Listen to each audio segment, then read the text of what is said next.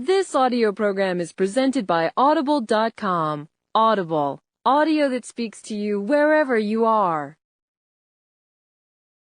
ISIS Audiobooks presents an unabridged recording of A Day in the Death of Dorothea Cassidy, written by Cleeves and read by Simon Mattox.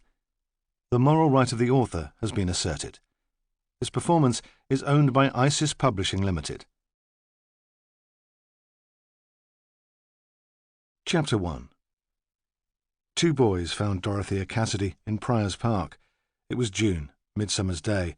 Although it was only 7 in the morning, it had been light for hours. The boys were on their way to begin a newspaper round and took a shortcut, as they always did, along a footpath through the park. Cycling was forbidden, but at that time in the morning there was no one to complain. The boys were in high spirits. It was the week of the Midsummer Carnival, and they'd spent the evening before at the fun fair on Abbey Meadow. They were overtired, but excited at the prospect of another night at the fair. They shouted to each other, riding over the short grass, their tyres making tracks in the dew. The day was clear, but there was still a trace of mist over the River Otter, winding through the ruins of the abbey and the spokes of the big wheel on the opposite bank. Later, it would be hot. The park was extensive and well laid out. In the summer months, coach parties came from all over Northumberland to see the rose gardens. The boys rode past the children's swings and the tennis courts, then followed the path along the river, which led towards the centre of town. Dorothea was lying in a border of flowers, close to the path. The border was still in the shadow thrown by the tall trees and shrubs beyond it, but, even in the shade, it would have been impossible to miss her. She wore sky-blue dungarees and a knitted jacket in blues and golds. On her feet were sandals made of red, plaited leather. Her hands were folded across her breast so they could see her wedding and engagement rings against the brown skin of her long fingers. She was lying on her back, crushing the small plants beneath her, and despite the rich soil and the leaf mould, her face was quite clean. The first boy braked sharply and almost caused a collision. They dismounted and stared, not believing what they saw. She looked like part of the design of the flower bed, surrounded by the brightly coloured and symmetrically patterned plants. Both boys were 14 and thought they were tough, but even a regular diet of horror movies had not prepared them for the reality of what now confronted them. They looked around for adult help. The younger boy came to his senses more quickly. He began to see the potential of the discovery. They might get their names in the papers, he said. It might even provide an excuse for a morning off school. "One of us should stop here," he said, "and the other should fetch the police. Do you mind staying?" The other shook his head. He could not take his eyes off the woman. He thought she was like a statue from a museum. Her skin was blue and looked very cold. He was tempted to touch her, almost expecting the hard, smooth surface of plaster or marble, but he knew better than to do that. He had heard about fingerprints. He watched Jamie pedal furiously away towards the town centre, then turned back to her. He had never seen anyone so beautiful. There must be something wrong with him, he thought. He must be really weird. How could anyone fancy a dead woman? He crouched protectively by the flower bed, watching her. A breeze from the river scattered the petals of a dying flower, and one rested on her cheek like a tear. When Detective Inspector Stephen Ramsay was woken by the telephone, he expected the call to concern work. Who else would phone at 6:30 in the morning? Yet, when he heard his aunt speaking in such a loud, shrill voice that he held the receiver at arm's length, he was not surprised.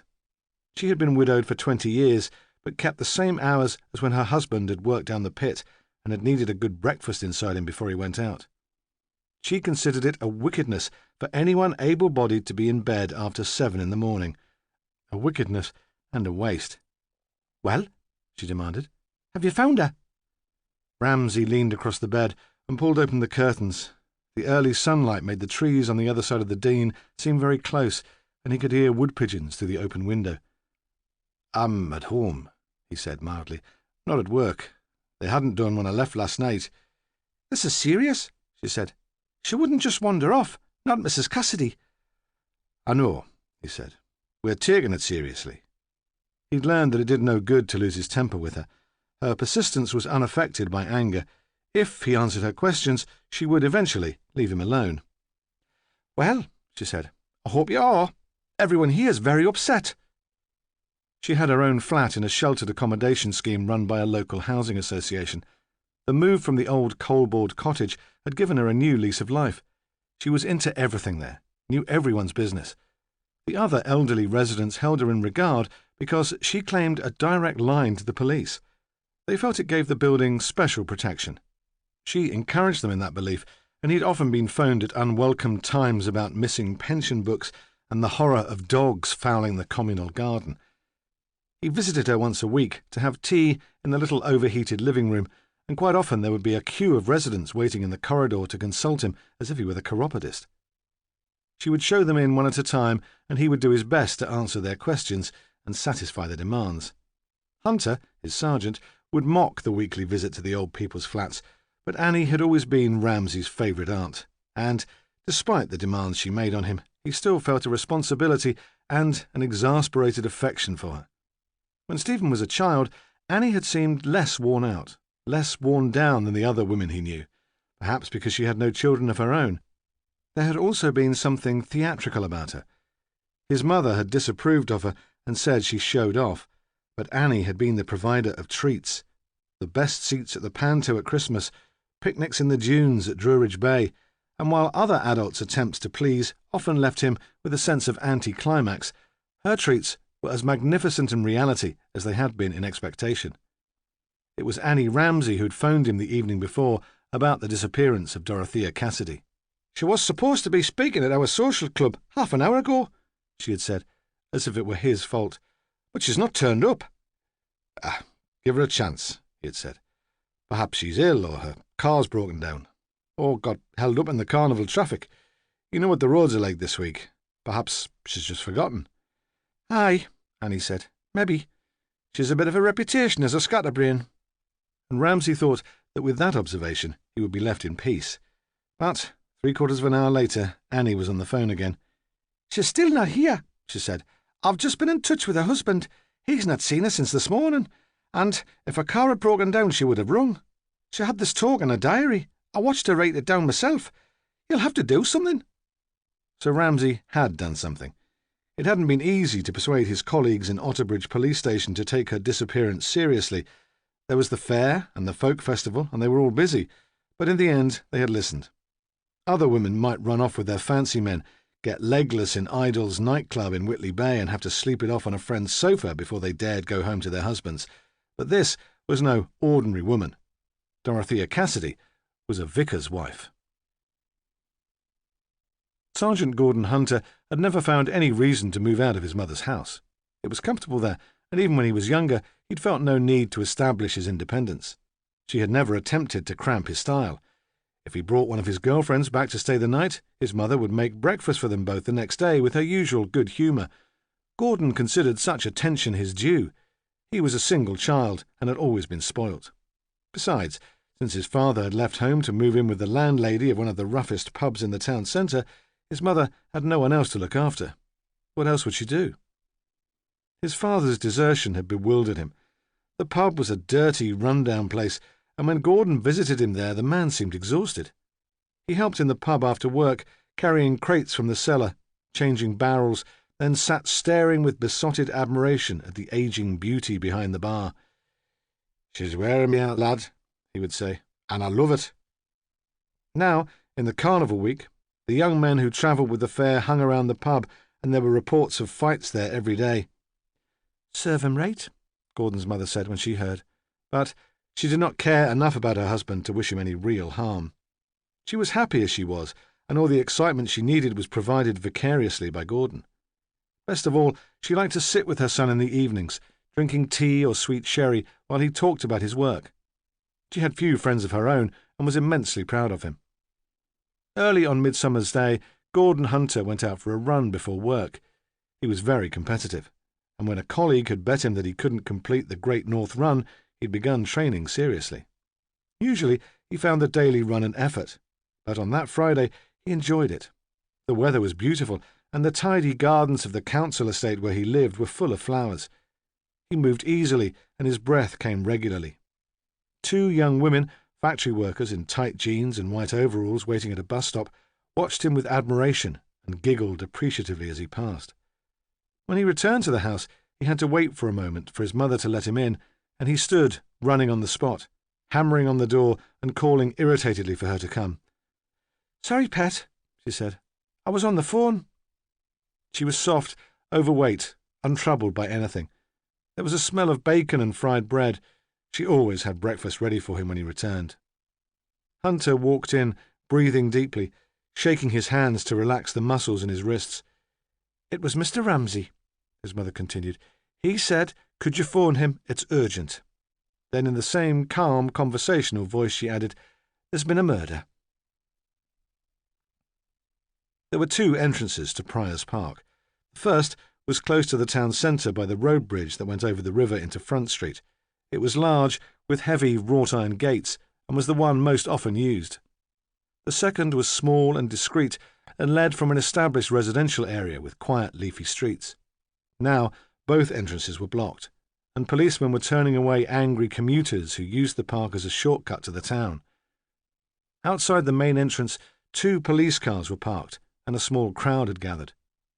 Ramsay and Hunter had to push through the milling people and were watched with resentment as they strolled unimpeded into the park. They walked down the footpath along the riverbank in the opposite direction to that taken earlier by the boys. The mist over the river had cleared, and the sun was already hot. The constable, who had been first on the scene, stood by the body, but nobody else had arrived. The 3 men stood at the edge of the footpath and looked down at the woman. The sun had risen above the trees, and now her face was bathed in light. The colours of her clothes had the radiance of stained glass. Hunter whistled under his breath. "She doesn't look like a vicar's wife to me," he said. Ramsay said nothing. Annie had told him that Dorothea Cassidy was 33, and he trusted her abilities as an intelligence gatherer implicitly. Yet he had expected the woman to look middle-aged, dowdy, not only because she was a vicar's wife, but because of her name, which he associated with women of his mother's generation. She did not look to him at all like a Dorothea. She was slim, taller than average, with high cheekbones and a wide mouth. Despite the bulging eyes and the swollen tongue, which gave an indication of the cause of her death, he could tell that she'd been lovely. Her short curly hair, protected from the soil by the crushed petals of the bedding plants, was copper-coloured and had obviously been well cut. She wore silver earrings with a small blue stone and several silver bangles. "What about the cause of death?" Hunter asked. Ramsay looked at the blue tinge of the skin. "I think she was strangled," he said, "but we'll have to wait for the pathologist's report." He crouched to look at the body from a different angle and saw a pink strip of sticking plaster on her left wrist. He lifted the hand gently. That looks recent," Hunter said. "Do you think it's important?" Ramsay shrugged. How could he tell at this stage? He was tempted to make a sarcastic remark, but said nothing. He supposed that he and Hunter should make some effort to get on. By now it was the peak of the rush hour, and they could hear the roar of traffic along the Newcastle road beyond the trees. "I wonder where she was killed." Ramsay was talking almost to himself. She must have been put in that position. She didn't fall naturally with her arms folded like that. But if she was moved, it must have been immediately after death, before the onset of rigour. "How did they get her here, then?" Hunter said. "It's a fair distance from the road, and she'd be no featherweight." He thought it was all too contrived and elaborate. He preferred cases he could understand, a punch-up in a bar, a jealous wife stabbing her husband. You knew where you were with cases like that. Here, he suspected that nothing was as it seemed. It would suit Ramsay, Hunter thought bitterly. He liked things complicated. "Then there's the question of time," Ramsay went on. "She was supposed to be speaking to the old folks at Armstrong House at 7:30. She couldn't have been put here then. The park would still be full of people.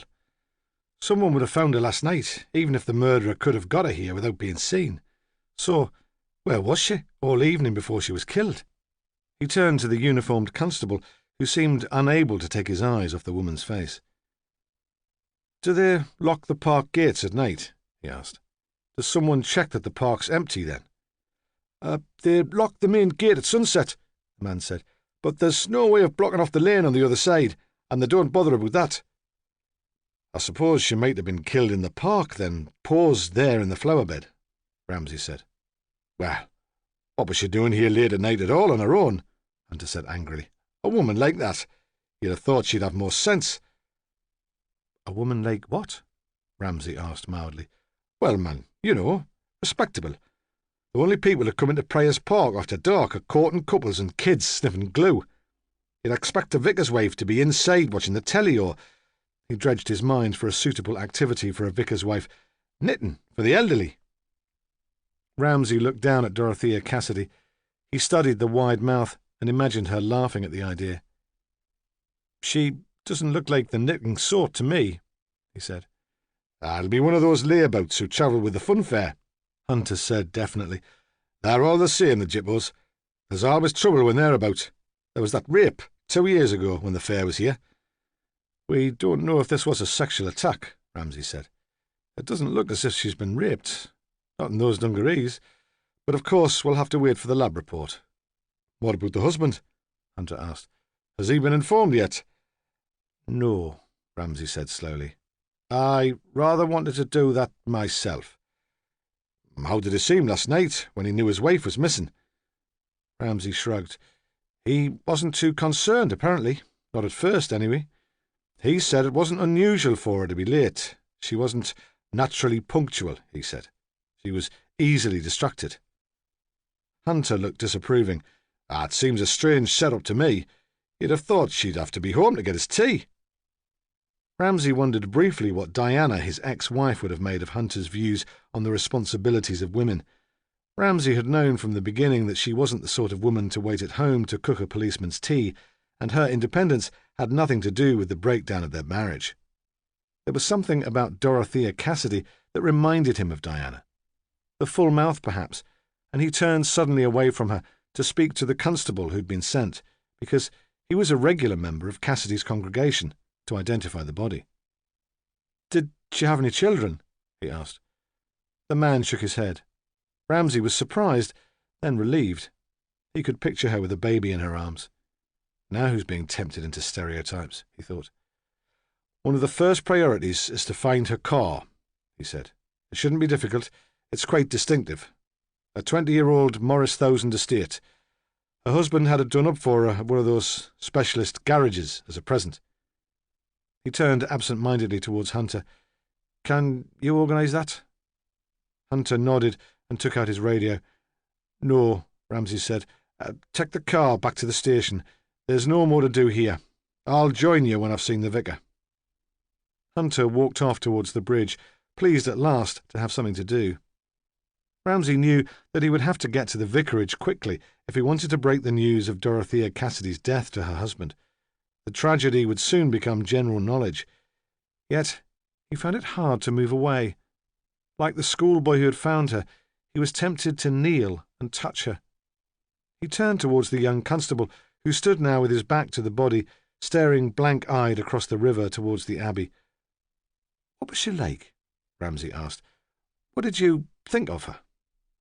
The constable turned back to face the inspector, but he shook his head, too upset to speak. In the large vicarage kitchen, Edward and Patrick Cassidy sat facing each other and pretended to eat breakfast. There were reminders of Dorothea everywhere, in the plants on the deep windowsill, in the chaos of laundry in the basket on the washing machine, even in the scrub table which she'd found in a junk shop in Morpeth and brought home strapped to the top of her car. Yet, although both men were thinking of Dorothea, neither spoke of her directly. Where were you last night? Edward Cassidy said abruptly. Patrick looked up from his coffee, and for a moment his father thought he would refuse to answer. He'd been so moody lately.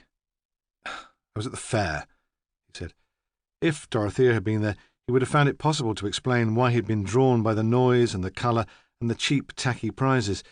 He would have said that in the crowd he felt anonymous. It was a good way to escape. But Dorothea had disappeared, and he knew he was responsible for driving her away.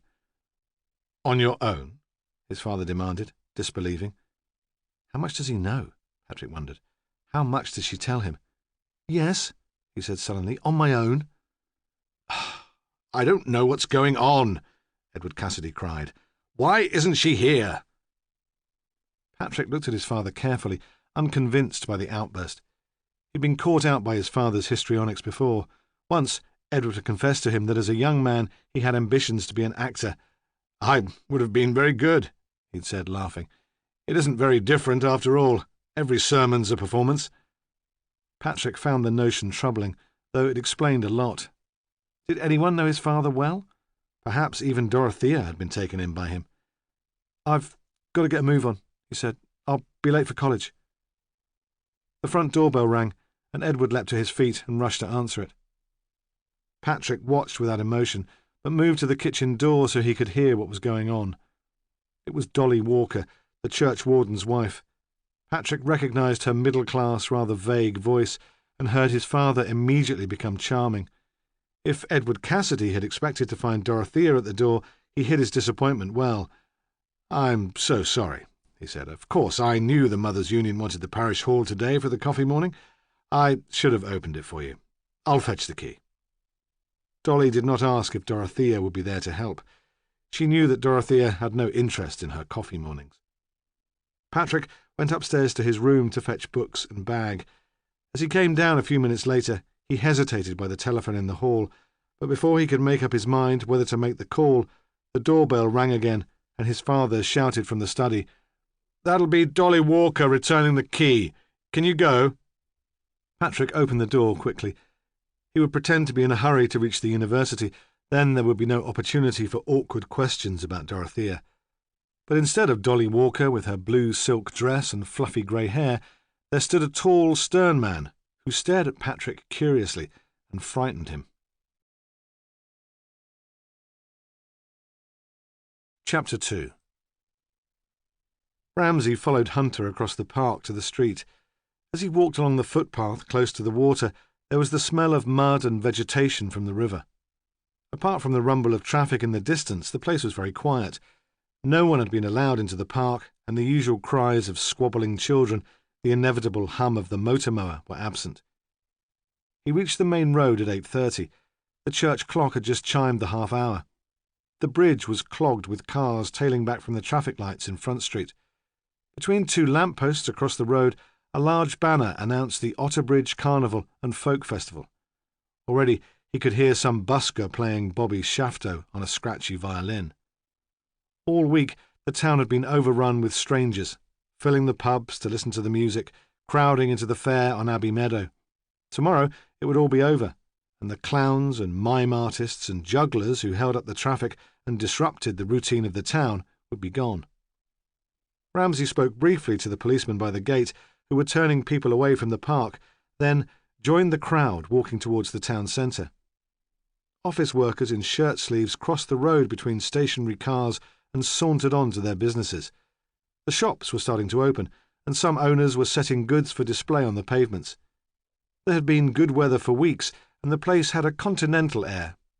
Everyone Ramsay passed had a suntan, and in his dark suit he felt sober, pale, and overdressed. The parish church was close to the river, next to the abbey ruins, at the end of a narrow street full of stylish boutiques, second-hand bookshops, and small restaurants. Outside the parish hall, on the other side of the street, well-dressed elderly women were carrying trays of cakes and scones from the boots of large cars.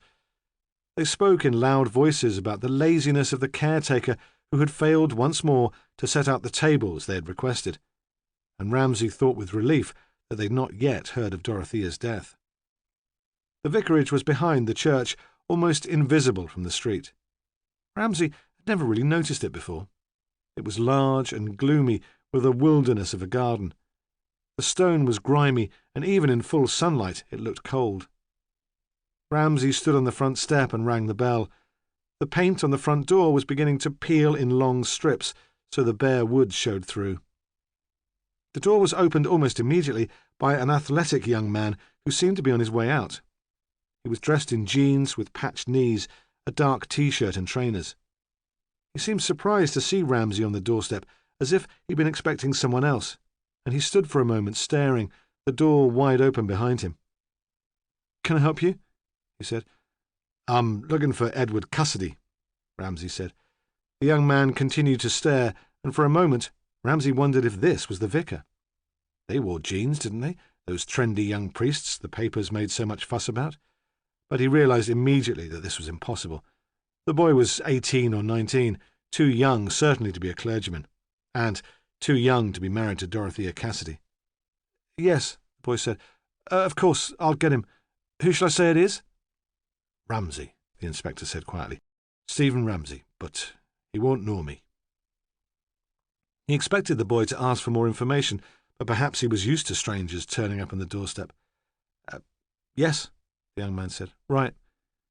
He left Ramsay outside and disappeared down a long, dark corridor yelling, "Dad, there's someone here to see you." The vicar must have asked if it was Dorothea, because Ramsay heard the boy reply, "No, sorry, it's a man," in a tone that surprised the detective. There was no sympathy there. Soon after, the boy returned. He was fair, sandy-haired, with the pale, almost transparent skin that freckles like a child's, and strangely unblinking eyes. "He'll be here in a minute," he said. "I'm in rather a hurry, I'm afraid, so I'll have to leave you to it." Yet he lingered beside Ramsay on the doorstep. He was very thin and seemed to have an enormous, barely controlled energy. "Oh," Ramsay said in a polite, interested way. "Where are you off to?" "The university," the boy said, almost rudely, as if it were none of Ramsay's business. Ramsay was surprised that he did not mention Dorothea. His stepmother had been missing all night. Hadn't he guessed that Ramsay was a policeman? "I'm sorry," the inspector said apologetically. "I must ask you to stay at home this morning. I'm a police officer, investigating the disappearance of Mrs. Dorothea Cassidy. I've some news for your father. I don't think he should be left alone today." The boy stared in bewilderment, as if he did not understand what the man was saying. Ramsay had expected him to ask questions, demand information, but he said nothing. "If there's any problem with the university," Ramsay said, "I could always phone and explain." "No," the boy said, "it's not that." He stood, loose-limbed, the sports bag still in one hand, and for a moment Ramsay thought he might volunteer information. He seemed on the brink of saying something important, then changed his mind. "Look," he said, "I'll be in the garden if you need me." And he walked off, to be swallowed up almost immediately by the overgrown shrubs and trees. Ramsay walked slowly into the house and shut the door behind him, so that he was suddenly in shadow. After the stark sunlight of the garden, he could make out little in the gloom, and when Edward Cassidy approached, he was at first aware of him only because of the sound of firm steps on wooden floorboards. Then his eyes grew accustomed to the shade, and he saw a tall man, grey-haired, straight-backed, handsome. He must have been at least 20 years older than Dorothea, but he was still attractive. He looked after his appearance, Ramsay thought, with irrational disapproval, as if it were wrong for a vicar to care what he looked like. He wore casual trousers and an open-necked shirt, and possessed the same air of easy affability as a politician or a chat show host. "Yes," Cassidy said. "How can I help you?" His voice was rich and without accent. He added more uncertainly, "Is it about Dorothea?" "My name's Ramsay. I'm from Northumbria Police." "Yes, of course." Then before Ramsay could continue, "What am I thinking of, leaving you standing here in the hall? Come in and sit down." He threw open a door, and suddenly they were in a room full of light and colour. Sunshine flooded in through a long window. There was a shabby but richly embroidered chaise longue, a worn leather Chesterfield with a red-striped rug thrown over the back, vases of dried flowers, paintings, photographs. Against one wall was a desk covered in books. "Sit down," Cassidy said, and Ramsay was surprised that he seemed so calm, so determined to do the right thing. "Do you know where my wife is?" the vicar asked. "You must have some news." "Yes," Ramsay said. "I'm sorry." He paused. "She's dead. Her body was found early this morning in Prior's Park." He looked at the clergyman, waiting for his response. Surely now he would lose his pose of considerate composure. Cassidy stared, his mouth open, looking almost ridiculous in his confusion. "Dead? How can Dorothea be dead? There must be some mistake. She was young, you know, much younger than me." He shook his head in a gesture of disbelief. "I can show you a photo," he said, moving impulsively across the room. "That will prove that you're wrong." "I'm sorry," Ramsay said, interrupting. "There's no mistake." Still, the priest seemed not to be convinced. He opened a drawer and frantically pulled out a leather-bound photograph album. "One of our officers is a member of your congregation," Ramsay said. "He identified the body." Cassidy stood quite still, clutching the photographs. "How did she die?" he said. "She never told me she was ill." The tone was almost petulant. "There are suspicious circumstances. I'm afraid there will have to be questions." "What sort of suspicious circumstances?" "We're afraid," Ramsay said, "that she was murdered." "No, that's impossible. Who would murder Dorothea?" Yet still Ramsay thought that he was self-conscious, continually aware of the impression he was making. Perhaps performance was a habit, and spontaneous response was impossible for him. Then Cassidy sat down on a wooden chair with a curved back close to the desk and put his head in his hands, and for the first time Ramsay thought he had stopped acting. But the gesture seemed not so much an indication of grief as an attempt to come to terms with the fact of his wife's death. Ramsay sat still and quietly waited for him to recover. At last the man looked up. "Can I see her?" he asked. "Of course, but dear, you understand that there are procedures, formalities." Yes," Cassidy said. I understand." He was very pale. "Do you feel ready to answer questions now? Can I fetch you anything?" Outside in the garden, the boy was struggling to set up an old-fashioned canvas deck chair on the long grass. Ramsay caught his eye through the window, but Cassidy seemed unaware of his son. "No," the priest said. "I don't need anything. Let's get on with it." He crossed his legs and put his arms along the sides of the chair. Ramsay was for a moment ludicrously reminded of a mastermind contestant waiting for the imminent challenge of the questions. "How long have you been married?" Ramsay asked. The question threw Cassidy, and he paused. Perhaps he'd been expecting something more specifically relevant to his wife's disappearance. Then he answered readily, almost with pleasure, as if the memory of their marriage and meeting brought him comfort. 3 years, he said. "Almost exactly 3 years. Tomorrow would be our wedding anniversary." Ramsay looked at the boy in the garden. He sat with books on his knees, but seemed to make no attempt to work. "You had been married before?" Ramsay asked. "Yes." Cassidy moved a gold wedding ring on his finger. "Sarah, my first wife, died 15 years ago after a long illness. Cancer. Patrick was 4 then. It was such a blessing to have him with me. We became close, and I thought that from then on it would be just the two of us. Then I met Dorothea. I had never thought that happiness like that would be possible for me again. I lost my heart and all my senses." He looked at Ramsay apologetically, as if in the circumstances he should be excused such hyperbole. "What did your son make of your marriage?" "Patrick?" Again Cassidy seemed surprised, as if he'd been so wrapped up in his relationship with Dorothea that he'd hardly considered his son. "He was pleased for me. By then he was quite independent, you know. He came to admire her tremendously." Ramsay paused. He knew that Hunter would have structured the interview quite differently, going immediately for the facts, demanding information about her movements, her friends, but he decided that Dorothea Cassidy was an unusual woman, and he wanted to know more about her. "Where did you meet your wife?" Ramsay asked. "Was she a member of your congregation?" No," Cassidy said. "She was the cousin of one of my college friends. I met her quite by chance when I went to Cornwall to visit him for a weekend." Even in his grief, his excitement at the meeting was obvious. "She was working then for a Christian aid agency, and had just come back from a spell overseas. You can't know what it was like."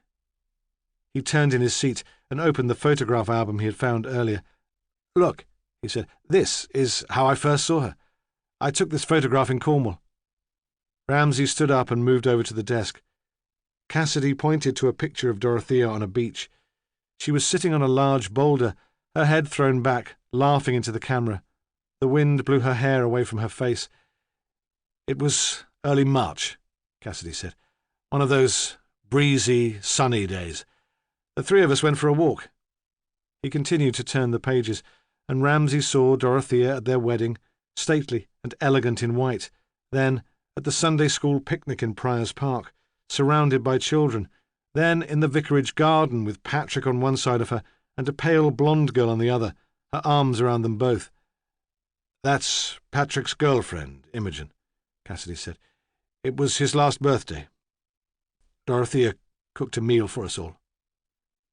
The images suddenly seemed too painful for Cassidy, and he shut the album abruptly. Ramsay returned to his seat. He said nothing. He felt that Cassidy wanted to talk about his wife, and if he waited, the words would come. "Dorothea was so enthusiastic," the priest said at last. "Even in the photographs that shines through. I felt I'd only been half alive for years, that I'd wasted all the time before I knew her. I still can't believe that she agreed to marry me. I wrote to ask her, as soon as I'd come home after that weekend. I couldn't sleep until I heard back from her. I don't know why she agreed. She said she had read my books and had admired me for years, but she was much younger than me. It was a wonderfully impulsive thing to do. I'm not surprised by her death, Not after the first shock. It was all too good to last." There was another silence. "What about the parish?" Ramsay asked. "How did the church react to your new wife? Your marriage must have come as something of a shock." "They loved her," Cassidy said quickly. "Everyone loved Dorothea." "In my experience," Ramsay said, "change is never universally welcomed." Surprisingly, Cassidy smiled. "Of course, you're right," he said. "St. Mary's has always been considered conservative, and some of the elderly parishioners found it hard to adjust to a new situation. When I was first ordained, I had the reputation, through my books, of being something of a rebel, but over the years I've learned the value of compromise and tolerance. Dorothea had strong views, and always found compromise difficult. So she ruffled a few feathers."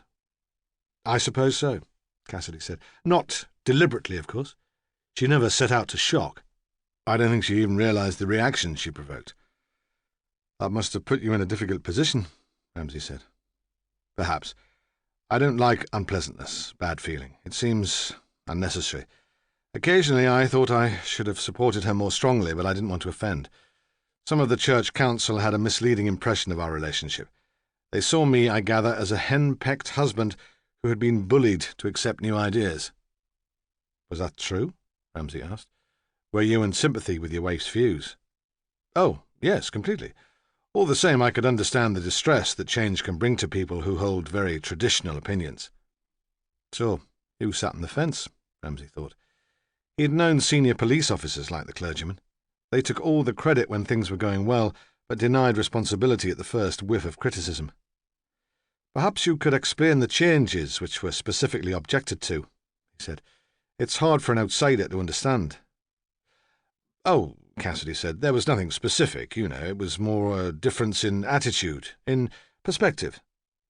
Ramsay decided then that he would have to learn the substance of any disagreement between Dorothea and the elderly parishioners from someone else, and that it was time to change the direction of the questions. "When did you last see your wife?" he asked. "Yesterday morning," Cassidy said. "The three of us had breakfast together." "Was it unusual for your wife to be out all day?" "Not on a Thursday. She trained to be a social worker, and Thursday was her day for voluntary work. Sometimes she managed to get home for lunch, but not that often. I didn't really expect her back yesterday." "Did you know that she'd planned to give a talk to the old people at Armstrong House in the evening?" "I don't know. I suppose so. I expect she told me, but I don't quite remember. She was so disorganized, always brimming with new projects. Thursday was her day, you see. I didn't interfere.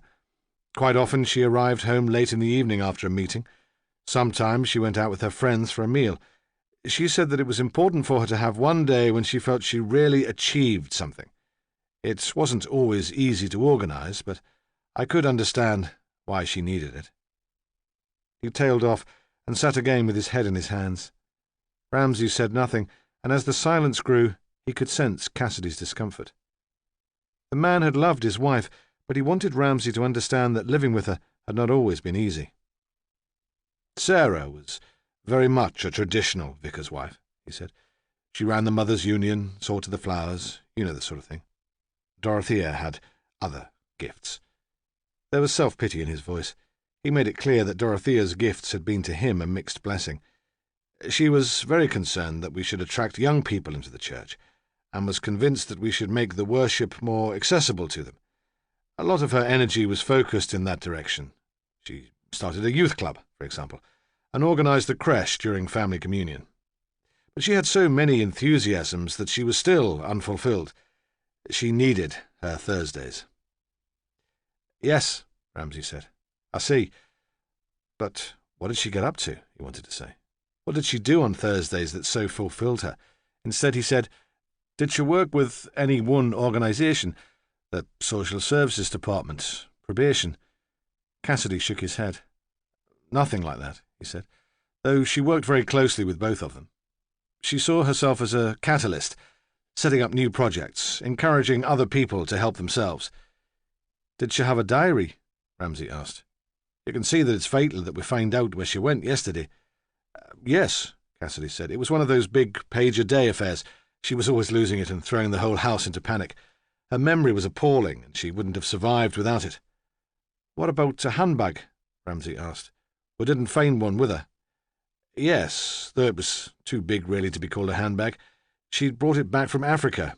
It was made of brown leather with an embossed pattern of birds on the flap. She was very fond of it." For the first time in the interview, Ramsay wrote in his notebook. "And you have no idea at all where she might have gone yesterday," he said. "Did she have any regular Thursday appointments?" But Cassidy only shook his head sadly and absent-mindedly. He stood up and walked to the window and looked out at his son. "I must ask you some questions about your movements last night," Ramsay said. "You do understand. In a murder inquiry we have to take statements from everyone." "Yes," Cassidy said. "Of course." He still seemed preoccupied with his son. "Where were you yesterday evening? Perhaps we could start at about 5 and go on until this morning." "This morning?" Cassidy said. "But Dorothea went missing at 7:30 yesterday evening. Annie phoned from Armstrong House to tell me." "Well, we think she must have been murdered rather later than that," Ramsay said. "Though, of course, we'll have to trace her movements to find out where she was in the early evening. So, where were you at 5 o'clock?" "I was here in the vicarage, but only until about 7:15, Cassidy said. "From 5:30 until 7:30 I was in the cottage hospital visiting the patients. Most of them are geriatric, and many are quite confused, but they seem to welcome the visit. It's a regular commitment. I go every week." "Then Dorothea could have returned to the vicarage during that time without you knowing?" "I suppose so. Patrick might have been in, of course, at least for some of the time. But there was no indication that she'd been in the house. No sign, for example, that she'd prepared herself a meal." "No," Cassidy said. "I don't think so. Though if she had just made coffee and a sandwich, I probably wouldn't have noticed." "What time did you return from the cottage hospital?" "At about 7:15. "Was your son here then?" "No," Cassidy said. "He'd come home from the university, but he'd gone out again. He has a very active social life. I find it hard to keep up with him." "Soon after you arrived home, Annie Ramsay phoned from Armstrong House to say that Dorothea hadn't turned up for the talk." "Yes," Cassidy said. "That must have been about 8 o'clock. "Were you concerned?" "Not at first. To tell the truth, I was a little irritated. Dorothea was sometimes so busy that she overcommitted herself. I presumed that she was late because a previous appointment had taken longer than she had expected." "Did you go out to look for her?" "Not then. I had arranged for a young couple who planned to marry in St. Mary's to come to see me. They came at 8:30 and stayed for about 20 minutes. By then I was starting to be a little worried about Dorothea. Usually, if she was that late, she phoned me, and it was unlike her to miss an appointment altogether. I phoned some of her friends, but no one had seen her. At about 10 o'clock, I went out to look for her." "Did you have any idea where to look?" "None at all. It was hopeless. With the fair and the festival, there was traffic everywhere. I'd planned vaguely just to drive around the bypass in case her car had broken down, but it all took much longer than I anticipated. It was a foolish thing to do, but I felt so helpless, just waiting here on my own. I suppose I just hoped that when I returned she would be here waiting for me with some perfectly reasonable explanation for why she'd gone missing. He paused. It happened once before, you know, after an argument, one of those trivial arguments that develop out of nothing.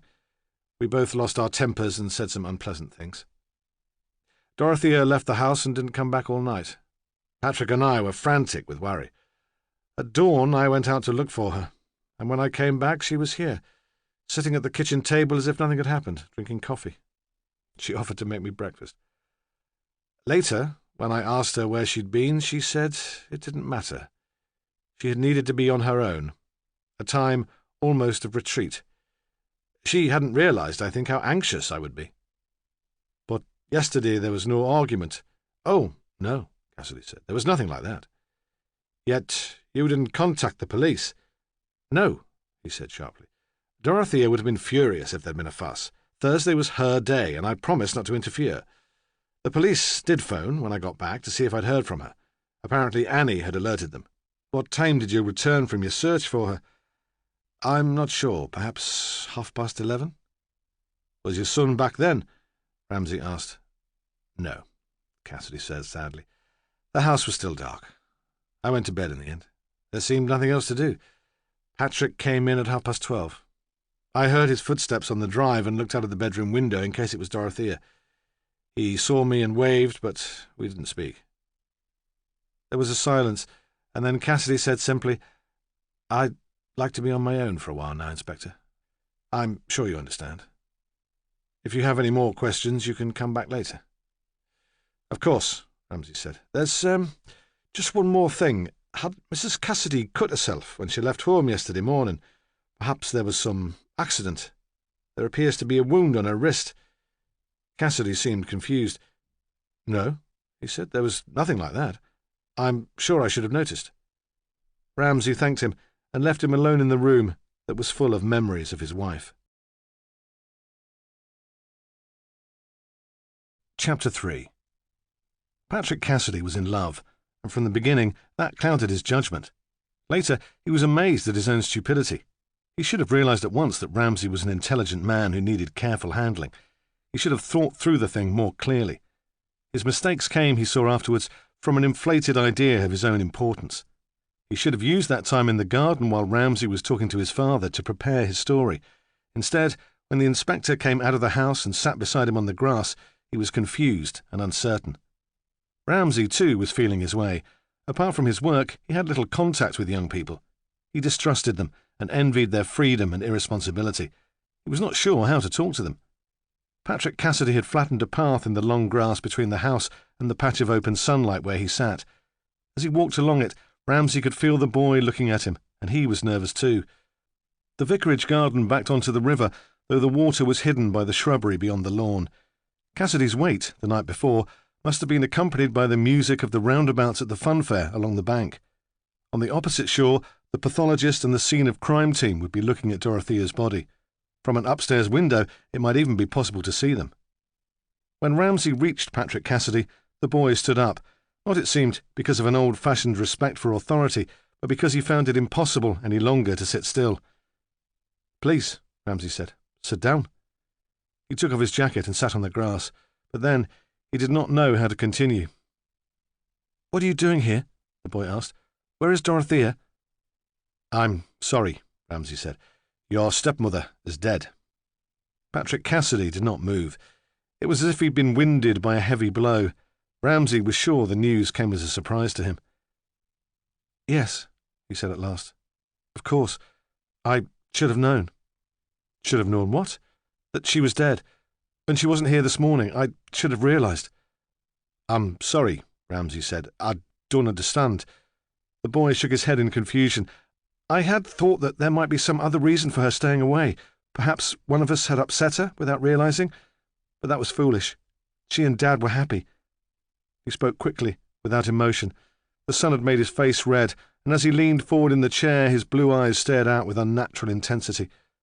"What happened?" he demanded. "Was it the car?" "No, it wasn't the car. We believe that she was murdered."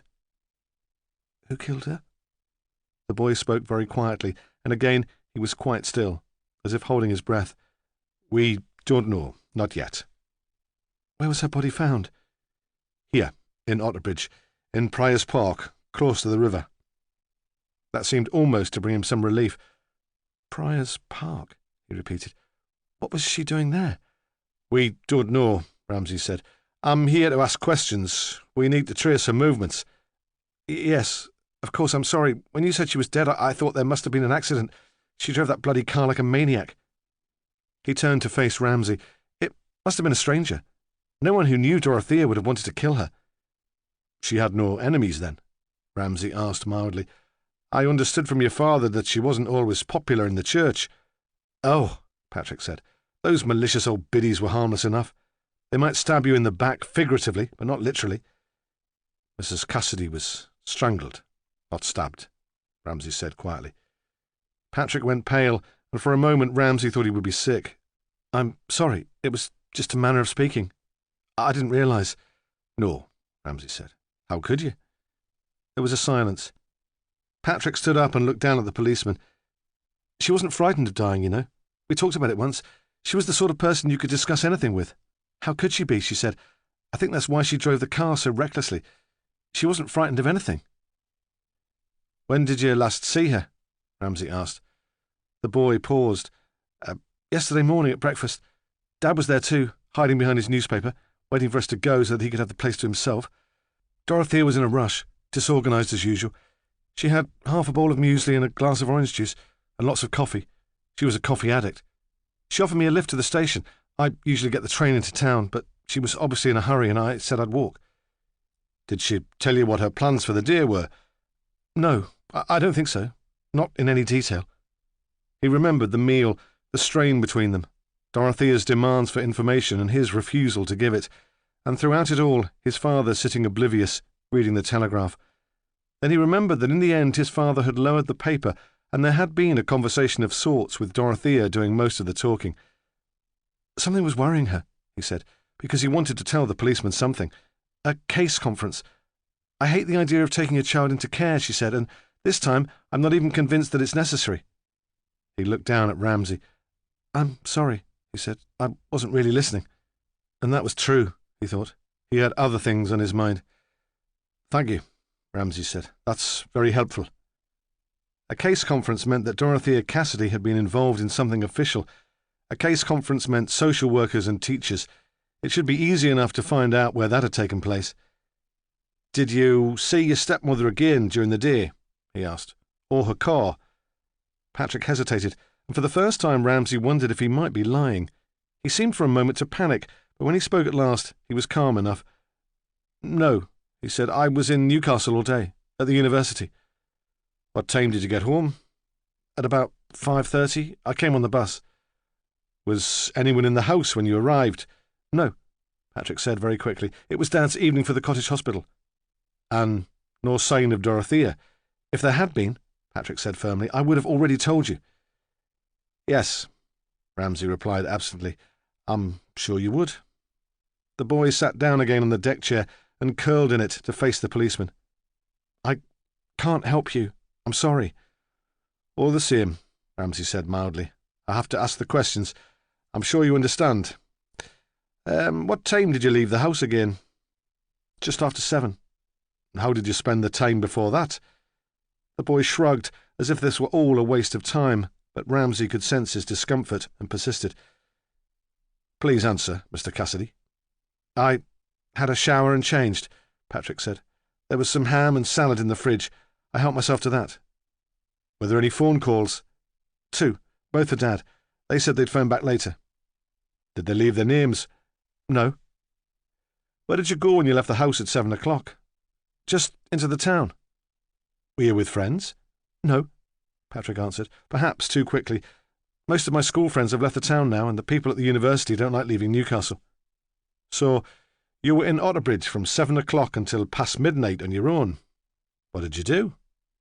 "I like it here at carnival time," Patrick said defensively. "I went to a couple of pubs where there was live music. I thought I might bump into someone I knew, but it was so crowded.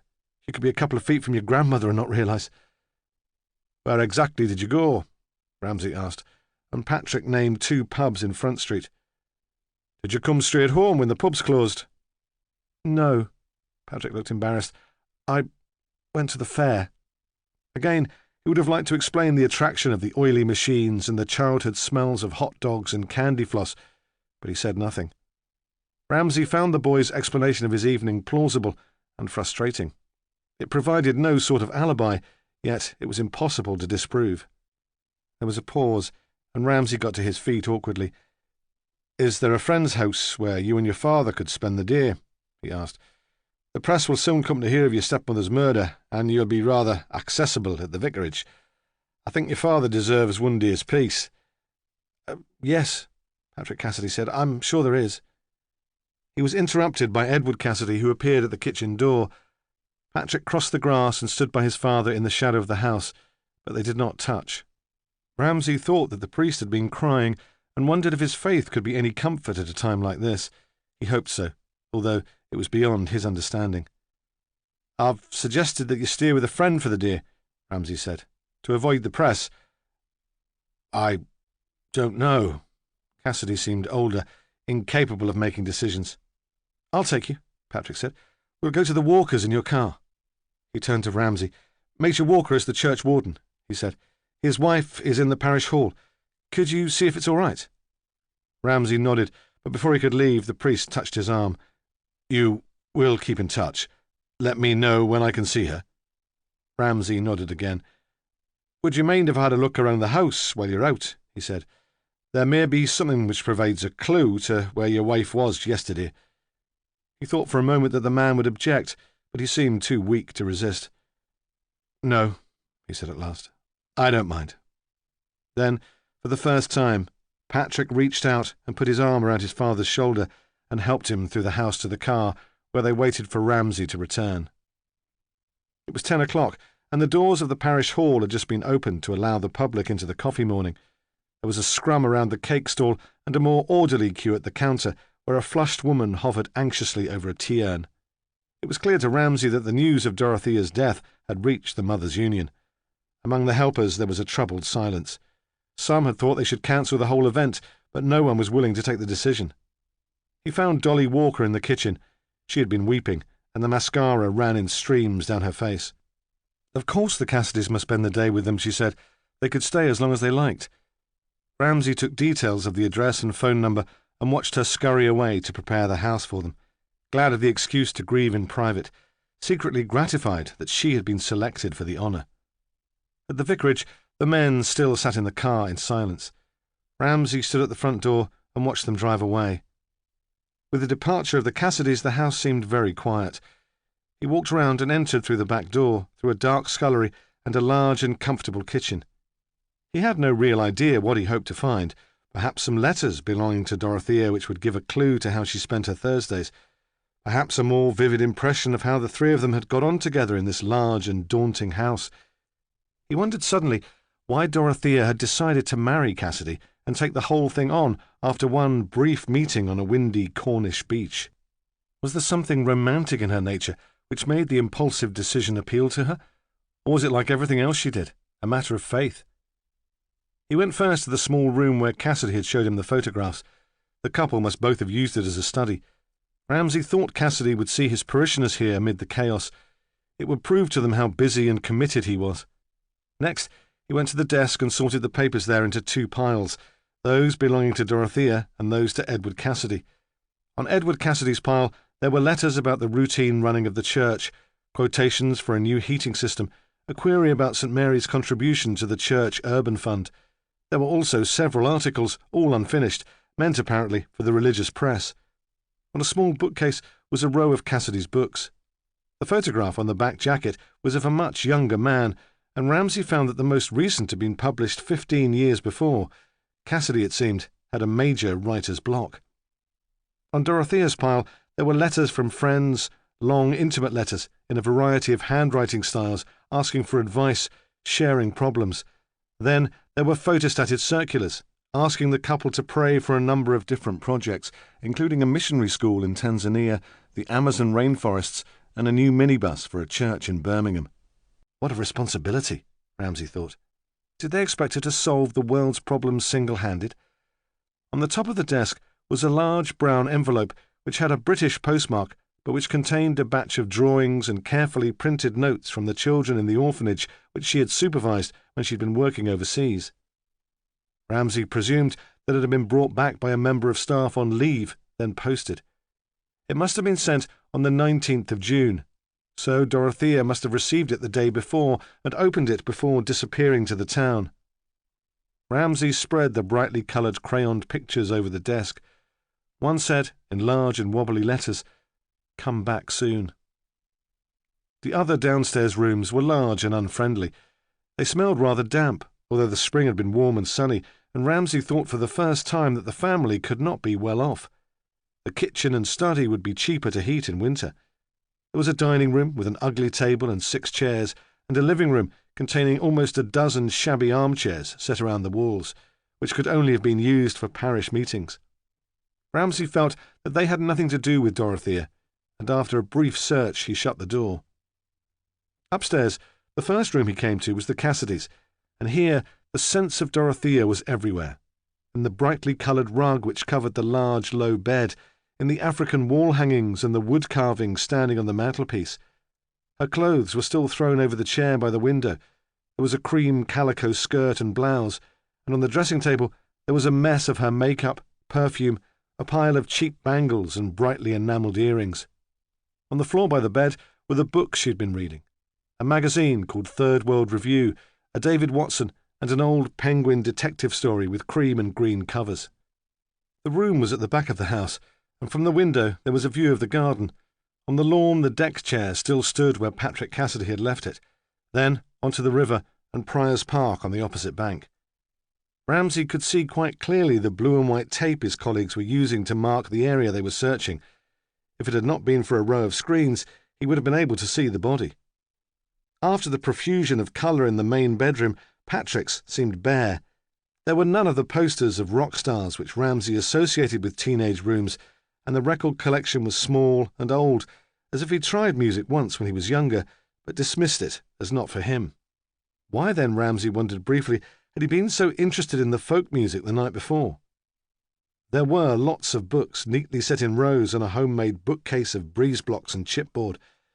Patrick must be reading English literature at university, Ramsay decided.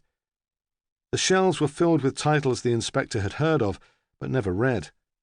A small square table, which acted as a desk, was set against one wall, and on it was a copy of Gerard Manley Hopkins' poetry and a translation of Aeschylus. There was also a plastic-covered ring file, which Ramsay opened idly, expecting to find notes on the books the boy had been reading. Instead, there were about a dozen loose-leaf pages, each containing an example of Patrick Cassidy's own verse. The poems were obscure and intense, and Ramsay guessed that they were probably bad.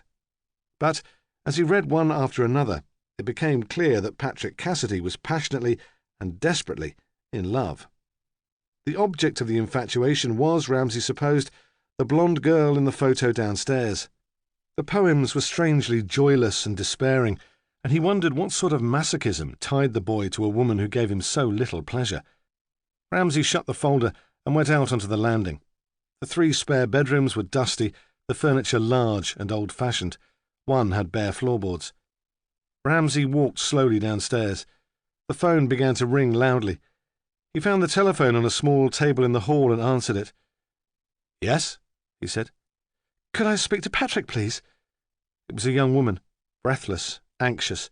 Perhaps this was the object of Patrick Cassidy's affection. Sorry," he said. "Patrick's not here at the moment. Can I take a message?" But she had already replaced the receiver. Outside in Front Street, 2 clowns on stilts were entertaining the morning shoppers, and someone with a megaphone was shouting that this was the last day of the festival and the grand parade would be held that night.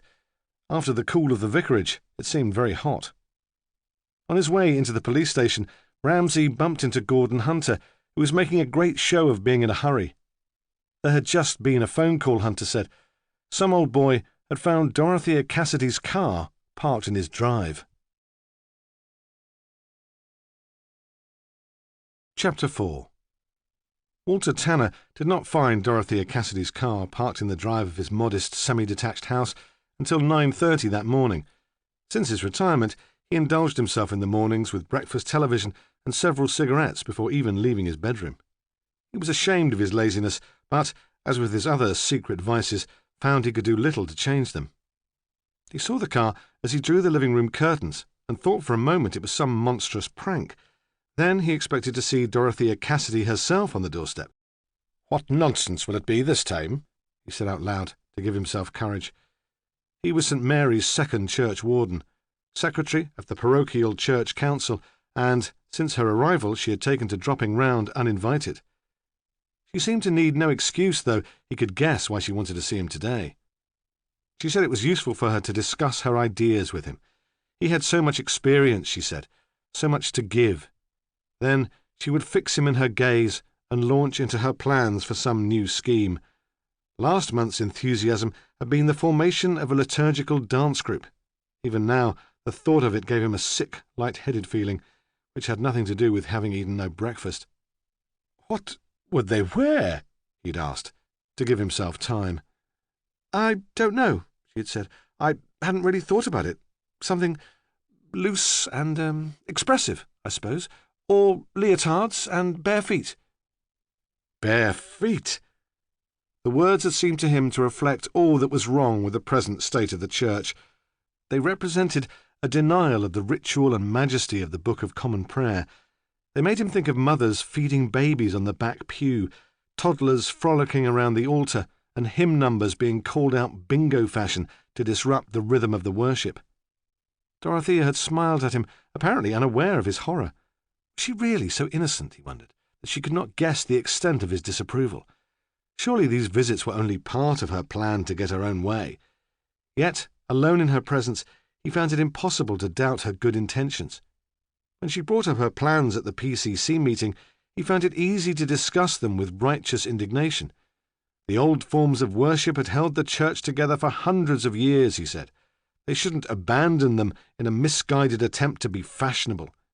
But, confronted in his own home by Dorothea's idealism, he found his hostility harder to express. He was frightened that without the security of the familiar words of the old service, his faith would fall apart. And how could he tell her that? She was so intimidating in her certainty. "I don't see how I can help you," he had said. "Churchwardens have no real power, you know. Edward is the vicar. You should discuss your ideas with him." "Ah, Edward," she'd said, softening.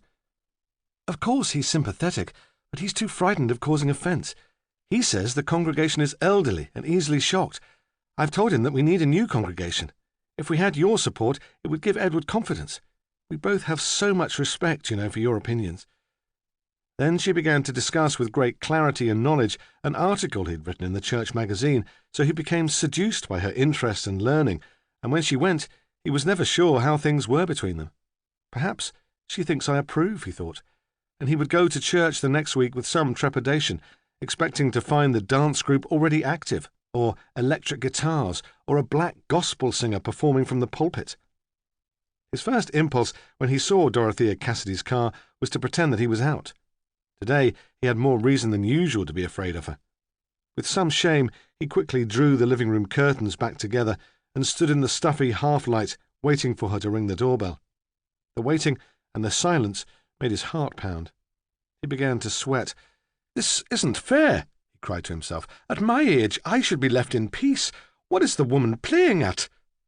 He crept into the kitchen in case she'd gone to the back of the house, but there was no sign of her there. All the time, he listened for the engine to start and the car to drive away. After 10 minutes, he decided that the tension of waiting was worse than facing her, so suddenly he threw open the door and called with all the courage he could muster, "Dorothea, where are you? Come in, my dear." But there was no reply, and he was left feeling foolish and resentful, talking to himself like that in full view of everyone in the street. In the garden of Armstrong House next door, Clive Stringer, the teenage boy who worked there, stared at him, his mouth wide open, so he looked more gormless than ever. His presence confused Walter Tanner. He distrusted the boy and never knew what to say to him, but if Dorothea was around, he did not want her to catch him being impolite. He stood on the doorstep uncertainly and swore under his breath. Where was the woman? One of the domestic staff was standing on a kitchen stool, half-heartedly polishing the windows of Armstrong House. Walter Tanner went to the boundary hedge and called to her. The woman clambered down carefully and approached him. "Have you seen Mrs. Cassidy?" he asked. "Her car's here, but there's no sign of her." Then, to his amazement, she backed away from him and began to cry, mopping her eyes with the hem of her overall. "Man," she said, "haven't you heard? Mrs. Cassidy's dead." When Ramsay and Hunter arrived at Walter Tanner's house, he was eating his breakfast with a single man's economy of effort. The same plate was used for his egg and toast, and he stirred his tea with the handle of his knife. He had never married. He had thought, when he was a fervent young man, that he would join the priesthood, and none of the women he had met then had seemed possible vicars' wives. He had drifted into the family business, prompted by some sense of obligation, expecting it only to be a temporary measure. When his mother's health improved, when they could afford more reliable staff, he would leave. But neither condition was ever met, and he suddenly found that he was too old either to train to be a priest or to marry. The sound of the doorbell startled him, and he piled the mug and the plate with its half-eaten food onto the draining board. Then he opened the door to the detectives, fumbling with the catch in his haste to let them in. He took them into the living room and had to open the curtains again. He shivered as he remembered with horror his attempt to hide from a dead woman. He felt terribly guilty, as if in desiring her absence he had been responsible for her death. "Sit down," he said. "Sit down."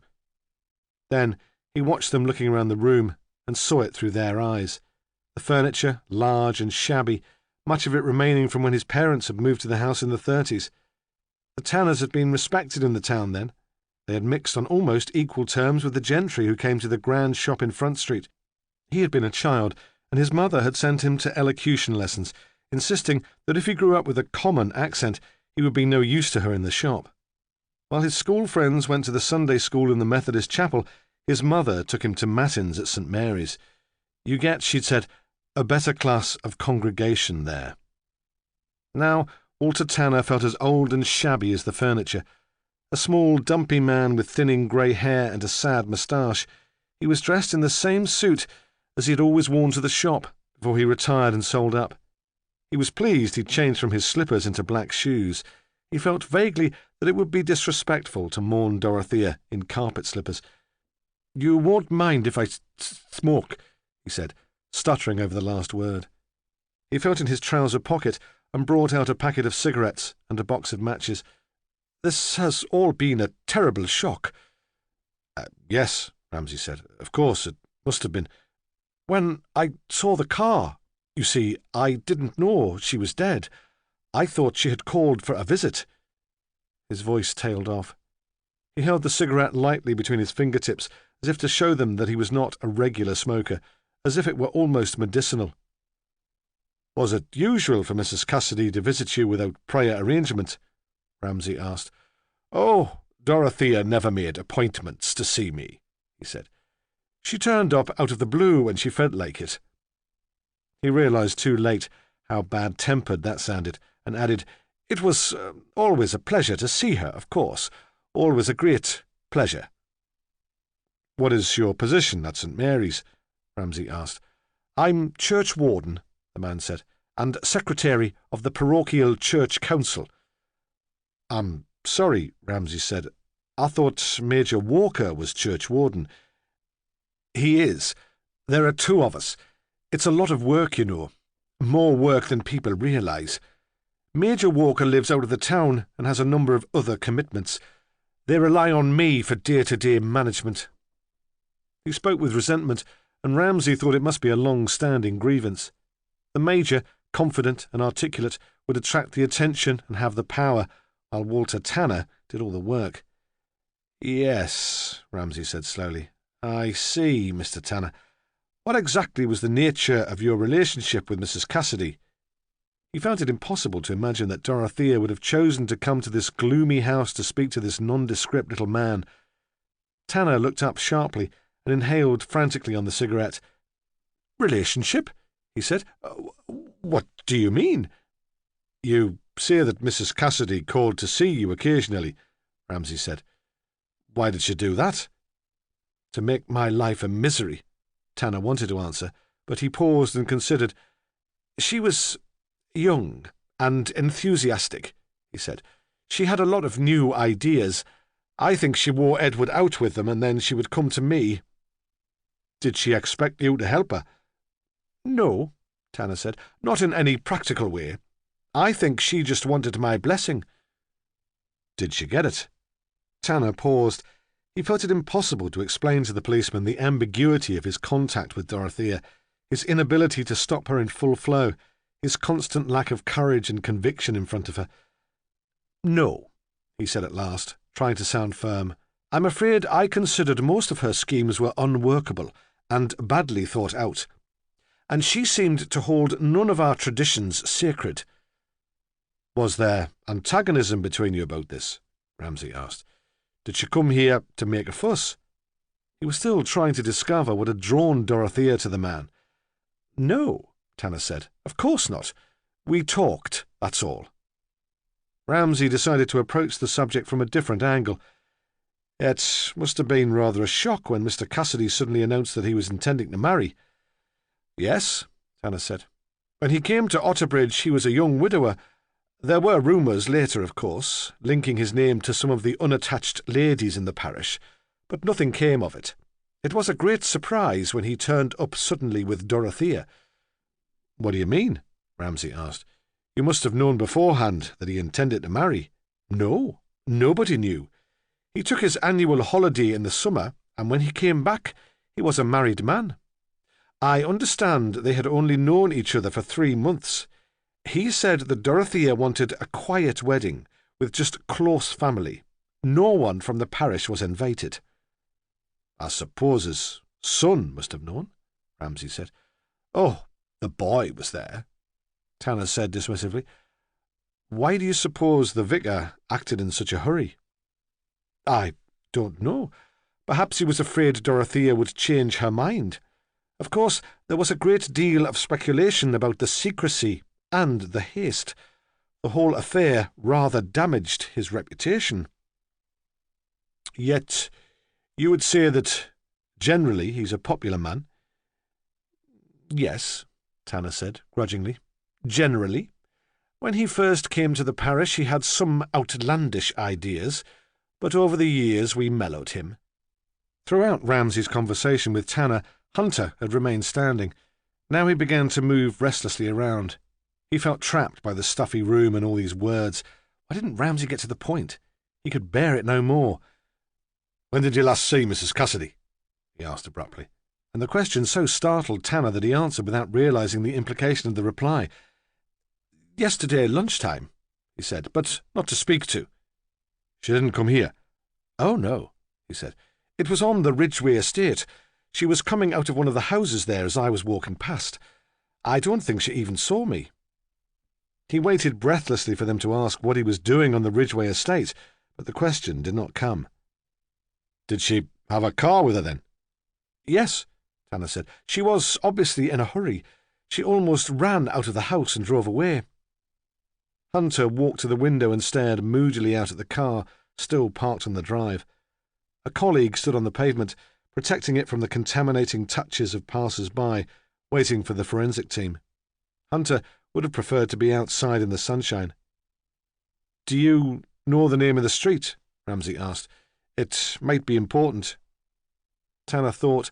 All he could remember was an overwhelming relief that Dorothea had not seen him. "It was one of those streets named after Victorian novelists," he said at last. "Eliot, perhaps, or Hardy." Then in a panic he added, I went there to visit one of our congregation who's been poorly." With the lie, he almost felt faint. "Could you give us a brief account of your movements yesterday afternoon?" Ramsay said. "I got a bus from the Ridgeway back to town," Tanner said. "I went into the supermarket to do some shopping, then walked home through the park. There was a brass band playing as part of the festival, and I stopped to listen. It was rather pleasant. I spent the rest of the afternoon and the evening in the house." Ramsay had a sudden vision of his own life after retirement. Would he also spend his days in such a drab, friendless way, with only the occasional excitement of a brass band concert in the park? "Would you have noticed if the car was here when you went to bed last night?" he asked quietly. Tanner stammered, I don't know. Probably not. I drew the curtains at about 10. It wasn't here then. I was watching the television." "But you would have heard the sound of the engine," Hunter said. "The drive's just outside the window. You would have seen the headlights, even through the curtains." "Perhaps," Tanner said unhappily. "What time did you go to bed?" "At about 11, Tanner said. He wondered if he should tell them that he'd been watching boxing on the television. He thought the detail might make his story more credible, but he was worried about what they would think of his taste in viewing. Dorothea had caught him watching a replay of a world title fight one afternoon and had said it was barbaric. "You weren't disturbed at all in the night? No voices, unusual sounds?" "No," he said, "but my bedroom's at the back of the house. I wouldn't have heard anything going on in the street." "Do any of your neighbours keep late hours, work shifts? It would be very helpful to find someone who saw the car arrive." Tanner shook his head. "I'm sorry," he said. "I don't know. Armstrong House is next door. I suppose most of the residents there would go to bed rather early, but the warden might have been awake. I don't have a lot of contact with the rest of the street." Ramsay stood up then and held out his hand to Tanner. The old man took it uncertainly. If there had just been the two of them, he thought, just he and the inspector, it might have been easier to explain. But the presence of the sergeant, so young and fit, so uncompromising, so like Dorothea in many ways, made it impossible.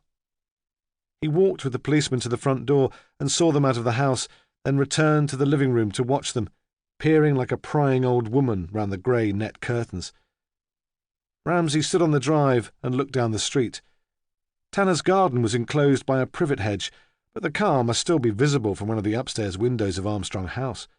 Perhaps some elderly insomniac had seen it driven there. The old people's flats were new, brick-built, and stood on a corner between the narrow street where Tanner lived and a much busier road.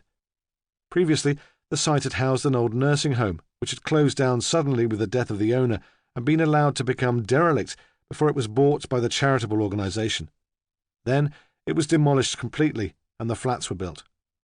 It seemed strange to Ramsay that Dorothea's car had been found so close to the place where she'd missed an appointment. Had she made it to Armstrong House after all? But that made Aunt Annie and her friends suspects in a murder inquiry, and what possible motive could they have? Hunter was directing his attention to the car, taking care not to touch anything. He took special interest in the back, which, because it was an estate, was exposed to view. "There's a rug there," he said. "Do we know if that was here, in the car, already?" Ramsay shrugged. "The keys are still in the ignition," Hunter said. He wanted to bring the inspector back to the concrete detail of the investigation. Nowadays, crimes were solved by scientists, not by detectives asking endless questions and staring up at the sky. "No sign of the diary or the handbag, but they might be in the dash." But still Ramsay looked down the street vaguely, as if somewhere behind the mock Tudor gables and stained glass porches he would find inspiration. "How far is it to Prior's Park from here?" he asked suddenly. Hunter looked up from the car. The little entrance is just at the end of the street," he said. "It's only a couple of minutes' walk away." "Why here?" Ramsay demanded. "Why leave her car here, in the drive of someone who was known to her? Does that mean the murderer knew them both?" That, too, he thought, must be more than coincidence. "Do you think the old boy had anything to do with it?" Hunter asked. The policeman turned towards the house and caught Tanner's eye as he was looking out at them. Shamefacedly, he let the net curtains drop and moved away from the window. "No," Ramsay said. "Probably not. If he'd murdered Dorothea Cassidy, the last thing he'd do would be to bring her car here." He felt suddenly that the solution to the case lay with Dorothea Cassidy herself. This wasn't a random attack on a pretty young woman in a park. It was more complicated, more purposeful than that. He felt that in the discussion with Walter Tanner he had lost the clear image of the woman he'd seen in the photographs. Tanner had disliked her and been frightened by her enthusiasm. Through his eyes, the picture of Dorothea Cassidy had been distorted. In the vicarage, Ramsay had felt that he'd known her, and he wanted to recapture that intimacy. Unconsciously, he echoed the reactions of the boy who'd found the body. What's wrong with me, he thought, that I'm attracted to a dead woman? Stay here, he said quietly to Hunter. Wait until they come for the car, then organise a door-to-door of the street. I'm going to Armstrong House. They're a nebby lot. They might have seen something. Annie Ramsay lived in Armstrong House, and Annie Ramsay had known Dorothea well. Chapter 5. Clive Stringer carried the big television from the common room at Armstrong House to the repair van outside. The van's driver watched the feat of strength with amazement. He was standing on the pavement. He said, I couldn't shift it. You're a strong lad. He was a kind man, and sensed that Clive Stringer received few compliments. The boys stared at him with distrust, his mouth open as if he'd never got the hang of breathing through his nose. They were standing at the main entrance to the flats by the busy road, and there was a lot of traffic noise. What are you doing working here, then? The driver asked. It was more pleasant outside than in his stuffy workshop, and the boy's unnatural strength fascinated him. Odd job, man, is it? I was sent here, Clive Stringer said. Community service for stealing cars. His voice was jerky and excitable, and the driver felt a shudder of revulsion. He's one of those, he thought. Mental. His lift doesn't go all the way to the top. The boy came closer to him and reached out to touch his arm. Still smiling and nodding, the man quickly climbed into his van.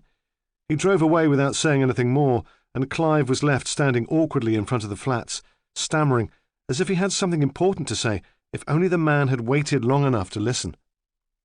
Clive walked furtively around the flats towards the back entrance. From there he could see Dorothea Cassidy's car, and he stood, staring at it, waiting for something to happen.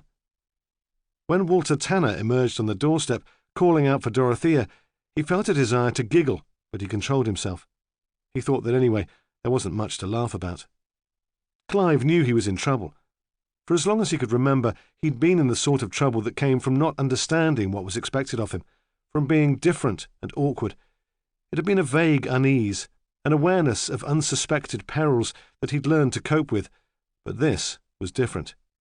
He knew quite definitely that he had done something wrong, and that there was not one person he could talk to who had the power to put it right. I'll have to tell someone, he thought, as he moved guiltily from the pavement into the cool of the building, but there was no one to confide in. His mother would not know what to do. He had tried relying on her, and she'd always let him down. Besides, now she could think of nothing else but the baby. Joss, his mother's boyfriend, was friendly enough when he was sober, but Clive never knew what to make of him, knew only that he could not be trusted. Those in authority over him, his probation officer, his social worker, the warden of Armstrong House, all had the power to put him in prison. They had made that quite clear on a number of occasions. This is your last chance, lad, they had said. Screw this up, and you'll be away for a long time. They'd frightened him with their descriptions of the youth custody establishment, and he knew they were all on the same side as the police. There had been times of crisis before, but then he'd turned to Dorothea Cassidy, seeking her out in the vicarage, lurking in the street until she came out. Now he knew that was impossible, and Dorothea Cassidy would never help him again. Emily Bowman sat by the window of her flat and looked out with irritation at Clive Stringer. What was the boy doing, loitering on the pavement with that vacant look on his face? Really, they paid enough rent for the flats in Armstrong House to be entitled to staff with at least a modicum of intelligence. She sat back on the chair and felt the sting of burned skin on her shoulder as it touched the cushion. Her irritation was the result of her tiredness and the late arrival of the ambulance. Clive Stringer had his uses, and he'd always been an easy target for her annoyance. Emily Bowman was tempted for a moment to ring for the warden to ask if there was any news of the ambulance, but she knew it would be futile. There would be no news. She would have liked some tea, weak and fragrant, with a sugary biscuit, but had no energy to get up and make her way to the kitchen. She looked around the room with a detached and calculating eye.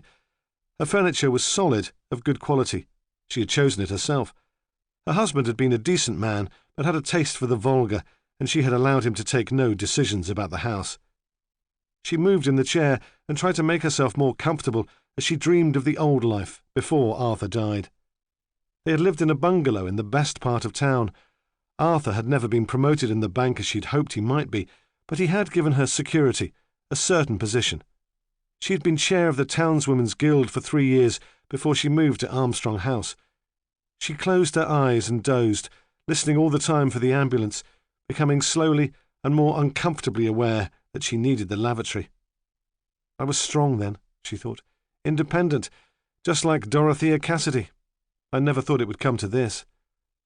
For 5 weeks, Emily Bowman had spent every weekday morning in this state of anxious anticipation. By Fridays, she was exhausted. First, there was the wait for the ambulance, which was supposed to arrive at 9 and was always late. Eventually, it would come, and the warden would help her outside, grasping her arm and patting her hand as if she needed reassurance, and all she wanted was for the ordeal to be over.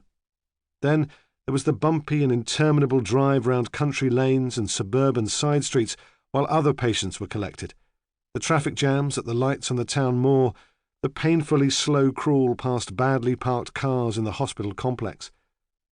The arrival of the ambulance at the radiotherapy centre at Newcastle General Hospital was only the beginning of the waiting. As soon as she got to the centre, she would go as fast as she could to the ladies' cloakroom to remove the undergarments of which the radiographers disapproved so strongly. "Wear loose clothes, Mrs. Bowman," they would say. "You'll be much more comfy without a bra. Look at the state of your skin. Have you used the powder regularly?" Mrs. Bowman did not tell them that the smell of the talcum powder they'd given her to put on the affected area made her feel sick, or that she would never consider going without a bra, so the daily deception became necessary. She would emerge from the toilet with her bra and vest in her handbag, like a naughty schoolgirl, mildly triumphant that she'd not been caught, only to find that there was no need for the rush. There was always a different excuse for the delay. They said that the machine had been switched off for maintenance, or that they were short-staffed.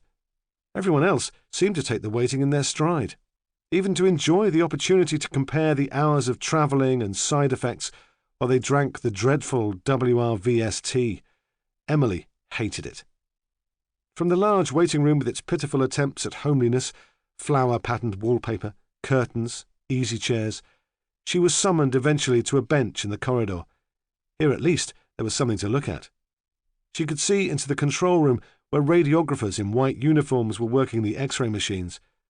One of the most complicated pieces of machinery had a brass plaque attached to it, saying that it had been bought by the Chesterler Street Ladies' Circle. Why didn't they mind their own business? Emily sometimes thought bitterly, the ladies of Chesterler Street. If it weren't for their generosity, perhaps I wouldn't have to put up with this nonsense. Then she would be called in by one of the radiographers, who had the professional cheerfulness of a nursery nurse. "Mrs. Bowman," she would say, "strip to the waist, please." As if I don't know that I have to take my clothes off, she thought, after a month of this. But she would go in meekly and suffer the indignity of being positioned on the table, sometimes by a man, and the lonely strangeness of the X-ray treatment itself, which lasted only a matter of minutes. Then there was always the wait for the ambulance to take her home. A young woman doctor had broken the news to her that she had cancer. She had been very gentle, very sympathetic. "Sit down, Mrs. Bowman," she had said. "Don't hold in your feelings. Cry, if you want to. It's bound to be a shock." But Mrs. Bowman had not felt like crying. The first sensation had been of exhilaration. This is it, then, she'd thought. It's all over. But I've had a good life. She had one son, but for years he had lived in New Zealand.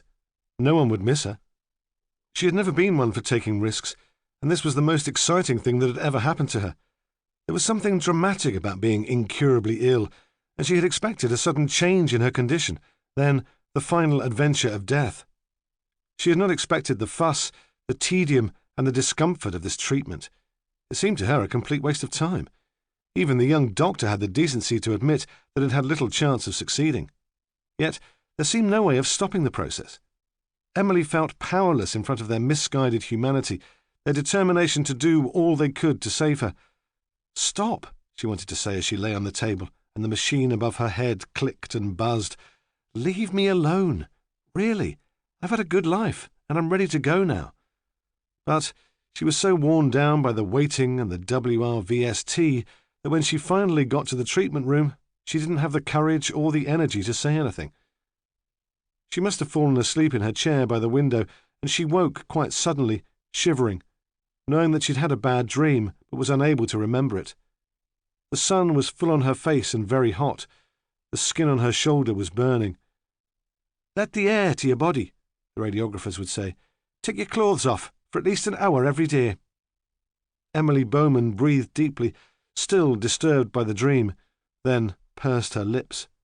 If they thought she would sit naked in her flat where any of the other residents might come in and see her, they were very much mistaken. Yet she could feel the sun irritating her burnt skin and knew she would have to move. Besides, by now her bladder was full and she needed to go to the bathroom. It was one of her nightmares that she would be forced to ask the ambulance driver to stop on the way to the hospital. She stood up slowly and walked with difficulty to the bathroom. She was on her way back to the chair when Annie Ramsay burst into the room. "This is my flat," Emily snapped. "I'd be grateful if you had the courtesy to knock." She flushed with anger and the release of the tension caused by the waiting. One of the compensations of her illness was that she no longer cared what people thought of her. She was excused rudeness. She could say exactly what she chose. Annie Ramsay was unperturbed by the hostility. Since Emily's arrival at Armstrong House, she had taken it upon herself to make the woman feel welcome, bringing homemade cakes and invitations to the afternoon bingo sessions with each visit. Emily Bowman had reacted to the attention at first with haughty politeness, and later with more direct requests to be left alone. Annie Ramsay seemed not to hear or to understand. "Oh, there's no trouble, man," she would say, settling into Emily's only easy chair with her knitting. "We're neighbours, and both on our own. It's a pleasure to have someone to chat to." "But we have nothing in common," Emily wanted to say. "My husband works in a bank, and yours down the pit. You've probably never read a book in your life, and the very idea of bingo makes me want to scream." But as the cancer and the radiotherapy sapped all her energy, she resisted less. She even began to find some relief in Annie Ramsay's visits. She talked so much that Emily was required to make no contribution to the conversation. There was something relaxing about Annie's gossip. It was like easy, melodic, popular music. Her irritability at these regular interruptions had become meaningless and ritual. Annie Ramsay was a small woman, very tough and thin with stringy arms. All her clothes seemed too big for her. Her sparse hair was permed every month into tight curls. "We mustn't let ourselves go," she would say to Emily, "just because we're on our own." At the Armstrong House socials, she would make a beeline for the unattached men and flirt with them. Sometimes Emily suspected that she'd been drinking. Now Annie seemed strangely subdued. Emily thought she'd been crying. "I've some news," Annie said. But even in her sadness, she found it impossible not to make a drama of the situation, so she added, "You'd best sit down. I'll not take the risk of telling you while you're standing. The shock might have you over." Although it was still in full sunlight, Emily returned to the chair by the window, because from there she had a view of the main street and would see the ambulance arriving. "What is this all about?" she said, but her eyes were still on the traffic outside. When she turned back to the room, Annie was crying again. "Come on," Emily said, more kindly. "It can't be as bad as all that." "It's Dorothea Cassidy," Annie said in a whisper. "She's dead." At first, she could not tell if the woman had heard her. There was no reaction, and that was disappointing. Everyone else in the place had expressed shock, horror, and a desire for all the details. Emily Bowman had been a regular at St. Mary's until her illness had meant she couldn't get out.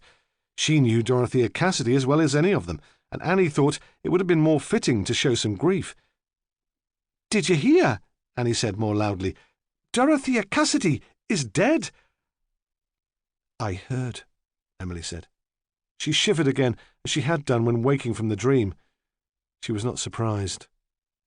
"I wish it had been me," she thought. "It should have been me."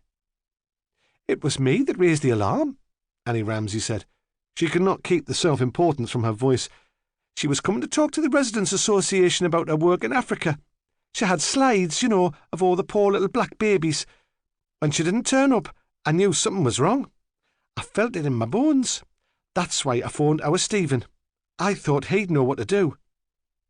Emily Bowman dragged her eyes away from the street below her. "What happened?" she demanded. "How did she die?" Annie Ramsay had been waiting for the opportunity and leaned forward. "She was murdered," she said. "Strangled to death. 2 boys found her in Prior's Park early this morning." Emily shut her eyes, then opened them and fixed Annie with a fierce stare. "How do you know all this?" she said. "Have you spoken to your nephew about it?" "No," Annie answered with some regret. "I phoned the station earlier, but they said he was busy. I heard it on Radio Newcastle. The police are asking for anyone who saw her yesterday to come forward." Emily moved uncomfortably in her chair. "I saw her yesterday," she said carelessly, though she must have been aware of the excitement it would cause Annie. "She was here in the afternoon. She came to visit me." At that moment, the warden knocked on the door and said that Inspector Ramsay was downstairs and would like to speak to Annie. Annie Ramsay took her nephew to her own flat. She did not want Emily Bowman to steal her glory, and decided she would save the information that Dorothea Cassidy had been to Armstrong House the previous afternoon until the end of the conversation. She walked beside him down the wide corridor, holding onto his arm, hoping all her friends would see her. In her flat, she sat him in her favourite chair and made him tea, ignoring his insistence that he was in a hurry. "Now, pet," she said, "how can I help you?" She thought it was the most natural thing in the world that he should come to her for help. "I want you to tell me about Dorothea Cassidy," he said. "I know you go to St. Mary's. What was she like?" "Oh, she was a treasure," Annie Ramsay said. "Man, we were lucky to have her there. She brought the whole place to life. Ah, and the laughs we had." "In what way did she bring the place to life?" "She was all questions. She made us think. When you're old like us, you take it all for granted. We were brought up to go to church, not like the bairns these days, and for some of us it has no more meaning than a trip to the Co-op. Then she came, and the talks we had." She wiped her eyes. "There must have been some opposition," he said, "if she began to challenge the old ways of doing things." "Ah, well," she said, "you get stick in the muds everywhere." "What about Walter Tanner?" he asked. "Is he a stick in the mud?" "Man," she said, "he's the biggest stick in the mud in the world." "Dorothea's car was found in his drive this morning," he said. The gem of information cheered her. "But that's only next door." "That's why I'm here. Did you see anything last night?" "Why, no. If I'd seen it last night, I'd have told you." "Would you have noticed it?" She paused, considering. "No," she said. "Probably not. My flat's at the front, you see. You can't see Tanner's house from here." "And you didn't go out last night?" "No," she said and smiled. "I wouldn't have minded going to the fair, but I was worried about Dorothea. Besides, I couldn't find anyone to take me." She looked at Ramsay intently. "Tanner wouldn't have killed her," she said. "They might have had their differences, but there's no violence in him. He's too boring for that, and he's not a bad man." "What did he do before he retired?" Ramsay asked. "His family had that posh grocer's in Front Street. You must have seen him in there." Ramsay shook his head, but he remembered that his ex-wife Diana had shopped at Tanner's. "I wouldn't go anywhere else," she would say to her friends. "It's the only place in Northumberland where you can get a decent piece of brie and real old-fashioned service." "What about Edward Cassidy?" Ramsay asked. "Whose side did he take in all this?" "Edward Cassidy never took a side in his life. Not since he moved to Otterbridge, at any rate. He spent so much time sitting on the fence, you'd think he'd have a hole in his pants." She stopped suddenly, aware that Ramsay was impatient and wanting to move on. "I've some news for you," she said. "Something I think will help. Mrs. Cassidy was here yesterday afternoon." "Did you see her?" "No," she said regretfully. "I must have been at the bingo, but I can introduce you to someone who did. Her name's Emily Bowman. She's very poorly. Cancer." She whispered the word. "Mrs. Cassidy came to visit her regularly because she couldn't make it to church. Shall I take you to meet her?" But Ramsay was not prepared to give his time to another old lady. It was interesting, of course, but visiting the sick was a traditional occupation for a vicar's wife, and he was convinced that in the end it would be Dorothea's other activities which would lead to her murderer. He wanted to find out about the case conference. "I'll send Hunter, my sergeant, along. He's doing house-to-house inquiries in the street." He smiled at her. "You like him?" he said. "He's a good-looking chap." Then he left, because what motive could an old lady who was dying of cancer have for murder? Clive Stringer was in the garden picking up litter that had blown there from the street when the policeman arrived at the flats. He was in plain clothes, but Clive's experience of the police went back to early childhood. There was something about the way they stood, their confidence, the way they looked about them that gave them away. He continued to pick up the litter, moving with slow, stooped movements over the grass, filling the black plastic sack which he carried in one hand. He was wearing gloves. The warden always insisted that he should wear gloves when he was working with the rubbish. She was afraid that he would catch germs. Yet, every time he put a scrap of paper or a can into the sack, he glanced sideways, so he saw the tall policeman walk away from Dorothea's car and into the front door of Armstrong House. That's it, he thought. They know. It didn't occur to him that there was no way they could know. He continued to work, but when the old man from next door came out of his house, he dropped the plastic sack and put the gloves in his pocket. Distracted for a moment from his worry, he grinned maliciously and followed Walter Tanner up the street. In the small house, Walter Tanner had felt trapped. There were things he needed to do, but he felt he could not leave while Hunter and the police constable stood outside on the pavement. They might ask where he was going. He began to devise some fictitious explanation, but felt suddenly ashamed that he could have considered such deceit. He hadn't sunk, he hoped, to lying. It was unnecessary. He went to the kitchen and began to wash up his breakfast dishes. Usually he left the plates on the draining board, but today, because he wanted to delay for as long as possible a decision about going out, he dried them on a threadbare tea towel and put them away. By the time he'd hung the tea towel to dry on the oven door and returned to the living room, the car had disappeared from the drive, and Hunter and the constable were on the other side of the road, knocking on doors, talking to neighbours. Even if they saw him leave the house, Tanner thought, there was nothing they could do to stop him. He had not, after all, been placed under some sort of house arrest. This anxiety was ridiculous. But he waited until Hunter was right at the end of the street before leaving the house. Hunter was the one who frightened him. He would not listen to excuses or explanations.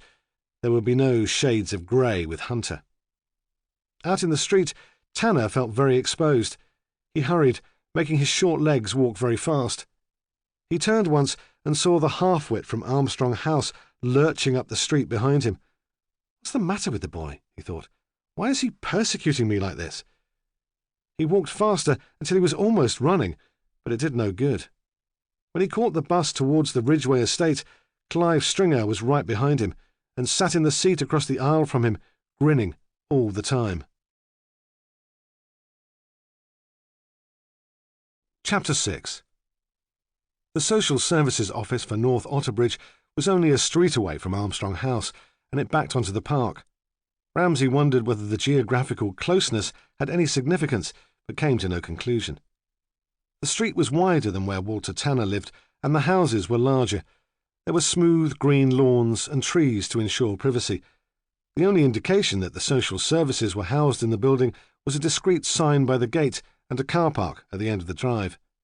Next door there was an exclusive private nursery, and as Ramsay left his car, he heard the fluting sound of a Joyce Grenfell nursery nurse calling to her charges. He wondered what the social worker's clients who lived on the Ridgeway estate thought of it all. It would be like walking into another world. The senior social worker who'd worked most closely with Dorothea Cassidy was called Hilary Masters. Ramsay had never met her, though Hunter had come across her when he was investigating a series of school arsons, and for a while she had been the subject of his canteen gossip. He had nicknamed her the Snow Queen. "Talk about icy," he had said. "Man, she'd freeze your balls off." He had spoken with regret. "She's a beauty, mind." "Perhaps," Ramsay had said tartly, "she's just discriminating." "Aye, well, perhaps you're right. She might go for your type, but I like my women to have a bit of life in them all the same. There's something weird about that one." Because of that exchange, Ramsay felt Hilary Masters was worthy of admiration. He had never trusted Hunter's judgment, and as he waited in the reception room, he was nervous and at the same time prepared to be disappointed. He was shown into a large, airy office and saw a tall woman in her 30s. She was single, obviously independent, and Ramsay thought she would be ambitious. She was dressed in a cotton skirt and blouse in swirling pastel colours, which did not suit her. Her legs were very long and her feet rather big, yet she was, as Hunter had said, a beauty. Her face was startling, oval, flawless, and perfectly symmetrical. She sat behind her desk and stared at him with calm grey eyes. The police station had been in touch with her, and she was expecting him. "Inspector Ramsay," she said. "How can I help you?" He felt ill at ease with her. Partly it was her perfect face and her air of competence, but he felt too that she was magically perceptive. She seemed to know his weakness just by looking at him, but he was not disappointed by her. "I'm investigating the murder of Dorothea Cassidy," he said. "I understand that she was here for a case conference yesterday." She paused, as though wondering if it were against her principles even to tell him that. "Yes," she said at last. "She was here yesterday." "Can you tell me what the conference was about?" She frowned. "Is it relevant to your investigation?" "It might be. We're trying to trace Mrs. Cassidy's movements yesterday. She was seen at lunchtime on the Ridgeway estate. Perhaps you could tell me who she'd gone to visit there."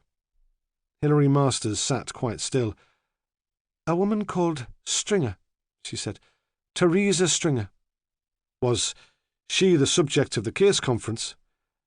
"No," she said reluctantly. "It was her daughter, Beverly.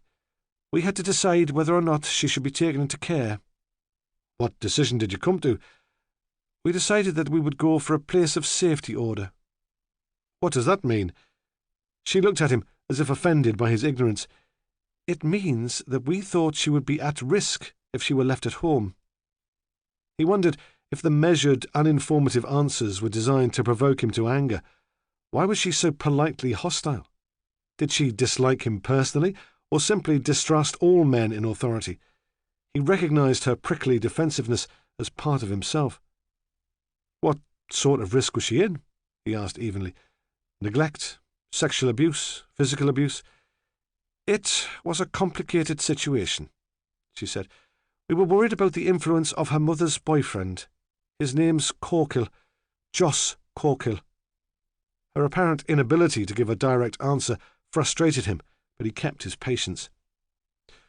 "Perhaps you could tell me all about the case," he said carefully, "and about how Dorothea Cassidy came to be involved. I realize that you have ethics to consider, but you can understand how important it is." She paused and shrugged. "We've been involved with the Stringer family for a long time," she said. "Teresa was a difficult child, not very bright, rather disturbed. She went to a number of special schools. Her parents were elderly. They did their best for her, but when she left school they couldn't cope and threw her out. She worked for a while as a chambermaid in a hotel in the Midlands, then turned up here again, homeless and pregnant." "And Beverly was born?" "No," she said, "not then. I explained that Teresa has been known to the department for a long time. The baby was a boy. She called him Clive. He's 16 now." "Did Teresa cope with bringing up the child by herself?" Hilary Masters shrugged. "She tried her best," she said. "She was very fond of him. We gave her all the support we could. The council found her a hard-to-let house on the Ridgeway. It was easier to get a council house 16 years ago. We've had a social worker visiting the family since that time. Clive was put on the at-risk register when he was born, not because we thought Teresa meant to harm him, but because she could be careless, thoughtless about his safety. She let him wander about the estate when he was a very young child. It was hardly surprising that he first got into trouble when he was 9. "What sort of trouble?" Ramsay was unsure how much value this information could have for the murder investigation, but he had asked Miss Masters to tell him about the family. "I'm surprised you've never heard of him," she said, "though perhaps you've more important things to deal with than a petty thief." He thought she might be sneering at him, but when he looked at her she was quite serious. "Clive has been in the juvenile court on numerous occasions," she said, "mostly for vehicle-related offences, taking and driving away, and the theft of car radios. He seems to have an obsession about cars." "Is he still at school?" Ramsay asked. She shook her head. "He left officially at Christmas, but he hasn't attended regularly for a couple of years. He's always had problems at school. He's struggled even in the remedial stream. A different parent might have pushed for him to have special help, but Teresa had experienced the stigma of going to a special school and didn't want that for her son." "So, what is he doing now? YTS?" "No," she said. "He started on a scheme in a garage in town, but it never came to anything. I don't know exactly what happened. He said the boss picked on him, but I expect he was simply unreliable. Then he appeared in court again, and that seemed to be the final straw. He got the sack about 3 months ago." She began to straighten the pile of printed forms in front of her. Ramsay wondered if she'd finished her story, but it seemed she was just starting to come to the point. She hesitated, still unsure how much to give away. "That was when Dorothea Cassidy took him on," she said. "She was a qualified social worker, you know, very experienced, and sometimes she did some voluntary work for us, on difficult cases that needed more time than most field workers could give." Ramsay said nothing. "We had our differences," the woman went on. "I found Dorothea's approach disturbing, risky. She was too involved, unprofessional. But she seemed to work wonders with Clive Stringer. She even persuaded him to go to church with her." This time there was a sneer in her voice. Still, Ramsay remained intently silent, and she continued, "When Clive last appeared in court, Dorothea went and spoke up for him. He was expecting youth custody. We all thought that this time he would definitely go away, but she persuaded the magistrates to consider another supervision order. She told them that Clive had agreed to do some community service. She said it would be a fitting reparation for him to give something back to the more frail and vulnerable residents of the town." She smiled, and for the first time Ramsay thought she might have a sense of humour. "Dorothea was magnificent in court," she said. "There wasn't a dry eye in the house. She was terribly effective at that kind of thing." "What sort of community service?" Ramsay asked. "Oh," Hilary said, "she had persuaded the warden of Armstrong House to let him work there." Ramsay looked up sharply. "Was he working at Armstrong House yesterday?" She seemed surprised by his sudden interest. "I expect so," she said. "He works there most days. Why?" "It appears that Dorothea was there, visiting a sick old lady yesterday afternoon," Ramsay said, "and she was due to speak to the Residents' Association in the evening. Then her car was found this morning outside a house next door to the old people's flats. It all seems rather too much of a coincidence." "You can't think that Clive Stringer had anything to do with her murder," Hilary said. "He's a bit simple, but there's no history of violence, and he adored her. In fact, I was worried that he was becoming too dependent on her. He'll need special help now to come to terms with her death." There was a knock on the door, and a young social worker came in. He blushed awkwardly and held out a sheet of typed paper. "Sorry to disturb you," he said. "This is the social report you wanted, Hilary." She was obviously irritated by the interruption and took the report without a word. He backed his way out of the room, stepping on his lace and stumbling. Ramsay waited until the social worker had shut the door behind him, then continued, "Perhaps you could give me the background to yesterday's case conference. You said there was a second child. Was Corgill the father?" "No," she said. "He's only come onto the scene fairly recently. Teresa would never tell us the identity of Beverly's father. She might not have known it. I'd always presumed that the pregnancy was the result of a casual relationship." "If, as you say, she's irresponsible, isn't it surprising that there weren't more children?" "There was another child," Hilary said. "A daughter, Nicola. She died suddenly when she was 6 months old. It was a typical cot death. Clive was 3 or 4 at the time. Teresa was dreadfully upset. I think it shocked her into being more careful for a while." "Were there any suspicious circumstances surrounding Nicola's death?" Ramsay asked. Hilary Masters shook her head. "No more than with any cot death," she said. "The police accepted that it was accidental." "How old is Beverly?" 2.5. We were very pleased with the way Teresa was coping until Corkill moved in with her." "When was that?" "Just after Christmas." She paused. Corkill's rather a romantic figure. Quite unreliable, but I can understand why Teresa was taken in by him. He even charmed Dorothea, though she knew he had an extensive record. He was born in Liverpool and has moved around a lot, not only here but in Ireland and the States. It's hard to imagine, though, how he made the arrangements or got enough money for his travels. And he's probably alcoholic. Certainly he drinks very heavily. I gather that there was a brief marriage when he was very young, but this is probably the longest he's settled anywhere since he left home as a teenager. He's always had temporary labouring jobs, then moved on. His longest period of employment was with one of those tacky fairgrounds that move round the country. Apparently, he came to the northeast to work on one of those rides at the town moor hoppings and stayed on. I'm not sure where he met Teresa. What's he been done for? Ramsay asked. The name was unfamiliar. Mostly drunk and disorderly, some petty theft, and there was one charge of assault after a fight in a bar in Newcastle. Is he working now?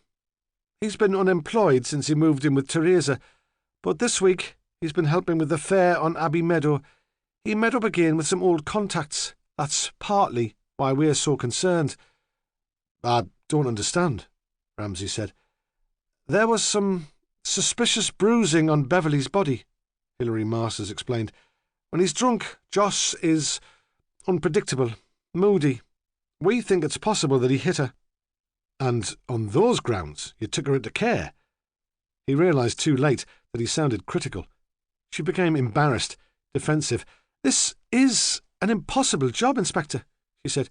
When I was a student, one of the social workers in the team where I was training was called before a public inquiry after the death of a child she was supervising. I'll never forget it. The press camped out in her garden and followed her wherever she went.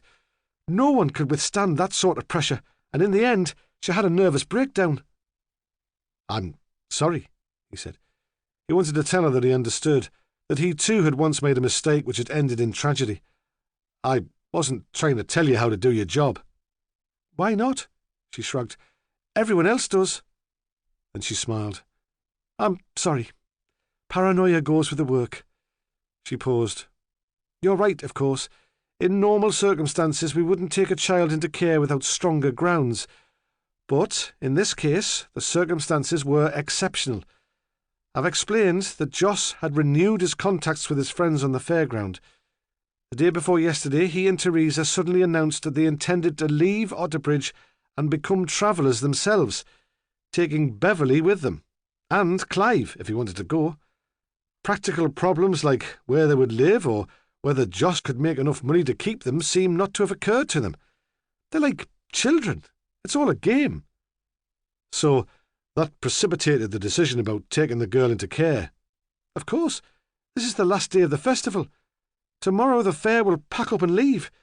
We couldn't risk the family disappearing. She hesitated. I suppose I hoped it would shock Teresa to her senses. I suspect that Josh has got itchy feet and wants to be off. She won't let him go. When did you suspect that Corkill was ill-treating Beverley? The defensiveness returned. We had no statutory involvement with the family, Hilary Masters said. Only through Clive. Beverley was going to nursery regularly and seemed to be thriving. Who alerted you to what was going on? Ramsay asked. Then it became obvious. Was it Dorothea Cassidy? Perhaps that explained some of the social worker's hostility towards the vicar's wife. An amateur had succeeded where she had failed. He could understand how Hilary must feel. Hilary Masters nodded. As I explained, Clive started going to church. Dorothea ran a youth club there, and he started going to that. Then she persuaded him to go to the service on Sunday too. I wasn't very happy about that development. What right had she to impose her beliefs on an impressionable boy? I got a social worker, Mike Peacock, to talk to him about it once. He told him that it wasn't part of his supervision order, and he didn't have to go if he didn't want to. What did he say? She shrugged. That he enjoyed it.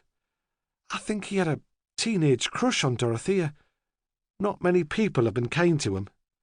After a few weeks, he started taking Beverley to Sunday school.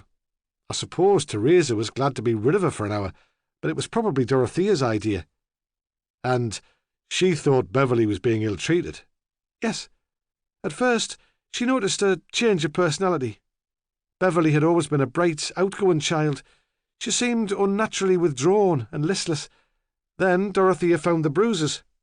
As I've explained, she was an experienced social worker. She realised that it was unlikely that they had been caused accidentally. Did the child tell you that Corkill had hit her? No, Hilary said. She's only 2.5. We couldn't get her to talk about it. But anyway, that's not unusual in child abuse cases, even with older children. But you were convinced that Corkill was the culprit? Oh, yes, Hilary said. We were all convinced of that. When he was sober, he was helpful, courteous. But when he'd been drinking, he had a foul temper. He's given Teresa a black eye after a row before now. And where's the little girl now? With foster parents. There was a silence, and Ramsay remembered there was something else which the social worker had failed to tell him. Can you tell me what happened at the case conference yesterday? What position did Dorothea Cassidy take? He thought at first Hilary would refuse to reply, but she answered reluctantly, She believed we should leave Beverly at home. She liked Josh Corkill. I think, despite her experience, she allowed herself to be manipulated, and she was extremely idealistic. There was a lot of talk yesterday at the case conference about a child being better off with its mother. She thought she could persuade Teresa to stay in Otterbridge. But you didn't. I wasn't prepared to take the risk.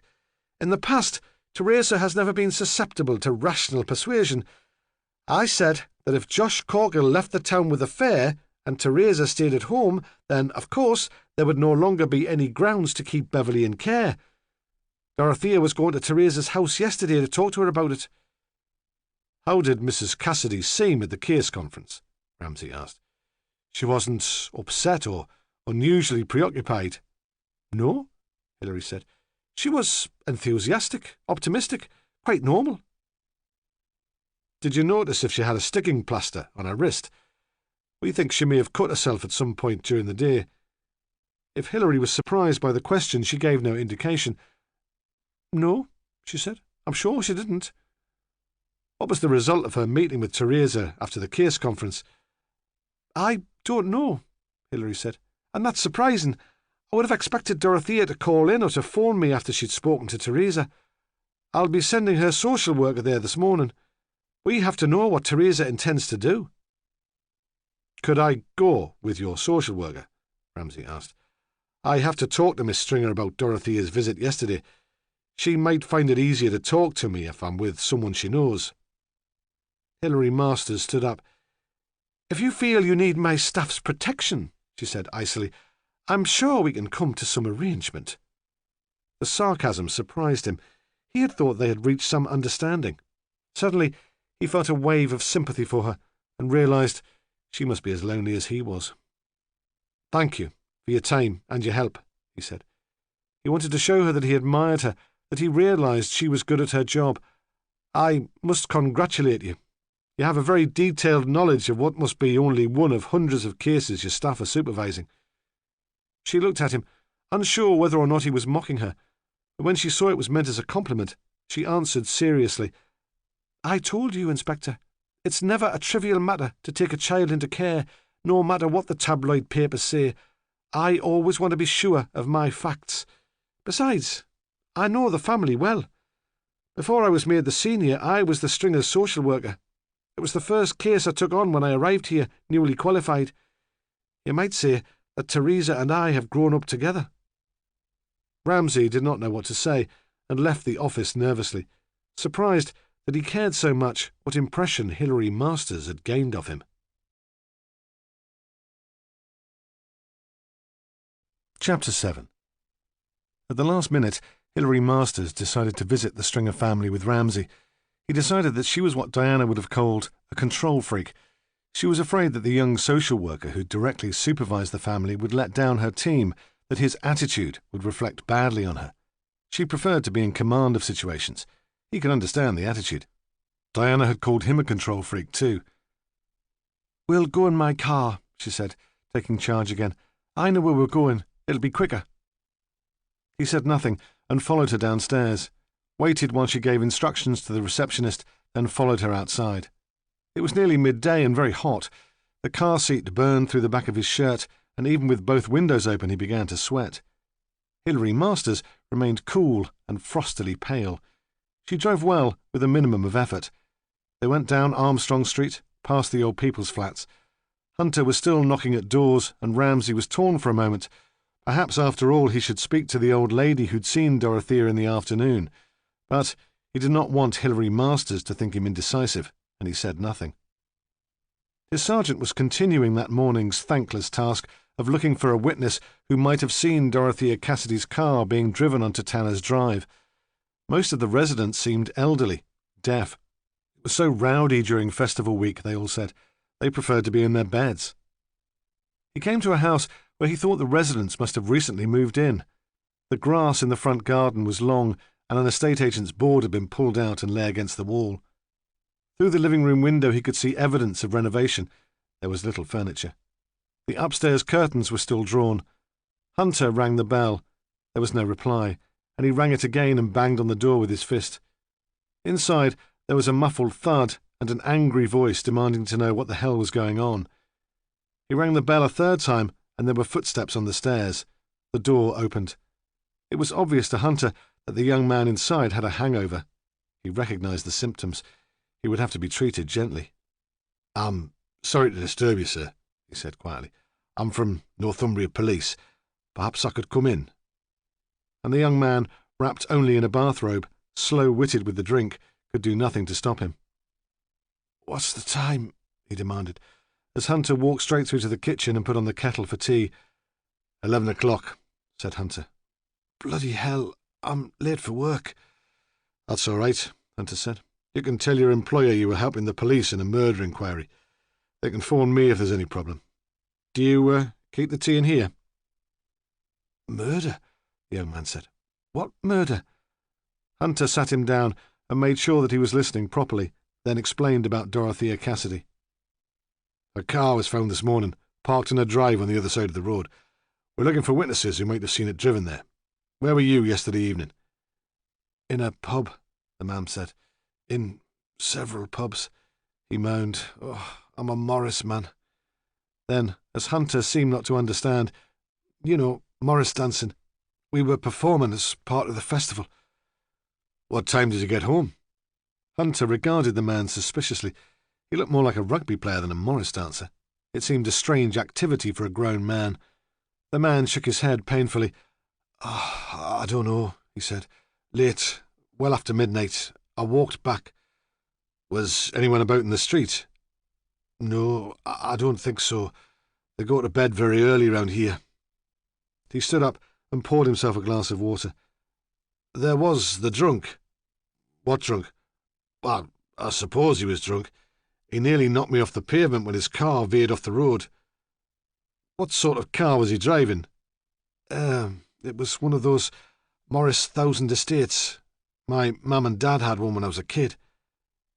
"Are you sure the driver was a man?" Hunter asked. I'm not sure of anything. I was pissed. The car came up the road towards me. The road was clear, but it swerved, so 2 of the wheels were on the pavement. I jumped clear and it drove off." "Where did it go then?" "I don't know. I wasn't interested. I just wanted to get home to my bed." He paused.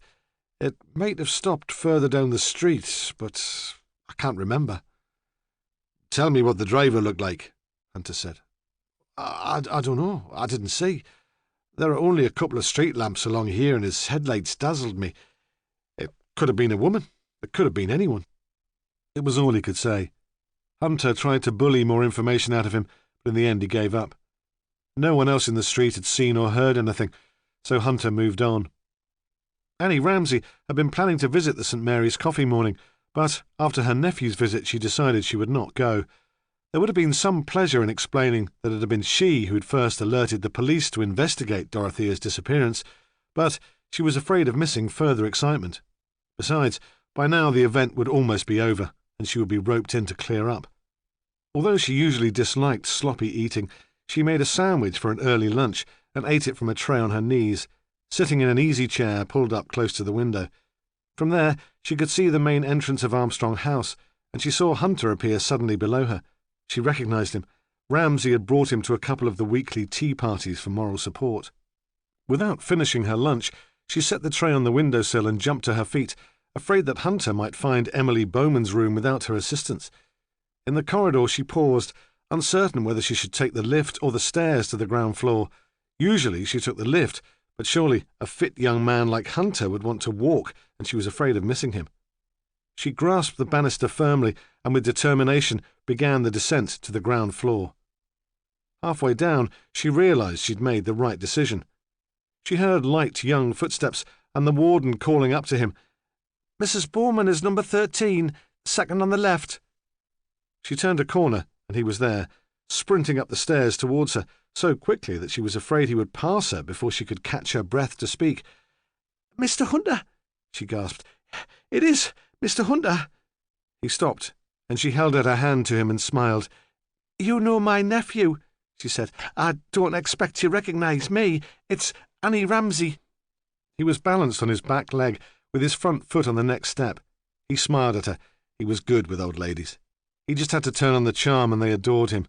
"I'm glad I caught you," Annie Ramsay went on. "I wanted to warn you about Emily." She paused, still wheezing from her hurried flight from her room. "She's very poorly." There was another hesitation. Then she mouthed noiselessly, "Cancer. She's riddled with it."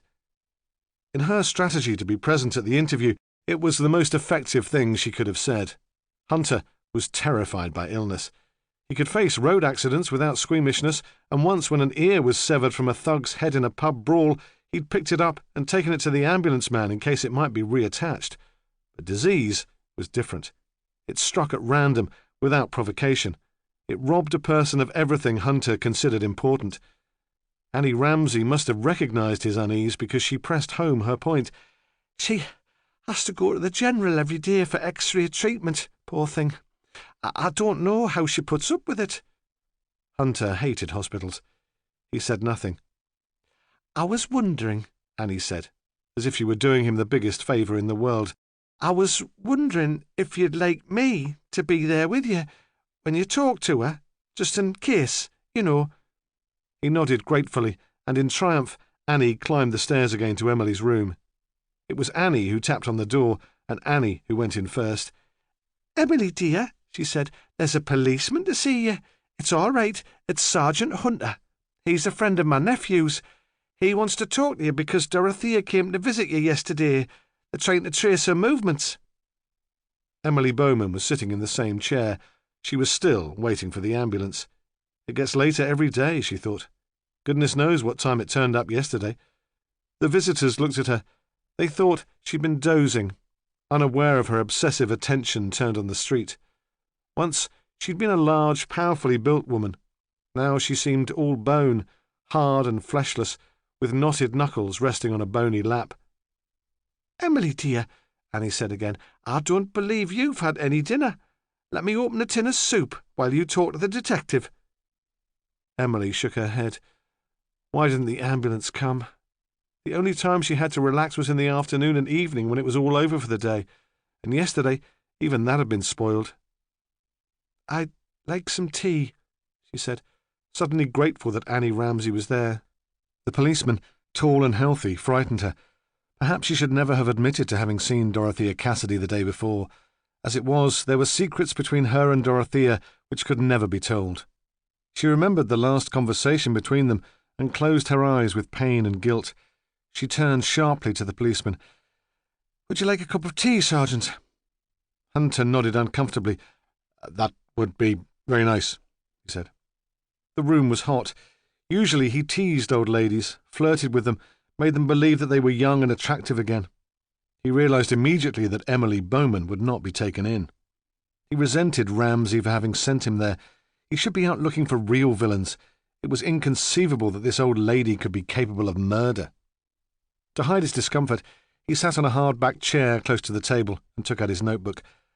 "I understand that you saw Mrs. Cassidy yesterday afternoon. What time was that?" At about 1:30, Emily said. "Were you expecting her?" "No," Emily paused. No, but I wasn't surprised to see her. She had taken to calling in if she was in the neighbourhood. And that was true enough, she thought. So it was just a routine visit.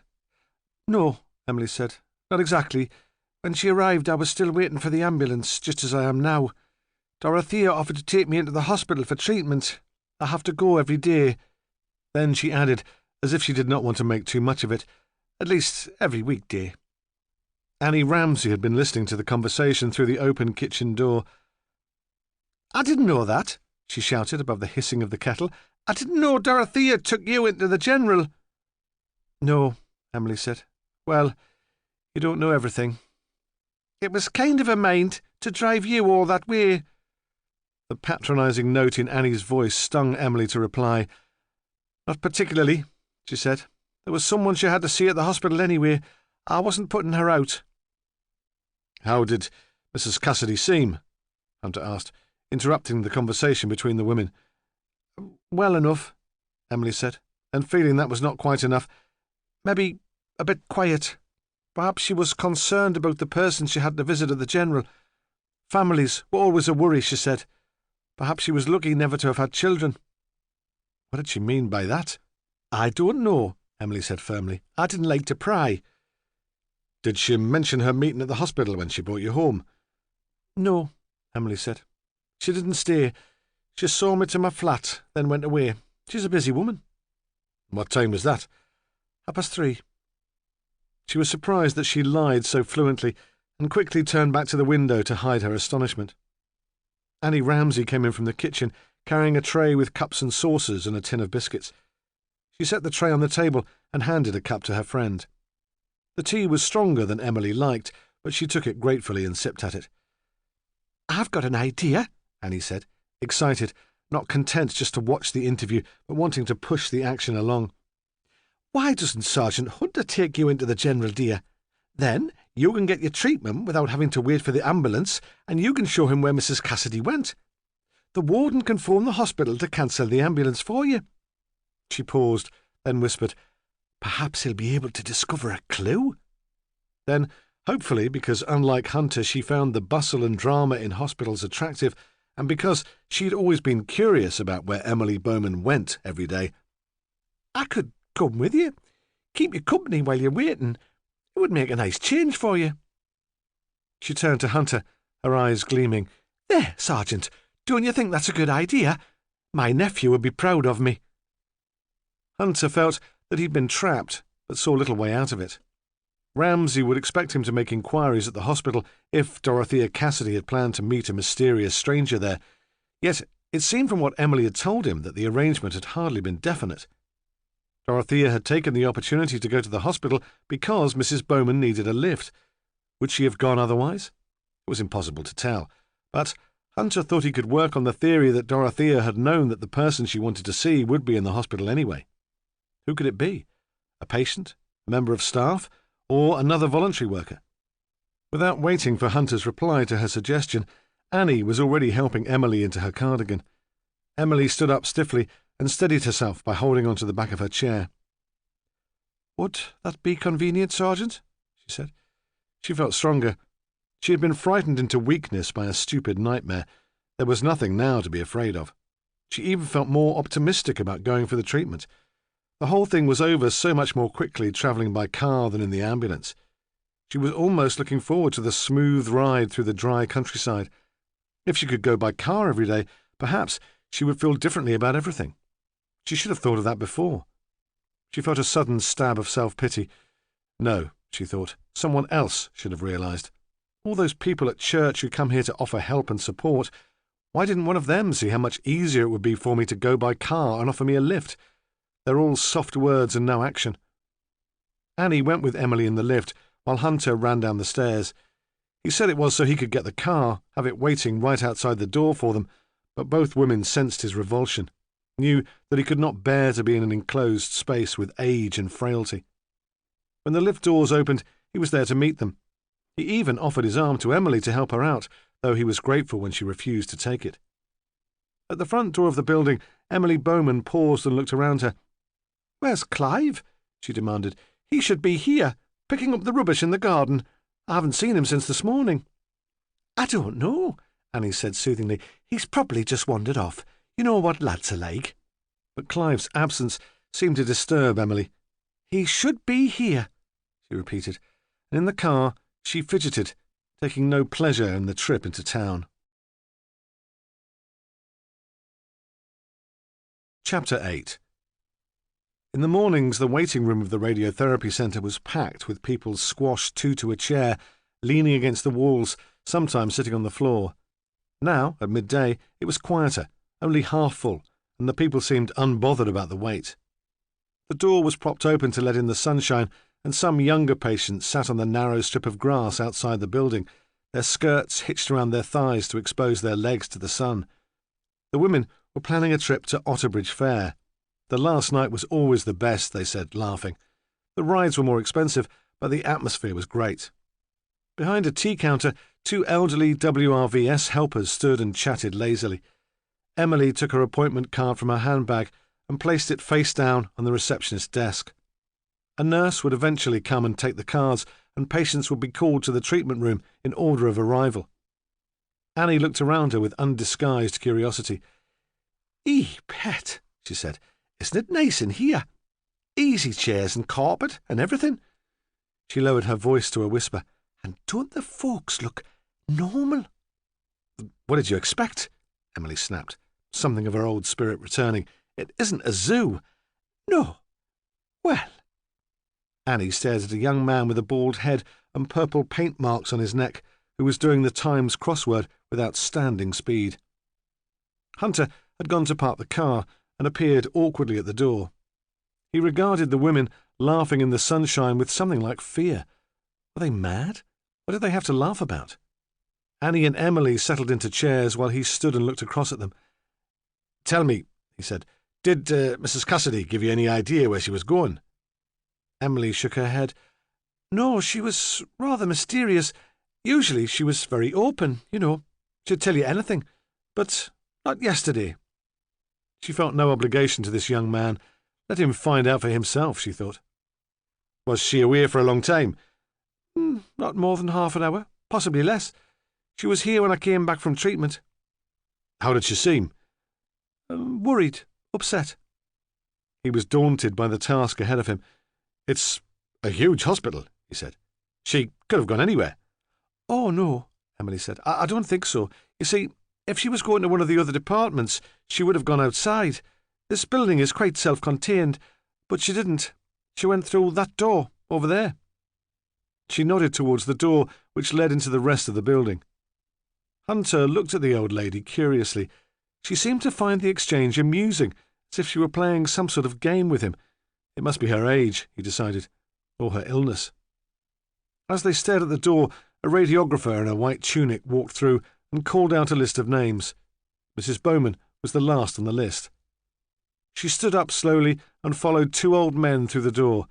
Hunter went after them.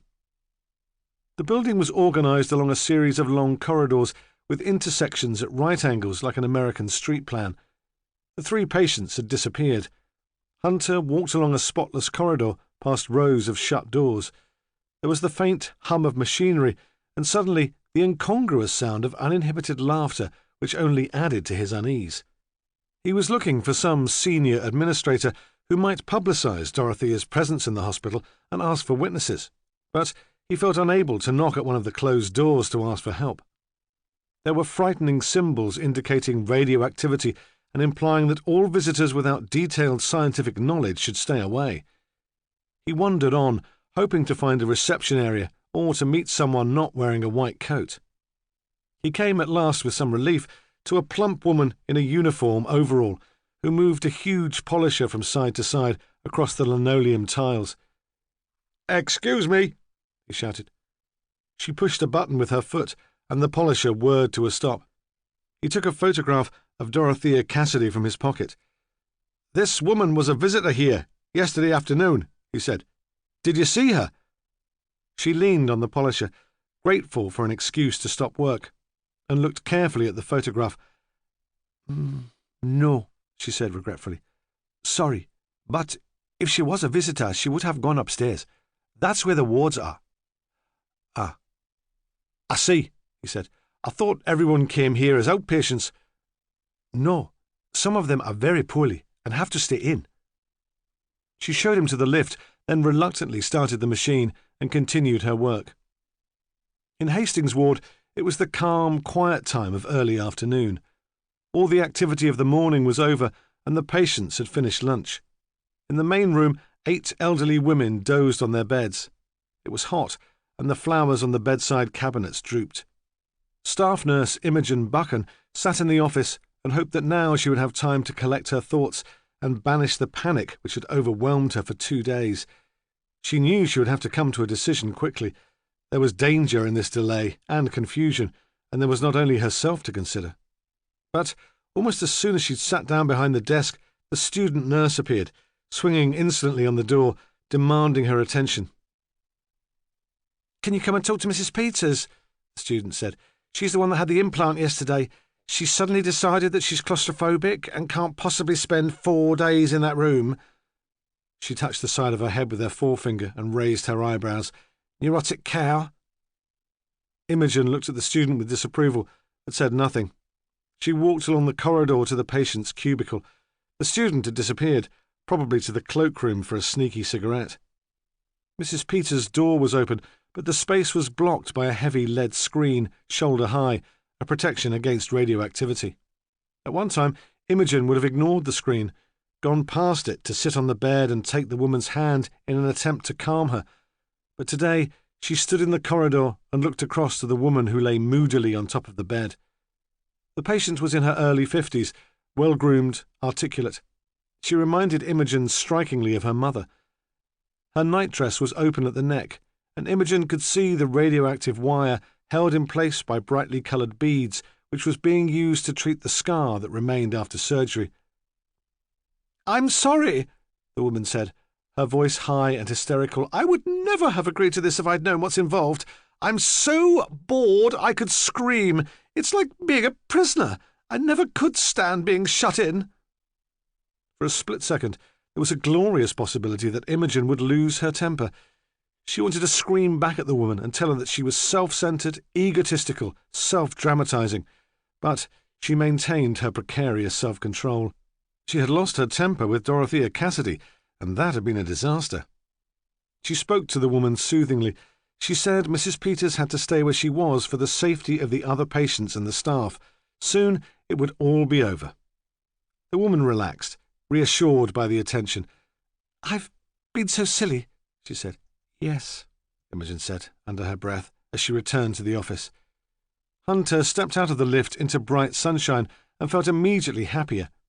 He was faced by an empty day room and an open door into an office where a staff nurse was writing.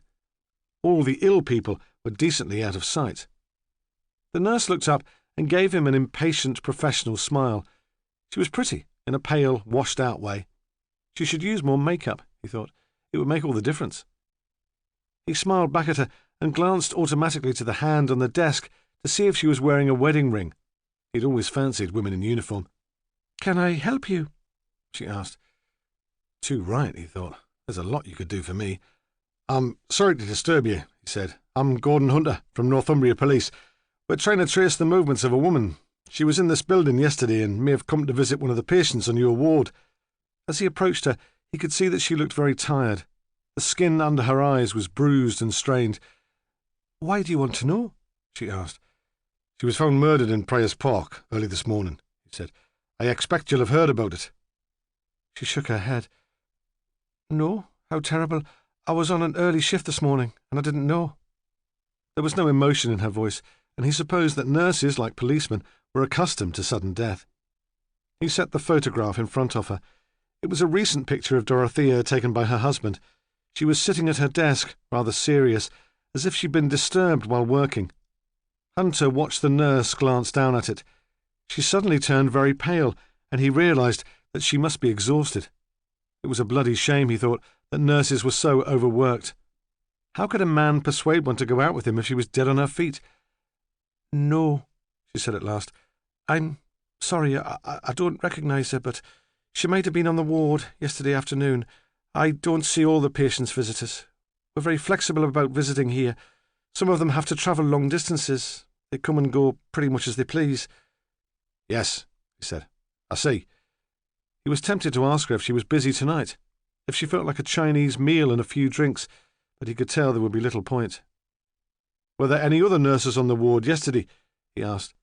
"Of course, but none of them are here now. I swapped my shift." "What about domestics?" "I don't know," she said, apparently not very interested. "You could ask the supervisor." "Doctors?" "I think Rosie Stewart, the registrar, was here, but she'd have nothing to do with the visitors." It was a wild goose chase, he thought, just as he'd anticipated. "I'll have to get the photograph circulated," he said.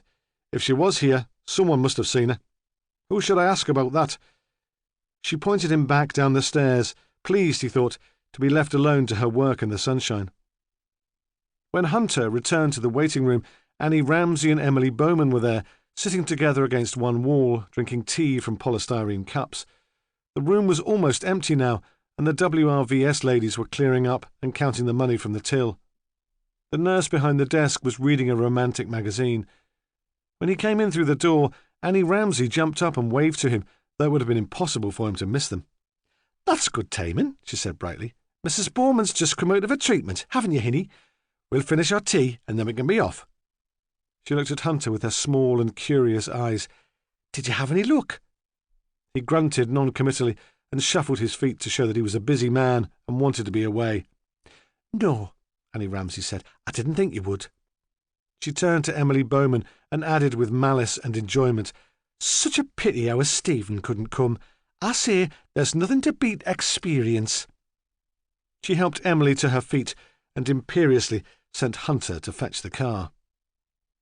Upstairs on the ward, staff nurse Imogen Buchan left the office, locked herself in the lavatory, and was violently sick. She ran the tap to hide the noise she was making, then washed her hands and began to splash water over her face. When she returned to the office, the student was there, leaning against the desk. On seeing Imogen, she began talking in a bored, complaining way about her boyfriend.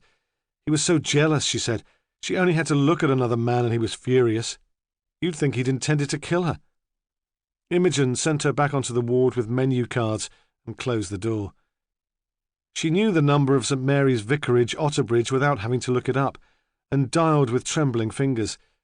Outside, people were starting to arrive for the afternoon's visiting, and she realised she could be disturbed at any time, yet still she kept the receiver to her ear and prayed that someone would reply. "Please," she pleaded to herself, "it can't be true. Let there be some mistake." But when she left the hospital at the end of her shift, there were pictures of Dorothea Cassidy on every notice board. The woman's eyes seemed to be following her down the corridor, making Imogen feel that even after her death, there was no escape from her. Chapter 9.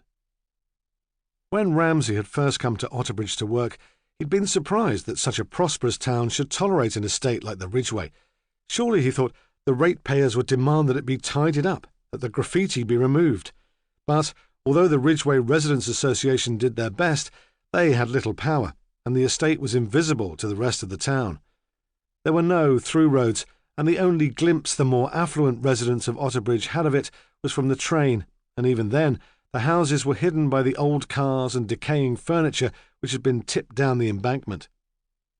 Hilary Masters drove onto the estate without comment. Outside the community centre, a small crowd was gathered to watch the decoration of a lorry for the carnival parade that evening. The theme for the event was Otterbridge, Ancient and Modern, and there were people trying on peculiar tunics which Ramsay thought were supposed to be Roman togas. The scene was chaotic, good-humoured. It was school lunchtime, and an elderly lollipop man leaned on his stick and watched them drive past. In the playground, boys defied the heat and chased after a football.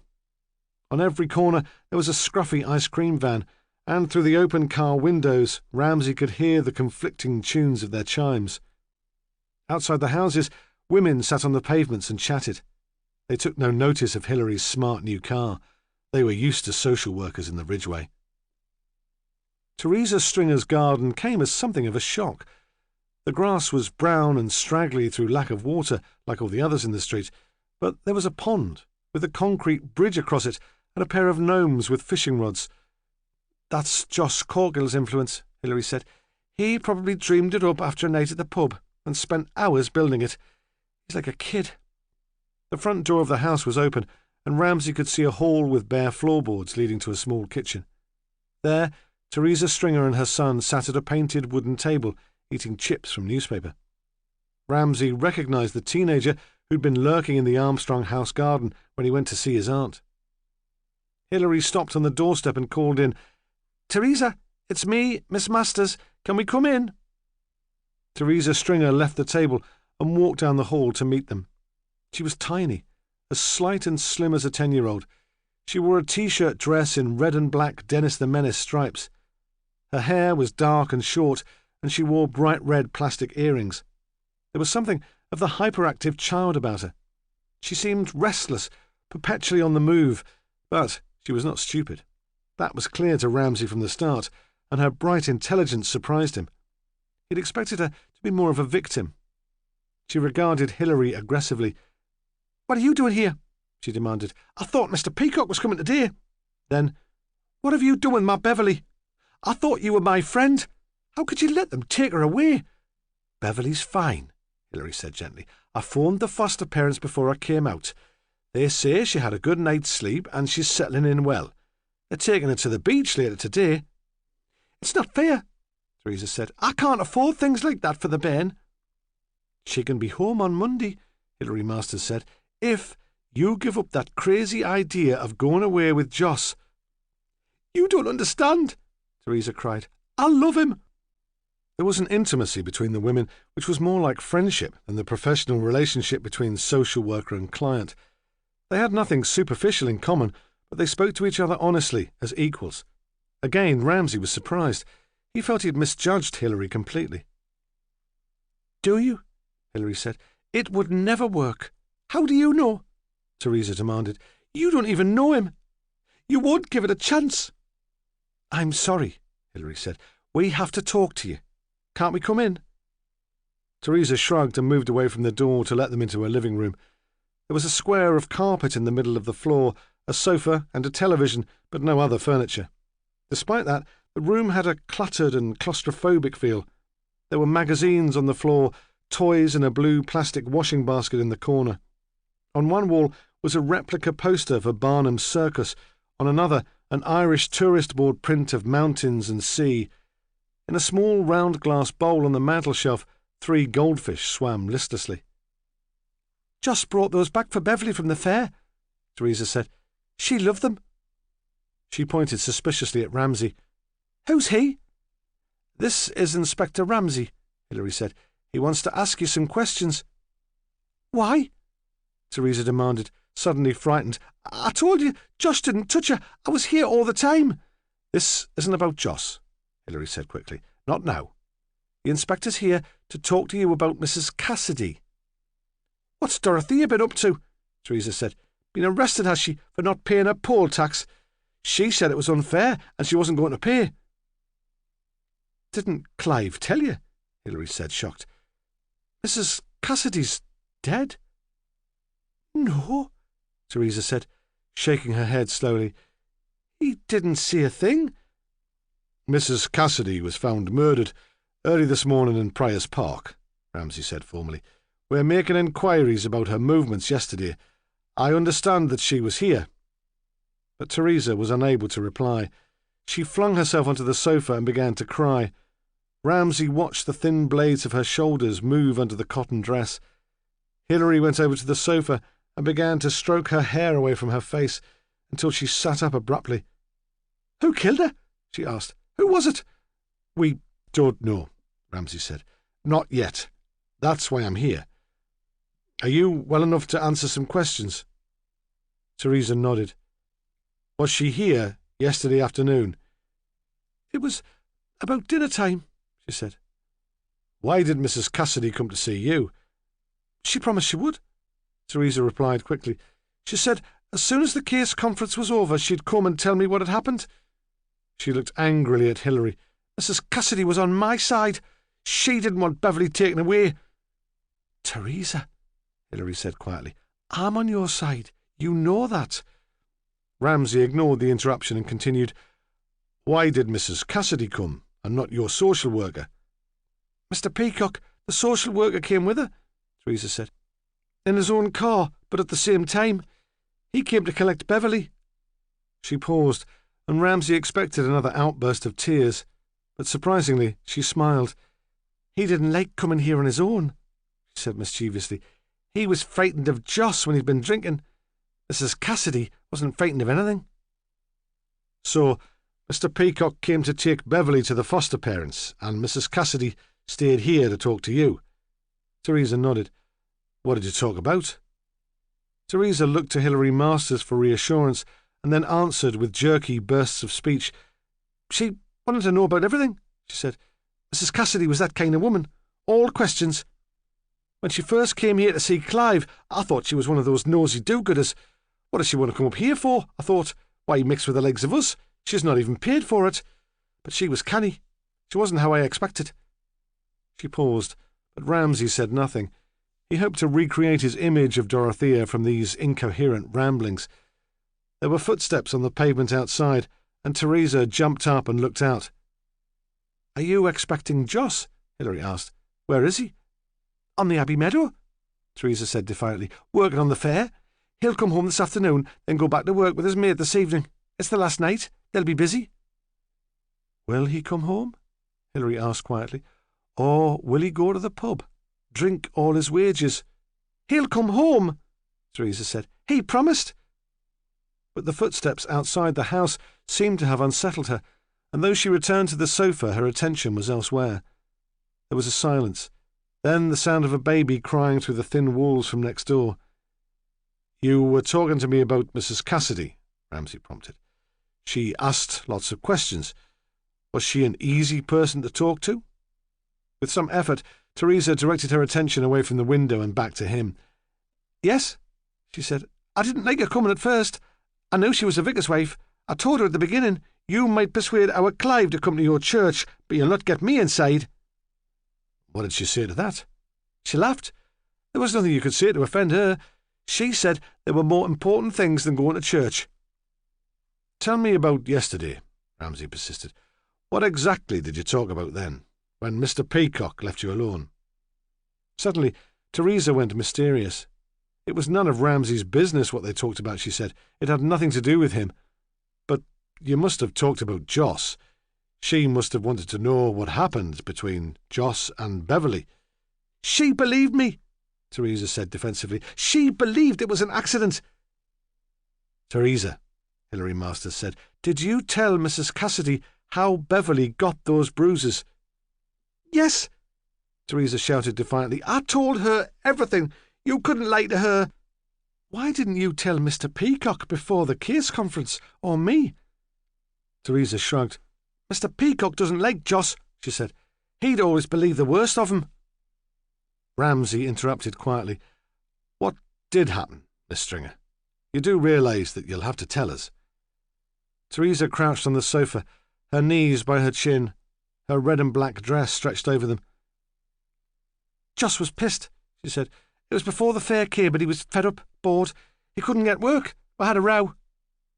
What about? Hilary asked. I can't remember exactly how it started, Theresa said. It doesn't matter now.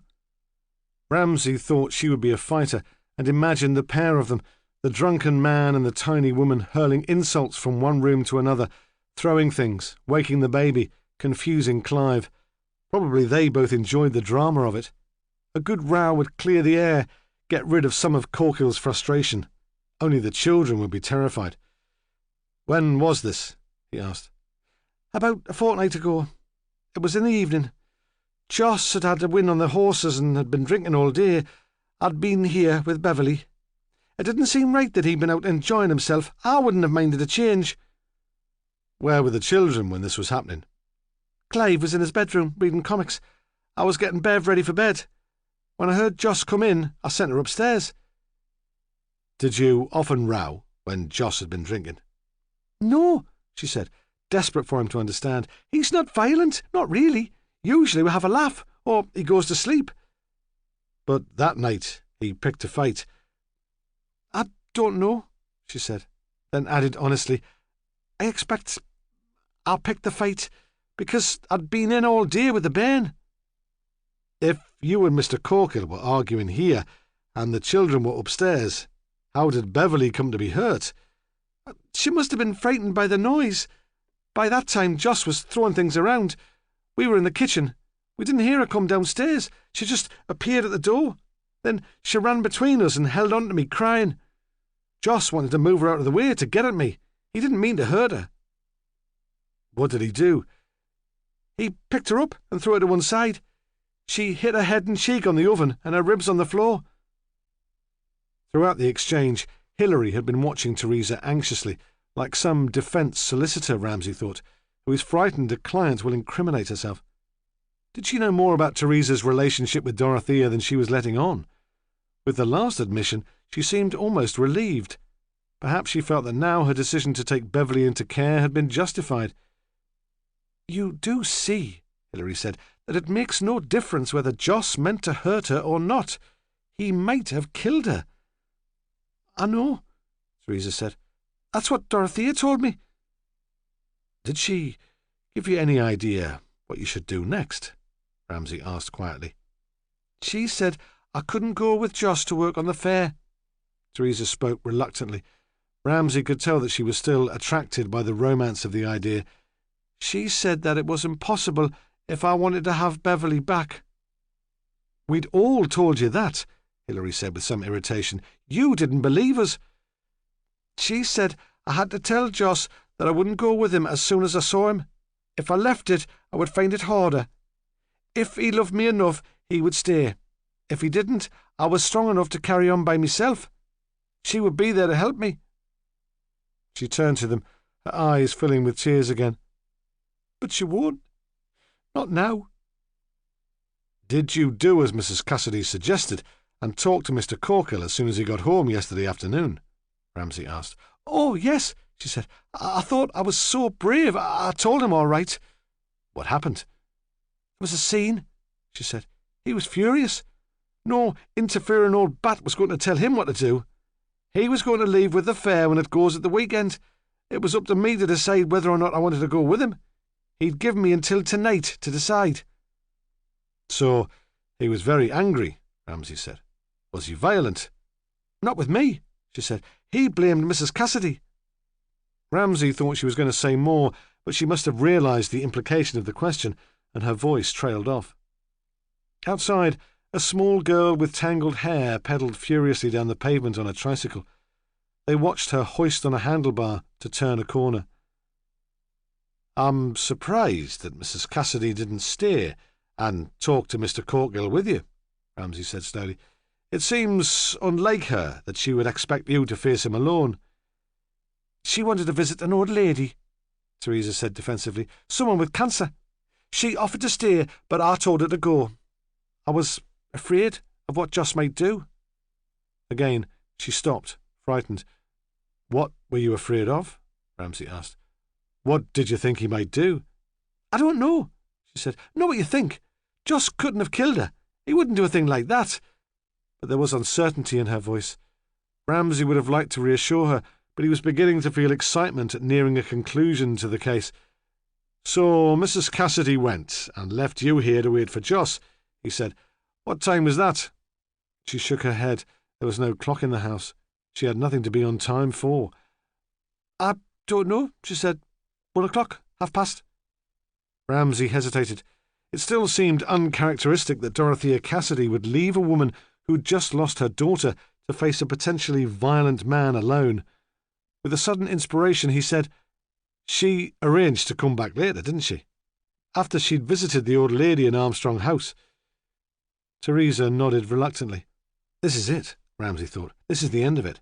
Dorothea came back to the Ridgeway and Joss was waiting for her, still drunk, his pride hurt, wanting an argument. Dorothea had stood up to him because she was, as Teresa said, frightened of nothing, and he had strangled her, frustrated and furious because she had wrecked his dream of taking Teresa travelling. "What time did Mrs. Cassidy come back?" he said gently. He felt sorry for Teresa. He thought she was about to lose everything. Teresa looked towards Hilary Masters as if only a woman could help her, but Hilary stood up suddenly and moved to the window, looking out. "Tea time," she said. "About 4:30. The children's programmes had started on the telly. Was there another row? Ramsay asked. Between her and Mr. Corkill? No, how could there be? Joss wasn't here. He stormed out earlier. I thought I would never see him again. But you did see him again. He did come home last night. She nodded. What time did he come home? I don't know. Very late. I'd fallen asleep in front of the television. How did he seem? Was he still angry? No, she said. Pissed. Sentimental. You know how they get. Did he tell you where he'd been last night? To work, she said. To the fair, then to the pub with his mates. Did he mention Mrs. Cassidy? Ramsay asked. No, she said. It was as if he'd forgotten about her, or as if it didn't matter any more. Ramsay looked across at Hilary Masters. She had regained her pose of cool detachment. She turned back into the room, unmoved, it seemed, by Teresa's distress. He supposed it was the only way she could survive the demands of her job. Dorothea had remained human, accessible, involved, and she was dead. If you don't mind, we'll wait until Mr. Corkill comes home, Ramsay said. Then we'll take him down to the station to ask him some questions. And I'd like some scientists to look at your house. It won't cause you any inconvenience. Teresa stared blankly ahead of her, and he could not tell if she'd understood him. The three of them sat in silence, watching the dust in the sunlight, waiting for the footsteps on the pavement, which would mean that Joss Corkill was on his way home. Chapter 10. In the bus from Armstrong Street to the Ridgeway, Clive Stringer stared at Walter Tanner and grinned. They got off the bus at the same stop, and Clive hurried home. He saw the old man again a little later when he went to fetch chips for himself and his mother. Tanner was standing outside the row of shops at the centre of the estate. He waited until Clive had bought the chips and disappeared back up the road before he made his move. Walter Tanner had started coming to the betting shop on the Ridgeway estate when his mother was still alive. He had chosen the Ridgeway because it was unlikely that he would meet any of his acquaintances there, and in those days, before he had gambled away all the family money, he'd owned a car. His mother was one of those women who became elderly in middle age and who suffered from persistent and undefined illnesses. When Walter's father was alive, there was some controlling her. She accepted his authority with resentment, but not hostility, and saw it as her duty to prepare him meals and help him occasionally in the shop. But Walter's father had died in late middle age, and then she became almost permanently an invalid. She left her room in the evenings to watch television, which she enjoyed, but took no active part in the household. Walter found himself hating her and hating himself because he could find no compassion for her. He took his religion seriously. At first, the trips to the betting shop were weekly. Inside, in the hot and smoky little room, he felt anonymous. He could take any risk he liked, and no one would know. Then he became recognised as a regular, one of the gang, and he found a warmth and friendship he'd never experienced in church. As a single man in church, he was isolated, exceptional. The place seemed full of happy families or gaggles of elderly ladies. He felt more an employee of the congregation than a participating member. There was no social contact. The bookmakers was full of single men, and they accepted Walter without question. He was terribly unlucky, and they loved him for it. No matter how much they lost, they could console themselves that Walter had lost more. When occasionally he did win, they were honestly pleased for him. They clapped him on the shoulder, told him his luck must be about to change. He felt that the weekly trips to the Ridgeway kept him sane. Without them, he would have murdered his mother. Soon, once a week was not enough, and his savings began to disappear. His mother died without his assistance on the weekend after he'd had to sell the car. He felt surprisingly little emotion, not even relief, when he came home from the Ridgeway to find her cold and stiff in her bed. She still had the complaining, slightly petulant look on her face, which was as much a part of her as the mole on her cheek and her watery brown eyes. He began automatically to wonder which horse he would back in the 3:15 at Newmarket. After his mother's death, he tried to keep away from the betting shop for a while. He told himself that now he had no reason to escape. But he was wrong. There were other pressures. He cared about the shop and wanted to maintain it in its old glory, but it was expensive to run, and his regular customers grew older and less willing to spend money. Soon he was in debt. More disturbingly, Dorothea Cassidy turned up at the vicarage and began to question his authority in the only place he'd ever had any power. Eventually, he sold the business, and then, even with the gambling, he had a little financial security. But Dorothea Cassidy remained less easy to deal with. When Dorothea's car was found on his drive, the instinct to escape to the betting shop was irresistible. He felt that in the accepting, unquestioning atmosphere of the shop, he would find the strength to sort himself out and decide what to do. After a few bets, he would relax again. But when he pushed open the door and waved his usual greeting to Susan behind the counter, he found they were all talking about the murder. "Here's Wally," one of the punters said. "He'll know what's going on. Tell us about it, Wally." In comparison to them, he was well educated and seemed to have a limitless supply of money. They trusted his judgment. They gathered around him, wanting information, and it was almost the same elated sensation as after a win. "Well," he said, diffident, in case they should think he was boasting, "actually, her car was found on my drive." Then he was the most popular person in the place. Was there blood? They wanted to know. Any clues? Had the police given him a bad time? Perhaps he could sell the story to the papers and make a fortune. On Abbey Meadow, the fair was still. Men cleared up the mess of the night before. They called to each other, using nicknames and the technical terms of their trade, which would have been incomprehensible to outsiders. Joss Corkhill walked among them, an Alsatian as big as a wolf by his side, shouting greetings, feeling immensely at home. He told himself the fair was the only place he'd ever belonged. It was his Irish blood, he thought. He needed to travel. He regarded each of the rides with affection. He passed the waltzes where the night before teenage couples had clung to each other, shrieking with mock terror above the music, and the galloping horses and the old-fashioned helter-skelter with its wooden slide and woven rope mats. His mate's ride was called the Noah's Ark. Carved animals spun at great speed around an undulating track. There was nothing heavy to do. Most of the work was in setting up the fair and clearing it away at the end. But Joss was occupied all morning in cleaning and general maintenance. When they packed up at dinner time, his friend gave him £10. As he worked, Joss tried to decide what to do about Teresa. He wanted her with him. It was a matter of pride. He'd thought he'd persuaded her, and then the bloody social worker and the bloody vicar's wife had got in the way. Yet, as he walked around the wooden animals, he smiled to himself. "You're in a good mood today," his mate said. Usually before he'd had a few drinks, Joss was bad-tempered, taciturn, inclined to lash out. Once, after a court appearance for being drunk and disorderly, a well-meaning magistrate had asked for a social inquiry report to get to the root of his drinking and his violent mood swings. The probation officer had sent him to a psychiatrist, but the doctor had failed to come up with a convenient label. Corkhill had a personality disorder, he said, and they could do nothing to treat that. So he had been fined and sent away to continue drinking. Rumours of the murder across the river came early, but were not specific. By the time the police came to Abbey Meadow with their photographs and their suspicion of everyone who worked on the fair, Joss Corkhill had left the site and was spending his wages in one of the pubs in the town, his Alsatian under the bench at his feet. He drank quickly and heavily, but he did not stay long. He wanted to talk to Teresa. It was time, he thought, for a showdown.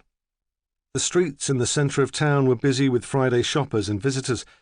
Josh Corkhill pushed his way through them and walked quickly out of the town towards the Ridgeway estate, stopping on the way at a small off-licence to buy a bottle of cider. At the corner of the street where Teresa lived, he paused. There was a smart car he did not recognise outside. It was probably the social worker's boss, he thought. That was all he needed. Another bloody woman. So he took a drink from the bottle and went back to the bookmaker's, thinking that he would wait until the visitor had gone. At the door of the betting shop he stopped and let the dog in first. He liked to make an entrance. But when he followed, no one had noticed that the dog was there.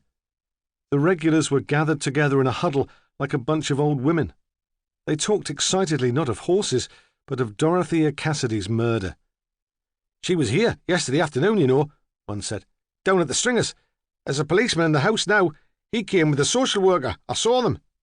There are cops all over the place, asking questions." Without speaking, Corkhill motioned to the dog and left. He walked to the Otterbridge bypass and stood by the side of the road to hitch a lift. In the kitchen of his mother's house, Clive Stringer hungrily ate his chips. He gathered together the greasy paper in an untidy ball and threw it into the cardboard box in the corner which served as a bin. I should have stayed at Armstrong House, he thought. I would have been safer there. The kitchen door was still wide open, and the living-room door was ajar, so he could hear the murmur of voices as the policeman talked to his mother and Miss Masters, but in his panic he could not make out the words. I should get away, he thought, but escape seemed impossible. There was no back door from the kitchen, and the windows would not open since the council workmen had painted the frames 2 years ago. His only way out was through the front. Why don't they come and get me? He thought. What are they doing? At last, his confinement in the kitchen became unbearable. The voices in the living room had stopped, and that added to his tension. He walked carefully sideways out into the hall, sliding his back against the wall in a futile attempt to make himself invisible. He had reached the front door and was lifting his hand to the catch when the inspector spoke. "Clive," he said, and the sudden sound of the stern voice in the quiet house made Clive's heart pound and his legs shake. "I hope you weren't intending to leave without talking to us. Why don't you come in here?" The boy stood, still with his back to the wall, staring through the crack in the door towards them. "Come in, Clive," Hilary Masters said. "There's nothing to be afraid of." The boy sidled into the room and looked at them with frightened, unfocused eyes. "Sit down. The police inspector wants to ask you some questions." He sat on the edge of the settee. He was shaking. "You mustn't be frightened," Hilary said. "The police don't think you've done anything wrong. They just want your help." Clive heard the words as if they came from a great distance away, but knew that it was all a trick. He would have to be clever, or they would catch him out. "I haven't done anything," he said. "Of course not, Clive," Hilary said reassuringly. "Just listen to the inspector and answer his questions." "Clive," Ramsay said, "I understand that Mrs. Cassidy was a friend of yours." The boy nodded cautiously. "She took me to the youth club, and then I went to church with her." "When did you last see her?" Ramsay asked. Clive thought carefully. He had to be dead clever. "Yesterday afternoon," he said, "at Armstrong House." "You were working at Armstrong House yesterday afternoon?" "Yes." He sat, his mouth open, staring. "What were you doing?" Ramsay asked, trying to control his impatience. "Cleaning the corridors and the stairs." "So you would have seen anyone coming and going?" He nodded. "What was Mrs. Cassidy doing at Armstrong House?" Clive thought carefully again, weighing up the answer before he decided there was no harm in the truth. "She come to visit Mrs. Bowman," he said. "She came to visit her a lot, sometimes once, twice a week." "Can you tell the time?" Ramsay asked. "Of course." Clive was indignant. "And I've got a watch. Mrs. Cassidy gave it me last birthday." "Were you wearing your watch yesterday?" "I always wear it," he said simply. "So you'll be able to tell me what time Mrs. Cassidy arrived at Armstrong House yesterday afternoon, and what time she left?" Ramsay said. "She came at 1:30, Clive said proudly, his guard dropping more with each question. "I'd finished my dinner. If I'm there all day, the warden gives me dinner. It was shepherd's pie." "And when did she go?" Ramsay asked. "Straight away," Clive said. "The ambulance hadn't come to take Mrs. Bowman to the hospital, so Mrs. Cassidy said she'd give her a lift." "Did Mrs. Cassidy bring Mrs. Bowman back to Armstrong House?" The boy nodded. "I don't suppose you have any idea what time that was?" 3:30, Clive said, triumphant. "It was 3:30. "How are you so certain?" Ramsay asked. "I'd been waiting for her. I liked to see her. She always cheered me up like when I saw her." What did you do then? Did she take Mrs. Bowman to her room?" "Yes," he said. "I helped her." "And then?" Ramsay said. "I suppose Mrs. Cassidy left Armstrong House." "No," Clive said. "I saw her go into Mrs. Bowman's room, but I never saw her leave. I waited for Mrs. Cassidy. Sometimes she gave me a lift home. The warden doesn't mind me going early if all the work's done. I waited until gone 4 o'clock, and then I walked into town and got the bus." "Perhaps you missed her," Ramsay suggested. Perhaps you were working and didn't see her go. But Clive was quite positive. No, he said. I'd finished my work by then, and I was waiting for her, sitting on the bottom of the stairs. I was bound to have seen her, even if she'd come in the lift. Bound to. Teresa Stringer had been following the conversation. He's telling the truth, she said. I told you, Dorothea didn't get here until 4:30. She left just before Clive came home. Could she have met Mr. Corkill in the street? No, she cried. I've told you, Joss wouldn't have wanted to hurt her. Ramsay ignored the outburst and turned back to Clive. Did you see Mrs. Cassidy again yesterday? Ramsay asked. No, Clive said, thinking how clever he was, cleverer than any old policeman. What time did you get home? About 5:15.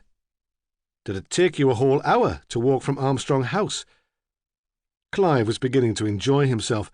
He looked at the inspector as if shocked by the man's lack of faith in him. I've told you, he said. I walked into town. I hung around the shops there for a bit. Then I got the bus home.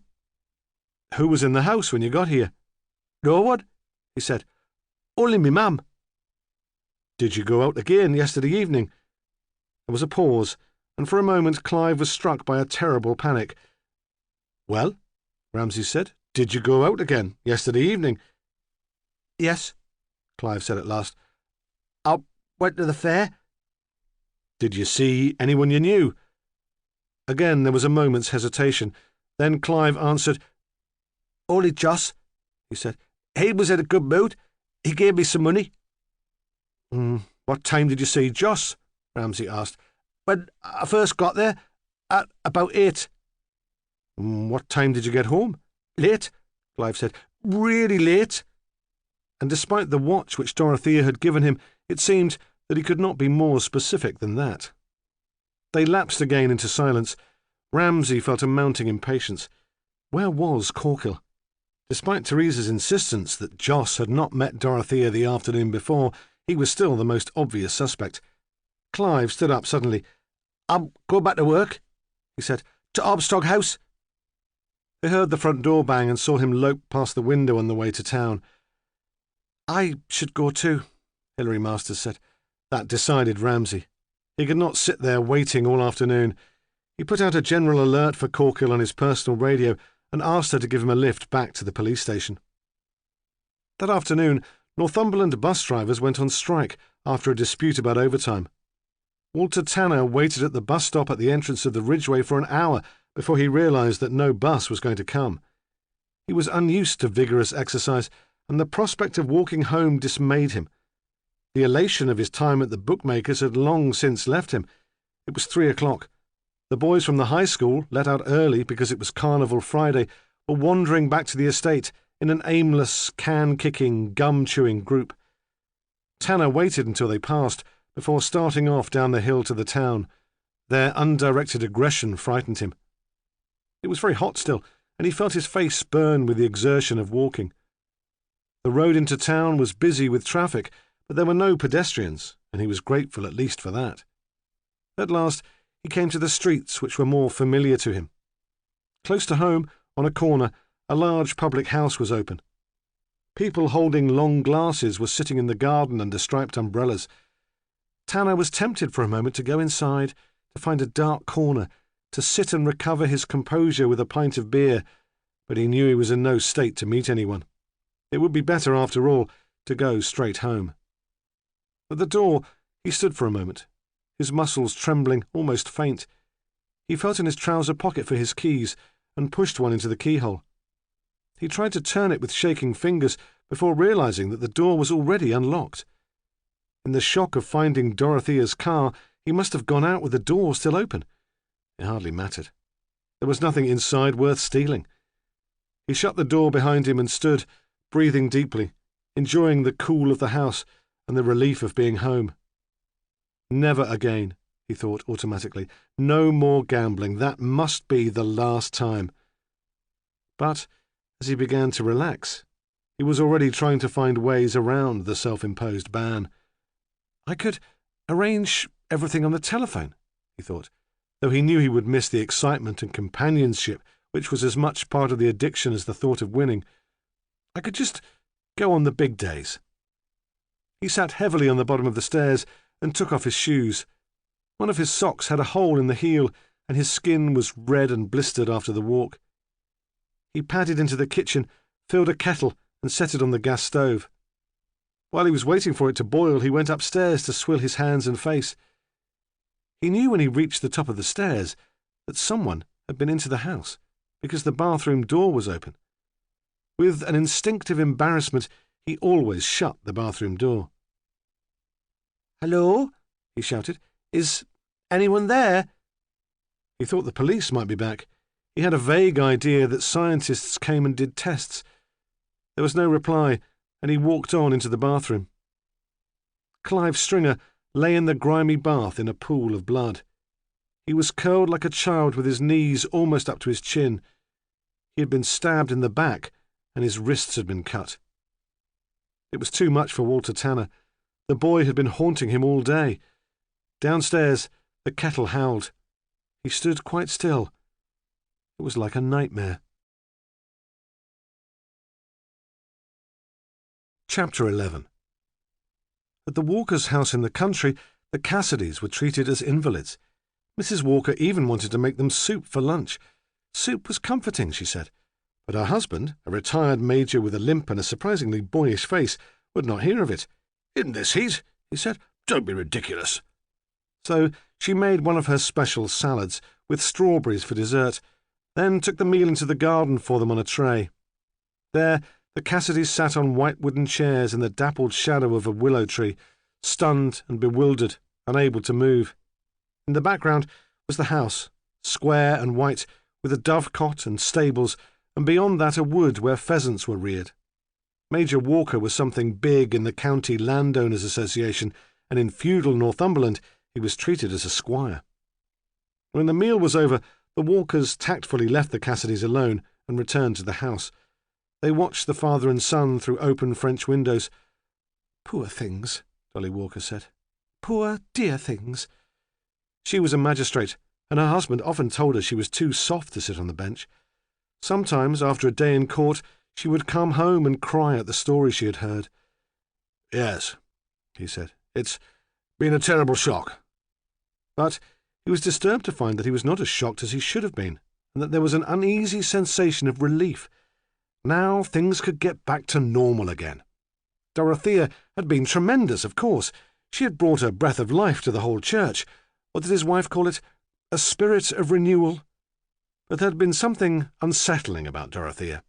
All that waving of her hands in the air during the singing of the hymns had unnerved him. He would never say anything to Dolly, who'd become quite a new woman since Dorothea Cassidy had arrived, but he felt that there was something pagan in such exhibitionism. Perhaps she had spent too long in Africa. Then there was the tension between Dorothea and Walter Tanner. The Major had never got to the bottom of Walter's problems. Walter was not the sort to confide, and it had seemed wrong to pry. He was not a sensitive man, and had never been aware of Walter's simmering resentment about the sharing of church wardens' responsibilities. But the grocer's hounded, haunted look in Dorothea's presence touched Major Walker deeply. He would have liked to offer Walter help, but after a relationship of distant politeness, he was not sure how to go about it. "I'd almost say Patrick was taking it worse than his father," Dolly Walker said tentatively. She was usually good about people, but too diffident to trust her own judgment. She was afraid of her husband's sarcasm. "He's not mentioned Dorothea since he arrived. I hope he doesn't feel responsible. People do, you know, quite irrationally at times like these." She was taking psychology A-level at evening classes and felt almost an expert. "Don't be ridiculous," Major Walker said again. But as he looked out at the boy, he could see what she meant. Edward Cassidy was limp and exhausted, and wept openly, but Patrick sat gripping the arms of his chair and staring ahead of him with a rigid intensity. There was something about the boy which irritated Major Walker. He thought the display of emotion must be a show. Dorothea was only the stepmother. They had not known each other very long. If she had been his natural mother, the grief would be understandable. The Walkers had never had children, and the Major had a sentimental view of the parental relationship. He thought Patrick should have more self-control. 2 years of national service would make a man of him, he thought. but he said nothing. Dolly would accuse him of being heartless. The Walkers had gone back to the house, ostensibly to fetch more wine, and now they filed back over the grass towards the Cassidys, the Major in front, carrying the wine in a bucket of ice. Like Beach, he thought, at Blandings. He was a great Woodhouse fan, and the memory of the books came as a welcome relief. The remains of their meal were still on the table. Edward Cassidy had hardly eaten anything, though he had drunk several glasses of wine very quickly, and now when he spoke, his words were a little slurred and incoherent. Patrick had seemed ravenous, pushing forkfuls of food into his mouth in silence, then wiping his plate with a piece of bread.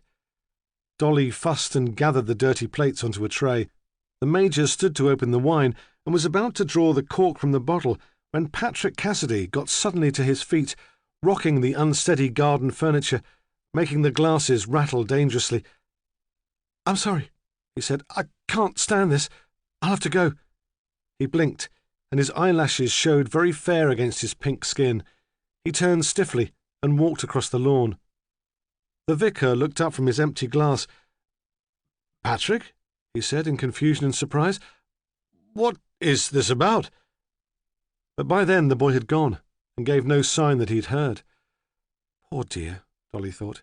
"He's going to cry, and he's too proud to let us see." The Major, who'd seen many young soldiers before him on disciplinary charges, thought he detected something else. Shame, perhaps, or guilt.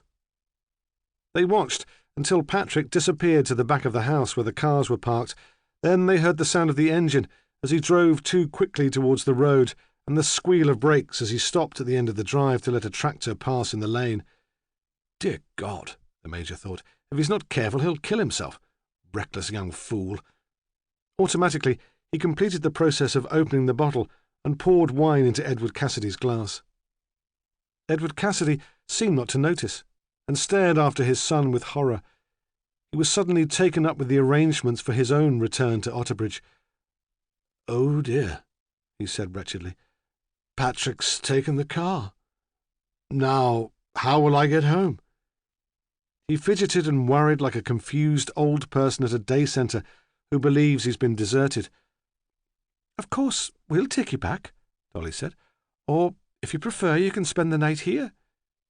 She found his selfish preoccupation with what was to become of him a little embarrassing. It was unlike him. Usually he had impeccable manners. No, he said. There were so many things to do. He knew he was being a nuisance, but he would really rather be at home. Patrick, after all, would go back to the vicarage. They should be together. Perhaps, if it wasn't too much trouble, they could go now. He stood up, his glass still in his hand, and waited for them to arrange it. "Of course," Dolly said, and by now there were tears in her eyes. He was usually so confident, so able to put on a good show. "We'll come with you and wait at the vicarage until Patrick gets home." Then he turned on them and shouted, his voice querulous and pitiful. "No," he cried. "You don't understand. I have to be on my own." When he saw how offended and hurt they were, there was a brief show of the old charm. "I'm so sorry," he said. "You must forgive me. I'm really not myself today." He drank the remainder of the wine and allowed Dolly to take his arm and lead him back towards the house. They had a big BMW and sat him in the back of it, treating him still like an invalid. If it had not been so hot, Dolly would have tucked a rug around his knees. The Major drove slowly, avoiding the potholes in the lane, and in Otterbridge they were held up by two men on stilts who paraded down the centre of Front Street. All the same, when they arrived at the vicarage, the church clock showed only 2:00. Later, when the police asked questions about the time, Dolly was tempted to lie, but the Major told her that liars were always caught out, and anyway, it was impossible to believe that Patrick or Edward could have murdered that half-wit from Armstrong House. What motive could there be? The police asked too if Patrick was already back at the vicarage by the time they returned with the priest. Again, reluctantly, they told the truth. No, they said. There was no sign of Patrick's car when they saw Edward into the vicarage, and sat him in the study, surrounded by his photographs of Dorothea. Imogen Buchan finished her shift at the hospital at 2 o'clock. She changed quickly out of her uniform in the cloakroom, then hurried away, past the smudged posters of Dorothea Cassidy, to the staff car park to collect her metro. There were other nurses on her ward who'd finished shift at the same time, and they lingered in the cloakroom, sharing gossip, planning some social event to which Imogen had not been invited. They took little notice when Imogen hurried away. One of them put a finger under her nose to express snootiness. Then they all giggled and returned to their conversation. They acknowledged that Imogen was a brilliant nurse, but she'd never fitted in. If they'd been closer friends, they would have known that Patrick Cassidy was Imogen's boyfriend. Someone might have recognized the connection with the murdered woman on the poster and told the police, but Imogen had always kept her private life to herself. When she had decided on nursing as a career, her parents were, at the same time, disappointed and relieved. They would definitely have preferred her to go to university, but though they would never admit it to Imogen, they realized she was unlikely to get high enough A-level grades for a good university place. Her parents were both English teachers at the high school and had inside knowledge. Imogen's teachers said that she worked very hard, but she didn't have Miranda's intellectual edge. Miranda was her sister, 2 years older and already at Oxford. So Mr. and Mrs. Buchan greeted Imogen's tentative suggestion that she should go in for nurse training with enthusiasm. She obviously had a vocation, they said. Of course they would respect her decision. And that was the line they took with friends. They thought Imogen was so brave not to opt automatically for university, they told the stream of dinner party guests who came to the house that summer. They knew she had a lot to give.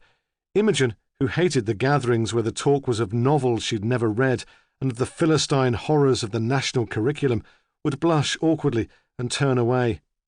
Now, Imogen was 22 and qualified, quite competent to take charge of a ward. More competent, her colleagues often agreed, than some sisters they could mention. She found in nursing something at which she could excel. At last, she had her own field of interest, and her parents could stop comparing her unfavourably with Miranda. Imogen had such a sense of responsibility, they said, such dedication. Despite this, Imogen was vaguely conscious that during her training there had been an element of competition with her sister, all the more humiliating because Miranda was unaware of it, and spent her time at university in a sleepless round of parties and political activity. Imogen had been so determined to succeed that before she was qualified, her social life had been non-existent. Her time off was spent at home, writing up her patient studies, preparing the next essay. With the other students, she was shy, embarrassed. In those 3 years, she'd never had a real boyfriend, and their casual talk of affairs and separations made her feel inadequate. They put her quietness down to snobbishness. She sensed their hostility and grew even more reserved. Yet, on the ward, especially with the elderly or the very ill, she blossomed. The patients seemed unintimidated by her, more comfortable when she was there. The other students came to resent her skill. When they had all qualified, there was less pressure to do well, and she had more confidence. She would have welcomed then the opportunity to go out with them, but they'd stopped asking. She had met Patrick through her parents at one of their dreadful dinner parties the autumn after she qualified. He was just about to start at the university. Anne Buchan had joined a support group set up by Dorothea to provide funds for the orphanage where she had worked in Africa, and an improbable friendship had developed. In Imogen's view, the women had nothing in common.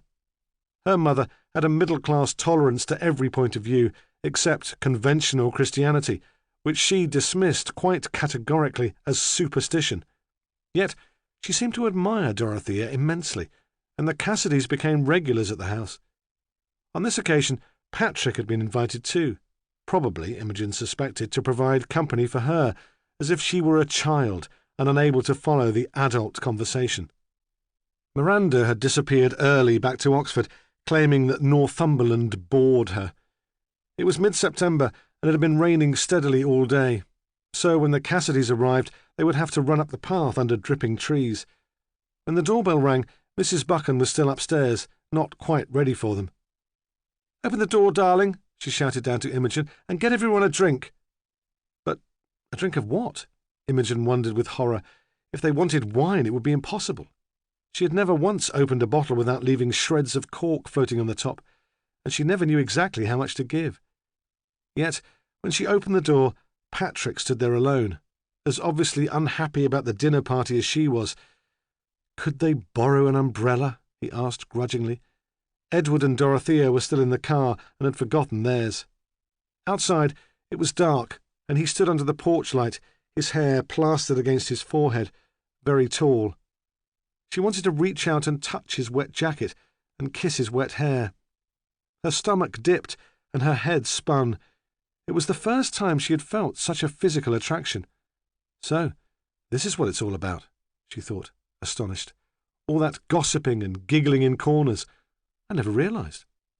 She found 2 umbrellas and walked with him down the path to the car. "There's no need to come out," he said, but she thought he was glad she was there. They took an umbrella each and walked in single file up the path, kept apart by the spokes.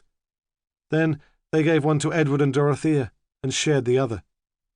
The Cassidys ran off laughing towards the house, splashing in the puddles on the muddy path. Patrick and Imogen followed slowly, and he put his arm around her waist to hold her in out of the rain. "Isn't he a bit young for you, darling?" her mother had said when she started going out with him. "He's only 18, only a boy. We were rather hoping you'd find a nice doctor." That was only half a joke. Doctors were graduates with a high status and a good income, but she accepted Patrick as second best, as she had accepted nursing. He would be a graduate too one day, and there was something charmingly old-fashioned about being the son of a clergyman. Mrs. Buchan told her friends that age was irrelevant these days, and Patrick was so mature for an 18-year-old. Perhaps, she would say hopefully, he will introduce Imogen to some culture. And occasionally she would question her daughter after an evening out with Patrick. "Where did he take you, darling? Did you see that new thing at the playhouse?" "No," Imogen would say vaguely. "We were out with friends, for a meal, you know." But that was a lie. She would have considered time in the theatre or a restaurant as wasted. Patrick had a friend with a room in one of the halls of residence, and usually they went there to make love. At other times they walked for miles along small country roads, or they sat by the river and talked. In the beginning, they never squandered their time together by sharing it with other young people. A different mother might have been concerned about her daughter. Imogen became so wrapped up in her infatuation for Patrick that she gave up all her other interests. She lost touch with the few friends she'd kept from school. When she was not at work, she thought of nothing else. If there was a day when he could not see her, she brooded, imagining some secret betrayal. Nothing mattered so much as their relationship. She found it difficult to sleep. She stopped eating regularly and grew thin, paler than ever. The weight loss suited her and gave her a luminous, insubstantial quality, but she always seemed tired. If her mother noticed the change in Imogen, it didn't worry her. She was in love. What could be more natural? Anne Buchan was busy with the preparation for exams, her voluntary work, with entertaining. Imogen worked shifts and spent every hour she could with Patrick. Mother and daughter hardly ever met. It was Miranda, home for a long weekend to sleep off the effects of a particularly hectic term, who said, "Bloody hell, Imo, what have you been doing? You look positively anorexic." Still, Anne Buchan was not concerned. Eating disorders happened to silly 16-year-olds, not mature nurses. Work on the cancer ward was particularly stressful, and Imogen was tired, that was all. She met Imogen one night in the kitchen as her daughter was heating up a bowl of soup in the microwave, and made what she thought was a helpful suggestion. "We hardly ever see you now, darling. Have you ever thought of moving in with Patrick? Getting a flat, perhaps, in town? It would be less tiring for you both, and we might see more of you on your days off."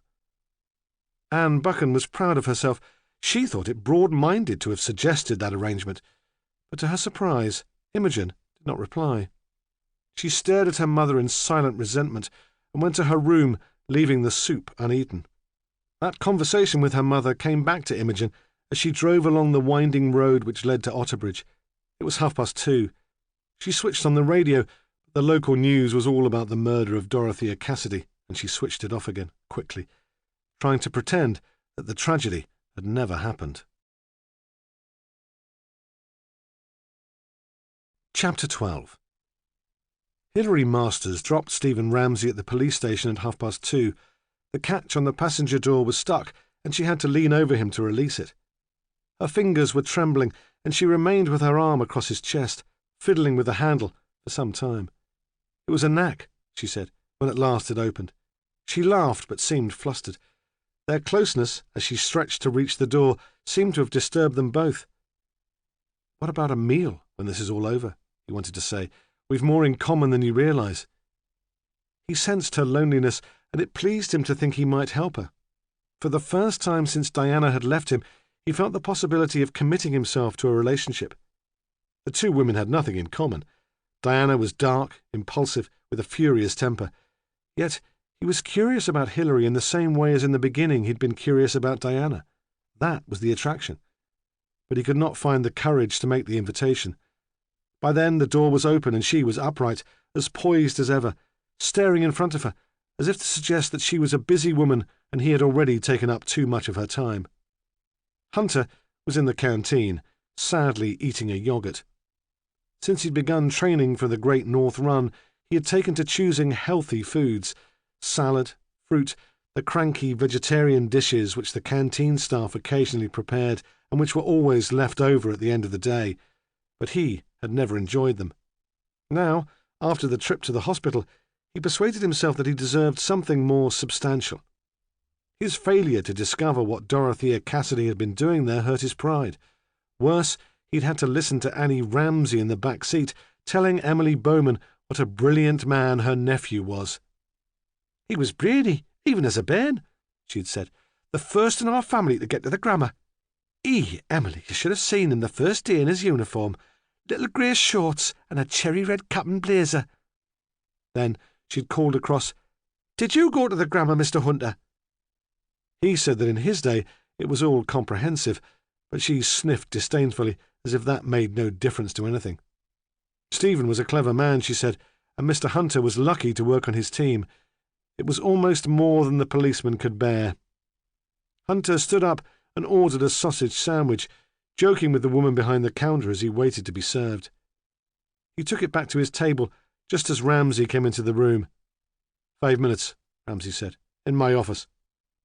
Hunter nodded. He pressed the bread of his sandwich together so the grease dripped through and bit into it hungrily. Ramsay chose black coffee and a cheese roll, then disappeared. Hunter finished the sandwich, wiped his hands on a paper napkin, and followed him. "Well," Hunter said, leaning against the door frame of the inspector's office, "how did you get on with your social worker?" He spoke as if social workers, like mothers-in-law, were inevitably a source of humour. "I don't know how I got on with her," Ramsay thought. "How can you tell what a woman like that is thinking about?" He drank coffee and kept his voice cool. "I think we'll have a possible suspect," he said. "His name's Corkill. Joss Corkill. Does the name mean anything to you?" Hunter shook his head. Ramsay pushed a computer printout of the man's record across the table towards him. "Dorothea Cassidy was at a social services case conference yesterday morning. It was to decide whether or not a child should be taken into care. Dorothea had discovered that the girl was probably being battered by the mother's boyfriend. That's Corkill. He's working on the fair at the meadow and wants to move on when it packs up, with the mother. Dorothea tried to persuade her to stay here with her kids. Corkill's a boozer with a pretty violent temper. He was expected back at the house this lunchtime, but he didn't turn up." Hunter nodded, impressed but unwilling to give Ramsay any credit for the discovery. "Where's Corkill now?" Ramsay shrugged. "He was at the fair this morning. I've put out a general alert. He'll not have got far." "So? It's all over," Hunter said. It was the sort of case he could understand after all. A man with too many beers inside him losing his temper with an interfering busybody of a woman. "I don't know," Ramsay said. "There's a coincidence. The family is called Stringer, and there's a boy, a half-brother of the child who's been taken into care, who works at Armstrong House." "Is that important?" Ramsay shrugged again. "Dorothea was there visiting yesterday, and she was supposed to be giving a talk to the old people in the evening. It might be relevant." "Have we got a time of death yet?" In the past, Hunter had dismissed Ramsay's doubts as a form of cowardice, but Ramsay had been right too often for an ambitious man like the sergeant to ignore him. "Provisional," Ramsay said, "between 10 and midnight. But I thought she was reported missing early in the evening." "She was," Ramsay said. It was the thing that was troubling him most. I wish I knew what had happened to her after she left the Stringers at 5:15. Perhaps she was abducted, Hunter said. Kept against her will. Was there any sexual assault? Ramsay shook his head. What's the theory, then? Was Corgill waiting for her when she came out of Teresa's house? I don't think so, Ramsay said. She had a car. He didn't. If he'd approached her between the house and the car, someone would have noticed. Perhaps he was waiting for her at Armstrong House. He had an excuse for being there through Clive. I think I saw the boy hanging round there this morning, Hunter said. A vacant-looking lad. Ramsay nodded. Clive Stringer can drive. He's no licence, but he's been done for taking and driving away several times. Perhaps Corgill used him to get rid of the car. He was out last night. He claims to have been at the fair, but that's no sort of alibi. He's simple and might have chosen to leave it close to where he works just because it was familiar. It would tie in with the evidence of the only witness I could find in Tanner Street, Hunter said. He claims to have seen the car being badly driven all over the road. That might mean an inexperienced driver. The lad won't be easy to interview, Ramsay said. I've had one go at him. He's frightened of something. Perhaps I'll ask the social worker to talk to him. She might get more out of him than me. Was that an excuse, he wondered suddenly, a means of seeing Hilary Masters again? At least we can work out a timetable of Mrs. Cassidy's movements well into the afternoon, he said briskly, putting all thoughts of the immaculate Miss Masters firmly from his mind. What time did she leave Emily Bowman? At about 3:30, Hunter said, after she'd taken Mrs. Bowman to Newcastle General Hospital for her X-ray treatment. He explained that there was someone in the hospital Dorothea wanted to see. I've arranged for some publicity on the wards and the outpatient department, he said, but there's been no response yet. I spoke to a staff nurse, Imogen Buchan. She was there all yesterday afternoon, but she didn't see Mrs. Cassidy. Ramsay looked up from the notes he was taking. The name was unusual but strangely familiar. He thought he'd heard it recently but could not place it. He worried about it for a moment, then gave up. Was Mrs. Bowman definite about the time? He asked. Clive Stringer claims that Dorothea went into Mrs. Bowman's room and was still there at 4 o'clock. He must have made a mistake, Hunter said. Or he's lying. She didn't go into Mrs. Bowman's flat when they got back from the hospital. According to the old lady, Mrs. Cassidy helped her into the lift, then left. She was in a hurry, Mrs. Bowman said, and only took her to the lift because everyone else was playing bingo and there was no one to help. It seemed impossible to Ramsay that Clive should have made a mistake. He had been so insistent about the time. Why, then, would he want to lie? What now? Hunter asked. He was like a small boy whose attention wanders easily. All the talk made him restless. Ramsay stood up and walked to the window. He could see the old town walls which had been built to keep out the marauding Scots and the crowds already starting to gather for the evening's parade. He opened the window and there was the faint sound of fairground music. Some of the smaller rides must have already started. We have to know where Dorothea Cassidy was yesterday evening, he said. She can't have vanished without trace. Yet, he thought, looking down at the crowd, there were so many people in Otterbridge during festival week that it might be possible to disappear into them. He was going to give Hunter more detailed instructions when the phone on his desk began to ring, and then immediately afterwards the phone on Hunter's desk in the adjoining room. The two calls must have come through to the switchboard within seconds of each other. Later, Ramsay checked and found that they were both logged for 4 o'clock. Hunter took the call that came into his room. It was from a policeman who'd picked up Joss Corkill. Tell your boss I want a medal for this, the man said breathlessly. His bloody dog bit me leg. Where are you? Hunter asked. On the bypass, close to the Ridgeway estate. Then Ramsay received his news. Clive Stringer was dead. His first reaction was numbness, a sense of failure. He had botched the Corkill arrest and should have realised that the boy was vulnerable. He had decided, after all, that Clive was probably Corkill's accomplice. He was quite certain now that the boy's death confirmed Corkill's guilt. And when Hunter came bounding back into the office with the news that Corkill had been picked up, he thought the case was all over. But as more details came in, Ramsay's certainty turned to confused panic.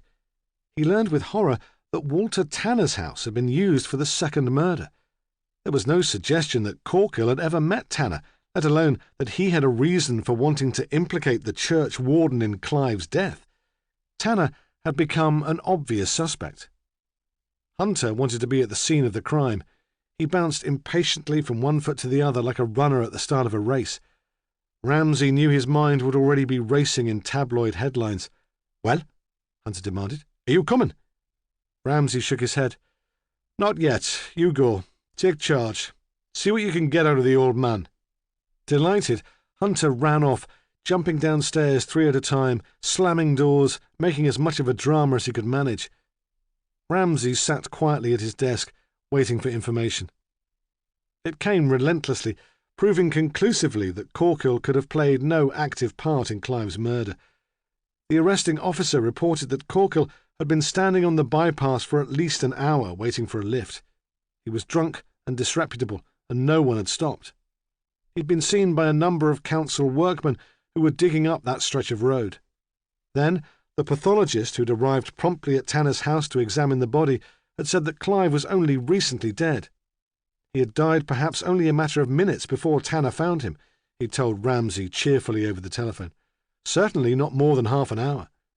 So Ramsay realised that unless there was the coincidence of 2 murderers in Otterbridge, each separately choosing to implicate Walter Tanner, Corkill had not killed Dorothea Cassidy. Ramsay ordered more black coffee and knew he would have to start from the beginning again. From his office, he made several phone calls. The first was to Hilary Masters. "Hold the line a minute," the receptionist said, "while I check that she's in." Then there was the social worker's voice, cool and professional, matching the formality of his own.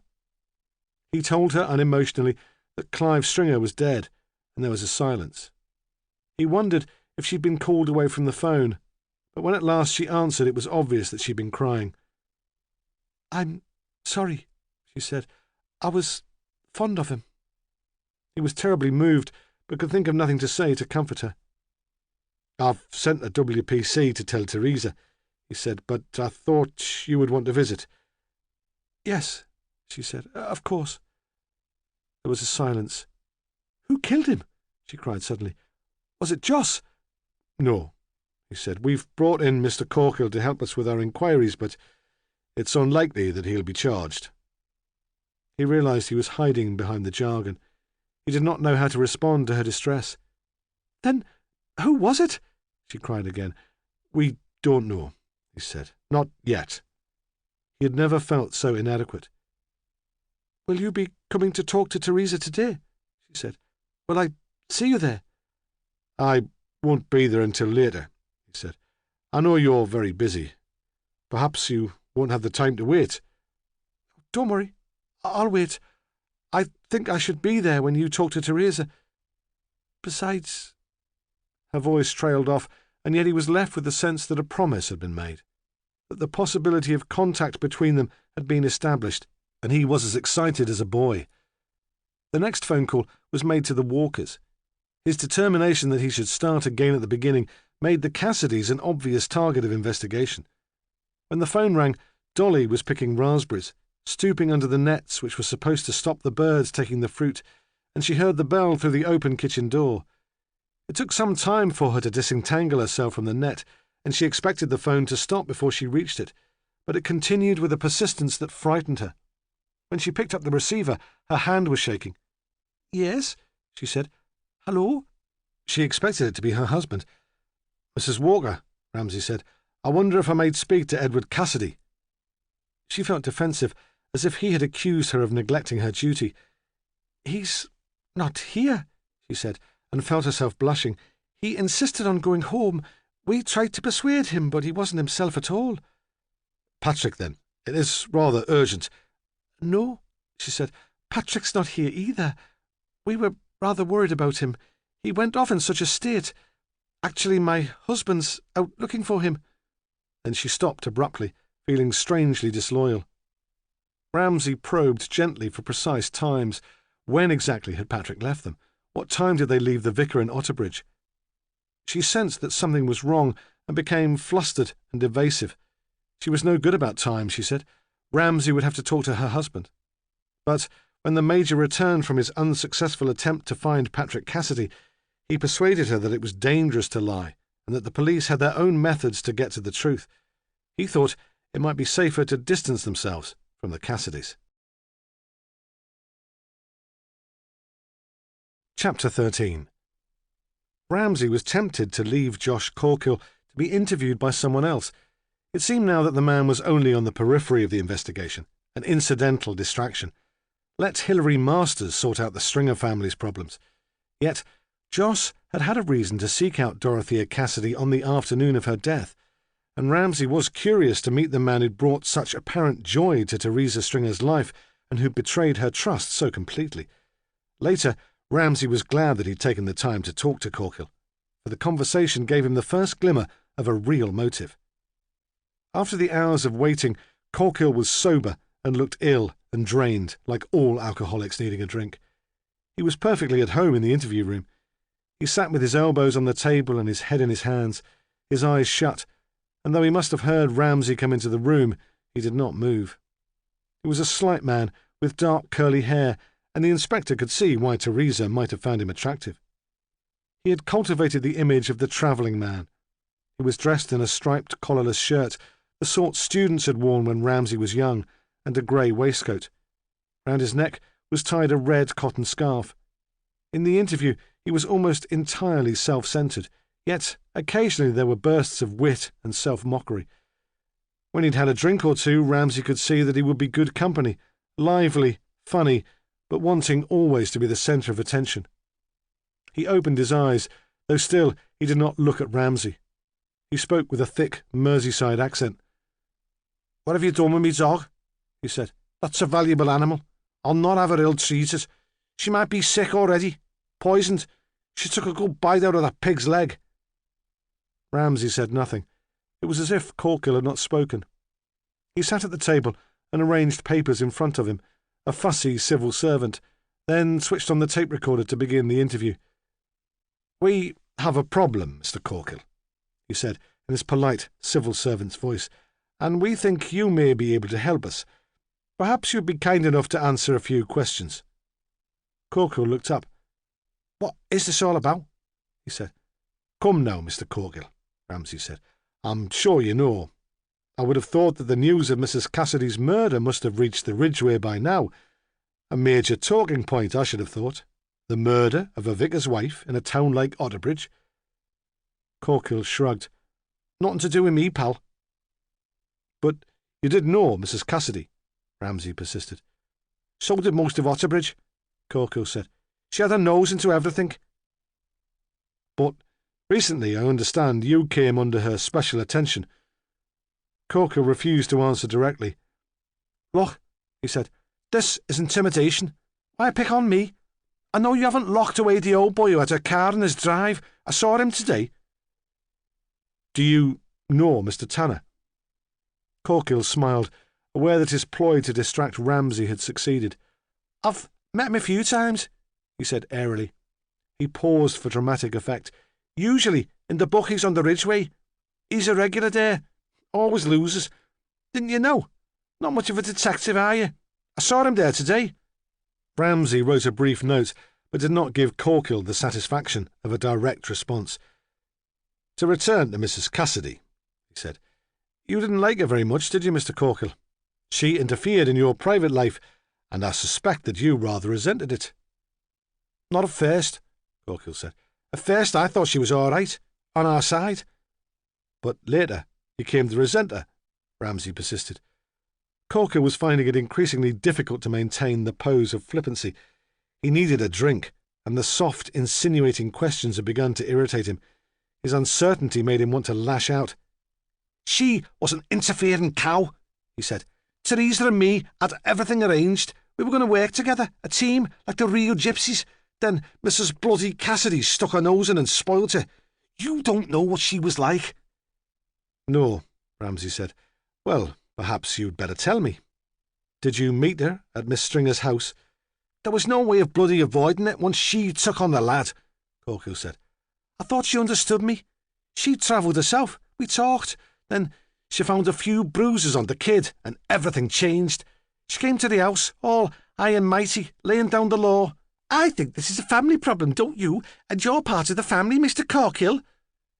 He spoke in a falsetto parody of a woman's voice.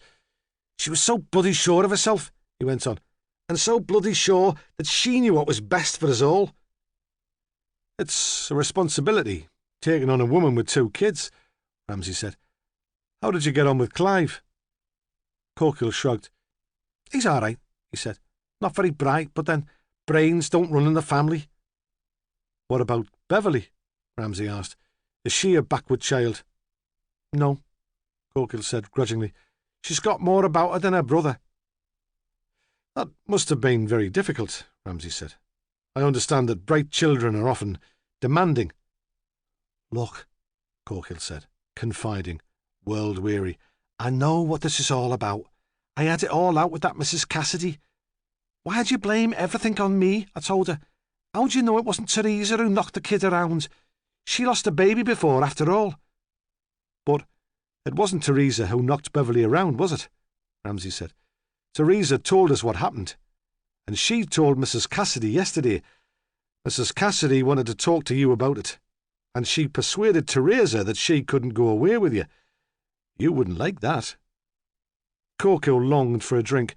His attention was wandering, and he could think of nothing else. He moved restlessly in his seat. Ramsay noted his discomfort. "Now, I want to talk to you about yesterday," the inspector said.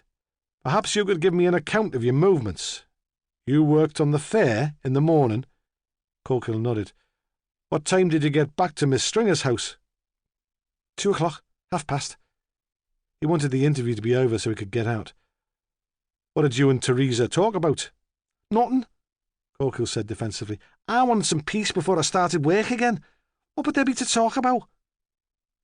"Her daughter had been taken into care," Ramsay said. "She might have thought that worth a mention." The sarcasm was lost on Corkill. "Oh, that," he said. "She was rambling on about that, but I told her to shut up." "I thought you had a row. Didn't Teresa tell you she wasn't going to come away with you after all?" This surprised Corkill. He hadn't expected Ramsay to have so much detailed information about him. "You were angry, weren't you?" Ramsay went on. "You thought Teresa had let you down, and you blamed Dorothea Cassidy. She came back later to talk to Teresa. Did you wait to have it out with her?" "No," Corkill said. "I didn't touch her. I didn't even see her then. I was so bloody angry and I went out to work." "What time was that?" "About 4:00. "What happened then?" Ramsay asked. "How did you get into town?" "I walked. I've not got money to spend on bus fares." "Did you stop anywhere on the way?" Corkill hesitated. "I needed a drink," he said. "I stopped at the off-licence on the estate." "Did you see Dorothea's car on its way to the Ridgeway?" Corkill shook his head. "I was bloody angry," he said. "I didn't see anything." "What time did you get to the fair?" 4:30, 4:45, and I was there all evening. My mate will tell you." "You didn't slip away to the pub for a meal?" "It was too busy," he said. "We had some chips on the site." "That's it then," Ramsay thought. "It's impossible for him to have killed Dorothea Cassidy. Even without the news of Clive's death, they would have to let him go." He was preparing to tell Corkill that the boy was dead when Corkill volunteered information of his own. "She was there last night," he said, "at the fair. She didn't come to my ride, but I saw her all the same." "Who?" Ramsay demanded. "Who was there?" "The vicar's wife, Mrs. Cassidy." He spoke as if Ramsay was a fool. "Are you sure?" "Of course I'm sure. She was wearing that blue jacket. I'd know her anywhere." "Did you talk to her?" "No," Corkill said, reluctantly, as if admitting some lack of courage. By then I'd calmed down again. It didn't seem worth making a fuss. "What time did you see her?" He shrugged. "I don't know. It wasn't late. Sometime between 8 and 1:30. "Was she on her own?" "No," Corkill said. Despite himself, he was enjoying the sense of importance the information was giving him. He could tell Ramsay was excited. He paused, tantalizing the inspector, smiling. "Well," Ramsay said, "who was with her?" It was a woman, Corkill said. A pale thing, pretty enough. What were they doing? How should I know? Corkill said. I was busy. There was a crowd. But you must have seen something. They were walking together, talking. There's nothing else to say. Ramsay was already planning the next stage of the investigation. They would put as many men as he could spare into the fair that night, with photographs of Dorothea. Who was the woman with her? Corkill's description had stirred some vague memory. Perhaps Cassidy would know, he thought. Can I go, then? Corkill said, suddenly cocky. Not yet, Ramsay said. I'm afraid I have some news for you. He spoke in exactly the same tone as before. Clive Stringer is dead. He was found murdered this afternoon. He watched the man carefully and was convinced it came as a surprise to him. I didn't know, Corkill said. Then, with a burst of temper, I suppose you want to pin that on me too? Ramsay shook his head. Just make a statement, he said. Then you can go. I expect Theresa will be glad of your support at a time like this. Corkill shook his head. No, he said. I've had enough. I'm not going back there. She's too much like bloody trouble. I'm leaving, going back on the road, on me own. He stared out of the window. Ramsay stood up to leave the room when Corkill spoke again. Poor bastard, he said. He didn't have much of a life, did he? It seemed a fitting epitaph for the boy. Ramsay called a constable into the room to help Corkill make his statement, then returned to his office. When he got there, the phone was ringing.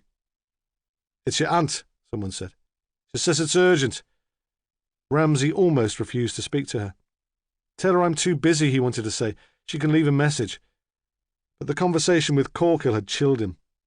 Corkill had lost the habit of human contact. He cared for Theresa, but preferred loneliness to the responsibilities that came through living with her. Perhaps I'm like that, Ramsay thought. I resent the demands of friendship. So when Annie came through to him, he spoke to her kindly, with unusual warmth. But he knew it was all pretense, and like Corkill, he was better on his own. In Armstrong House, Annie Ramsay had been playing detectives. At lunchtime, she'd cancelled the afternoon's bingo. It wasn't fitting, she said, after such a tragedy. All the same, it brought everyone together for a laugh and a cup of tea, and she missed it. When she first got back from the hospital, she pottered around her flat, making scones, thinking that later she would take them round to Emily's so they could share some tea. She wasn't much of a cook, not like her mother. With the memory of her mother, the warm kitchen, the big range and the pit cottage where she'd grown up, she pulled herself together. She'd always vowed that she would never become one of those old people who bored the pants off the world by talking about when they were bairns. There was more to life than dreaming about the past. Her flat was too quiet, that was the trouble. It looks over the respectable street leading to the park, and at this time in the afternoon the children were at school and the parents were away in their offices in the town. She wanted a bit of bustle, a bit of something to watch. At the front of the building there was a small patch of garden, some lawn, a few pots of geraniums and a wooden bench donated, according to the plaque on the back, by St. Mary's Mothers' Union. The bench was seldom used, too bloody uncomfortable for one thing, Annie thought, as she settled herself onto it, and too close to the busy road with its noise, fumes and dust. From where she sat, she could see the main road into town and round the corner into Armstrong Street. There, in the mid-afternoon heat, everything seemed quiet, lifeless. In one of the gardens was a pram with a dazzling white sunshade, but throughout the afternoon the baby made no sound. A little way up the street, a car was started. It pulled into the street and disappeared over the brow of the hill into shadow. Annie was aware of it because it was the first thing to move in the street since she'd been sitting there, but later she was unable to describe it at all. "What about the colour?" Ramsay would say impatiently when she phoned him. "You must have seen that." But she had to tell the truth and say she had no idea. She was able, however, to give him an accurate time, because as the car drove off, the bell in the primary school on the main street was rung, and the children ran out to the lollipop lady on the zebra crossing. The school day finished at 3:45. She spent a few minutes looking at the children, trying to recognise the ones who lived locally, delighting in how brown and healthy they were.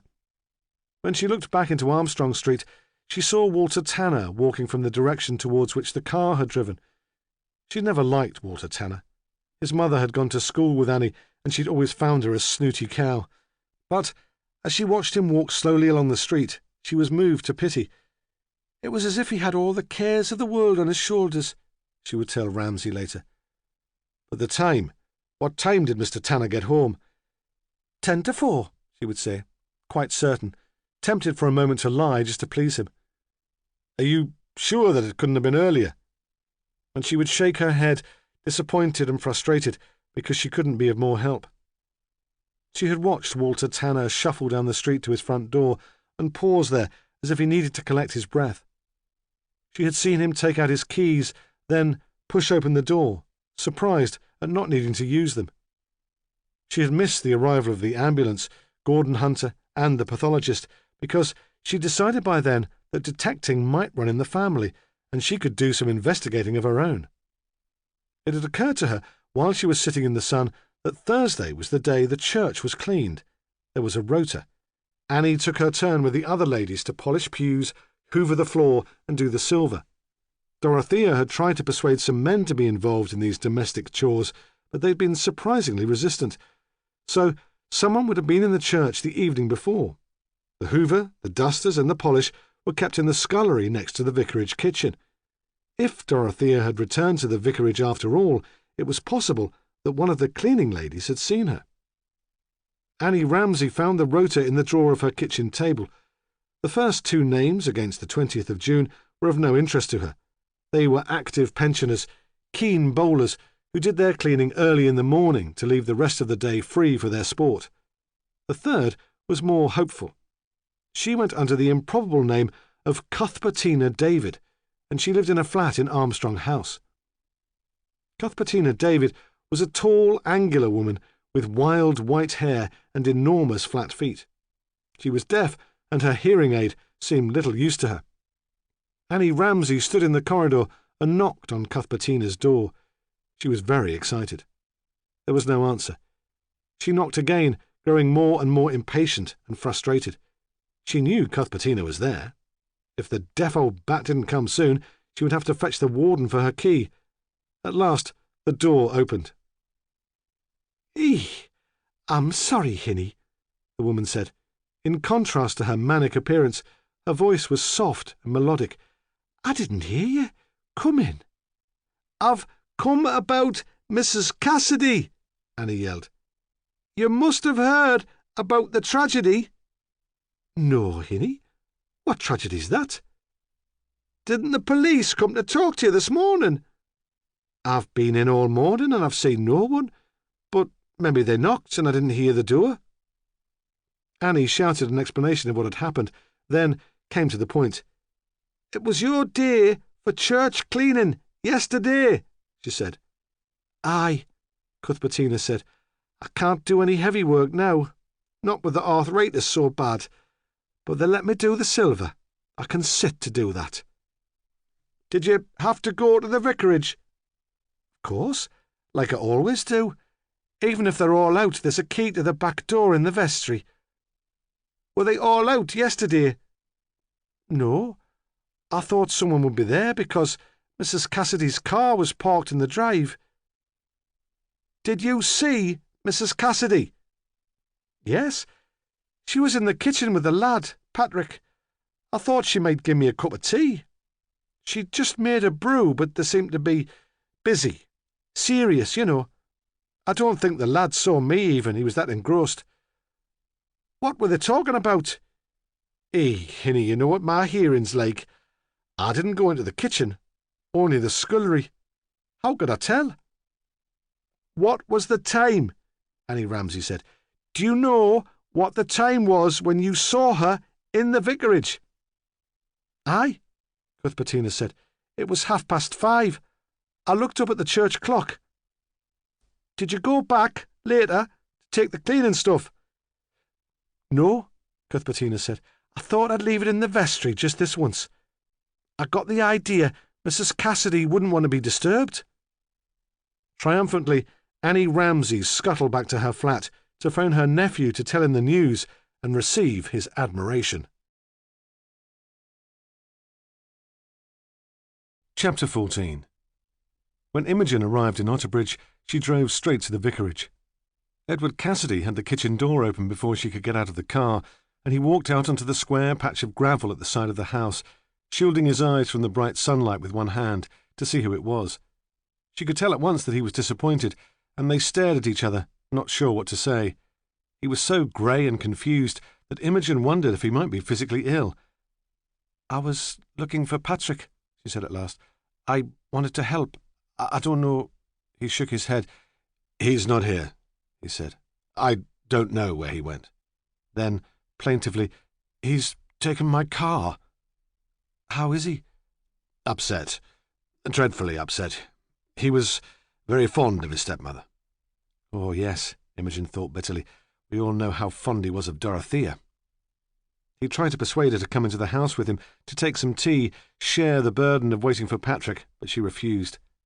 She knew Edward wanted to talk about Dorothea, and she couldn't stand that. She almost ran back to her car and drove away too quickly, so that the wheels spun on the gravel, and the cats that had been sleeping on the back doorstep in the sun ran into the house. She drove through the town to her parents' house. She thought Patrick might try to get in touch with her there. The progress through the crowded streets was slow, and she swore to herself and hit the horn with her fist when pedestrians would not move out of her way. In the square by the almshouses, some sort of pageant was in progress. It was full of children in medieval dress. Bloody festival, she thought. The whole town goes mad at this time of the year. Her parents lived in a large, semi-detached villa in one of the quiet streets close to the park. She had long since stopped thinking of it as her home, although she'd never lived anywhere else, except in a nurse's home for the first few months of her training, and she'd hated that. All along the street, in the gardens and by the side of the road, trees were in blossom. Much of it was past its best, so the pavement and parked cars and the tidy front lawns were covered with the shrivelled pink flowers. Her mother laughed at the neighbours' attempts to sweep the dead blossom away. "What does it matter?" she would say. "There'll only be more tomorrow. What tedious lives those people must live if they can think of nothing better to do." I expect she considers I lead a tedious life too, Imogen thought. She pulled her car onto the pavement, leaving the drive free for her parents' Volvo, and walked down the long, narrow garden to the house. Just inside the door was a pile of post, and she stooped to pick it up, absently looking through the envelopes to see if there was anything for her. There was one letter. It was in a cheap white envelope, and the address was written in a handwriting she didn't recognise. It had been posted locally the evening before.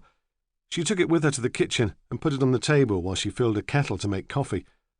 All the time she was willing the phone to ring, or the doorbell. Patrick would have an explanation for everything, she thought. If only Patrick turned up, everything would be all right. She made instant coffee in a mug with a cartoon of Margaret Thatcher on the side and opened the letter. "Dear Imogen," it said, "I'm sorry you were so upset today. I think we should meet when I've more time. We need to talk. Perhaps we could have a meal together. I'm sure you've no reason to worry. I'll be in touch soon." It was written in a bold and confident hand, and it was signed Dorothea. Imogen could imagine her writing it, dashing it off in a moment, perhaps while she was sitting in her car outside some client's house. There was nothing new in the letter. It was a gesture, a form of showing off. "Look at me," it said. "I'm incredibly busy, but I can still find time to show my stepson's neurotic girlfriend that I care about her." It was as if she'd seen a ghost. She tore the letter into pieces, then set fire to the paper in an ashtray. She rinsed the mug and the ashtray under the tap and went up the stairs to her room. She had first suspected that Patrick was in love with Dorothea Cassidy on Easter Sunday. She remembered it vividly. She'd been invited to the vicarage for lunch. Then she and Patrick had spent the afternoon together, walking along the River Otter. There was a quiet, overgrown place where they knew they would not be disturbed. They lay under the trees and threw stones into the water. She had her head on his stomach, and he stroked the hair away from her face. "We should elope," he had said, "and live here forever." She had moved away from him, so she was face down, watching the dragonflies on the river. She did not look at him because she was nervous about what he might say. "Why don't you leave the vicarage?" she asked. "Perhaps we could get a flat together." "Perhaps we could," he said, apparently enthusiastic, so she rolled back onto her side and took his hand relieved. But when she went on to make real plans, to discuss where they might live, when he might move, he said it was not something to hurry. "There's plenty of time," he said expansively. "We're all right as we are." So she realised that something was holding him at the vicarage. She thought at first it might be his affection for his father. They had been alone for such a long time that there was a special bond. It was only later, on that Easter Sunday, as they were walking back in the dusk through the trees, with the sound of church bells in the distance, that Patrick made some casual reference to his stepmother. The trivial remark was made with such reverence that she saw quite suddenly that the real attraction was Dorothea. Since then, she had considered Dorothea a rival. Even when she was most depressed, she had never dreamt that there was anything physical between them. But, in comparison to Dorothea, she felt excluded and inadequate. The jealousy crept up on her without her realising what was happening. At the start, it was a minor irritant, almost amusing. Didn't Patrick see what a fool he was making of himself, she thought? He was surely too old for a teenage crush.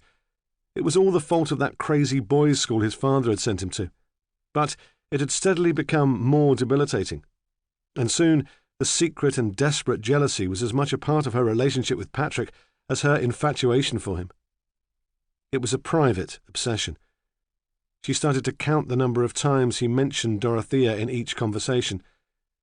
She noticed that when Dorothea was alone in the vicarage, he made excuses to go home early to see her.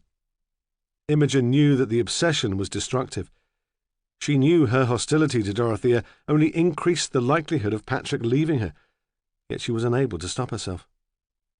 "Why does Dorothea have to run around doing all that social work?" she would ask, sneering. "Hasn't she got enough to do in the church? Shouldn't she dress more like a vicar's wife?" Patrick seemed so wrapped up in admiration for his stepmother that he didn't notice the criticism, and was only too glad of the opportunity to talk about her. Soon, Imogen knew even the most intimate details about her. Dorothea could never have children, he said melodramatically. It was one of the tragedies of her life. That was why she was so committed to social work. She loved all the children she worked with as if they were her own. Not once, since Easter Sunday, had Imogen actively blamed Dorothea for what was happening to her. She had too little confidence for that. She blamed herself, bottled things up, and grew thinner and more frail and beautiful. She just wanted Dorothea out of the way. Now she had got what she wanted, and there was nothing left but this dreadful panic. She lay on her bed and stared up at the ceiling, at the cracks in the plaster she remembered from childhood illnesses, when fever had made the patterns dance in front of her eyes. I didn't really want her out of the way, she thought. Not literally, not like that. She would have been able to handle the situation, she thought. Patrick would have seen sense in the end. She would have come to terms with it, if only Dorothea hadn't decided to meddle, if she had not turned up at the hospital with her unendurable compassion and her pretensions to sainthood. Dorothea had arrived on the ward without warning the afternoon before. She had run up the stairs from the radiotherapy outpatient's waiting room and looked glowing, radiant. It was a quiet time, and the other nurses were in the canteen having lunch. Imogen was on her own in the office. She had looked up from the desk, and there was Dorothea, smiling, slightly out of breath. "I'm worried about you," Dorothea had said, coming straight to the point. There was never any small talk with Dorothea. She despised it. "You haven't been looking well lately. I never get a chance to see you on your own at the vicarage. Patrick keeps you all to himself." "I'm fine," Imogen had said, looking blankly out of the window. "Don't be ridiculous," Dorothea had said, and sat down on the visitor's chair, frowning slightly to show her concern. "You've been miserable for months. Look at all the weight you've lost. What's Patrick been doing to upset you? Or is it work?" And then, despite herself, Imogen had blurted it all out, and Dorothea had listened, fixing Imogen with such a concentrated look that it seemed that nothing in the world mattered more to her than Imogen's happiness, and she had promised to put everything right. Imogen had gone home from work that night, not sure what to expect. She had wanted to believe that Dorothea had a magical power to arrange things, but was afraid that the meeting between them might provoke some crisis. She had shut herself in her bedroom. Her parents were preparing to go out, and she could hear them calling to each other between the bathroom and their bedroom about what earrings went best with her mother's dress. Then the doorbell had rung with an unusual ferocity, and she had fled down the stairs to answer it. Patrick stood on the doorstep as he had on the night they met, but he refused to come in. "I want to talk to you," he said. "Come in. My parents are going out soon." "No, not here. Get your things. We'll go to the pub." She did not know what to make of him. It was impossible to tell what he was thinking. He seemed angry, restless, embarrassed. They had walked down the road, scattering the dead blossom with their feet, not speaking. There was a pub on the corner of the next street, and they stopped there. The inside had been ripped out to make one huge bar, and there was jukebox music and flashing one-armed bandits. At the door, Imogen hesitated. Usually he hated places like this. She expected him to walk out and find somewhere else, but he went straight to the bar and bought drinks for them both without even asking what she wanted. He led her to a corner. "What have you been saying to Dorothea?" he said. "Nothing," she said. "The truth, that you care about her more than you care about me." She realized at once how childish that sounded, but it was too late. "You're mad," he said, but he was starting to blush. The colour spread from his cheeks to his neck and even to his hands. He drank the beer very quickly, tipping back his head to pour it down his throat. "She's almost old enough to be my mother." "What has that got to do with anything?" she said impatiently. "You shouldn't have spoken to her," he cried. "It's upset her. She doesn't trust me anymore. She thinks I should leave the vicarage." There was a pause, and the fruit machine beside them clattered and spewed out brass tokens into a dirty metal tray. The skeletal young man who was playing the machine left them where they were and impassively pulled the handle again. Patrick turned to her and took her hand. "You've got it all wrong," he said, trying to convince himself as much as her. "It's you I care about. You know that." She saw then that he was ashamed of his passion for Dorothea. It scared him, made him different from all his friends. He would prefer to love her. "Well then," she had said, standing up, wanting to get her own back for all the times he had hurt her. "Why don't you prove it?" And she had walked out of the pub, leaving him there, embarrassed and defensive. She had not seen him since then. She had waited all day at work for him to call, but there had only been the policeman with his photograph of Dorothea and the news that she was dead. The memory of the conversation in the pub made Imogen's head spin more than the bout of measles she'd had when she was a girl. She got off her bed and walked to the window. She had a view of tennis courts and the bowling green and beyond to the river. Usually there were spry old gentlemen in smart blazers bending over the green, but today it was quiet. The police must still be keeping people out of the park. At one time she had imagined herself and Patrick, old, still together, but now that seemed impossible. As she turned back from the window, the phone began to ring. When her parents came in an hour later, with arms full of exercise books, desperate for a gin after a day at school, the house was empty and Imogen had disappeared. Chapter 15. As he walked from the police station to the vicarage, Ramsay tried to pinpoint what made this case so different from all his other investigations. There was the character of the victim, of course. Vicars' wives did not usually get themselves murdered. But there was also the point that she was emotionally involved with a quite disparate group of people who had nothing in common but the fact that they'd been caught up in Dorothea's compassionate enthusiasms. Beside her immediate family, there was Teresa Stringer, with her pathetic dreams of starting a new life with Joss, the old lady with cancer in Armstrong House, and Walter Tanner, incongruously a gambler and church warden.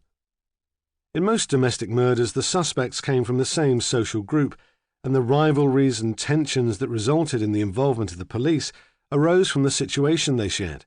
Here, the only thing that gave the case any real cohesion was Dorothea Cassidy herself. When Ramsay arrived at the vicarage, Patrick Cassidy had still not returned, and the vicar opened the door. The church clock was striking 5:30, and there was the same noise of commuter traffic as when the inspector had been there in the morning. It was still very hot. Cassidy was flushed and anxious, and a faint smell of alcohol hung about him. He seemed perpetually on the verge of hysteria. He stood in the shadowy hall and peered out at Ramsay. "Oh, dear," he said. "It's you. I had expected it to be Patrick. He drove off in my car earlier this afternoon, and nobody knows where he's got to. He's a deep boy, you know. Very deep. It's impossible to tell what he's thinking even when one suspects he's in terrible pain." Ramsay immediately noticed the change in him. Even his appearance was different. He was untidy, stooped. There was a stain on his shirt which might have been mayonnaise. "Come in," he said, with some desperation. He was obviously afraid of being left alone. He led Ramsay into his study, then stood looking aimlessly around the room. The photographs he'd shown Ramsay so proudly earlier in the day had been removed from the album and were scattered over the desk. One caught Ramsay's eye, and he remembered where he had heard the name of the staff nurse Hunter had spoken to on the cancer ward. He said nothing, but saved it for later. "I'm so worried, you see," Cassidy said. "I couldn't stand it if there was another tragedy." The words seemed prophetic, and Ramsay wondered if he must know something about the death of Clive Stringer, then saw that the vicar was preoccupied with his own family, his own security. Cassidy looked up at the policeman and said simply, "I don't think I could bear to be all alone. Not now."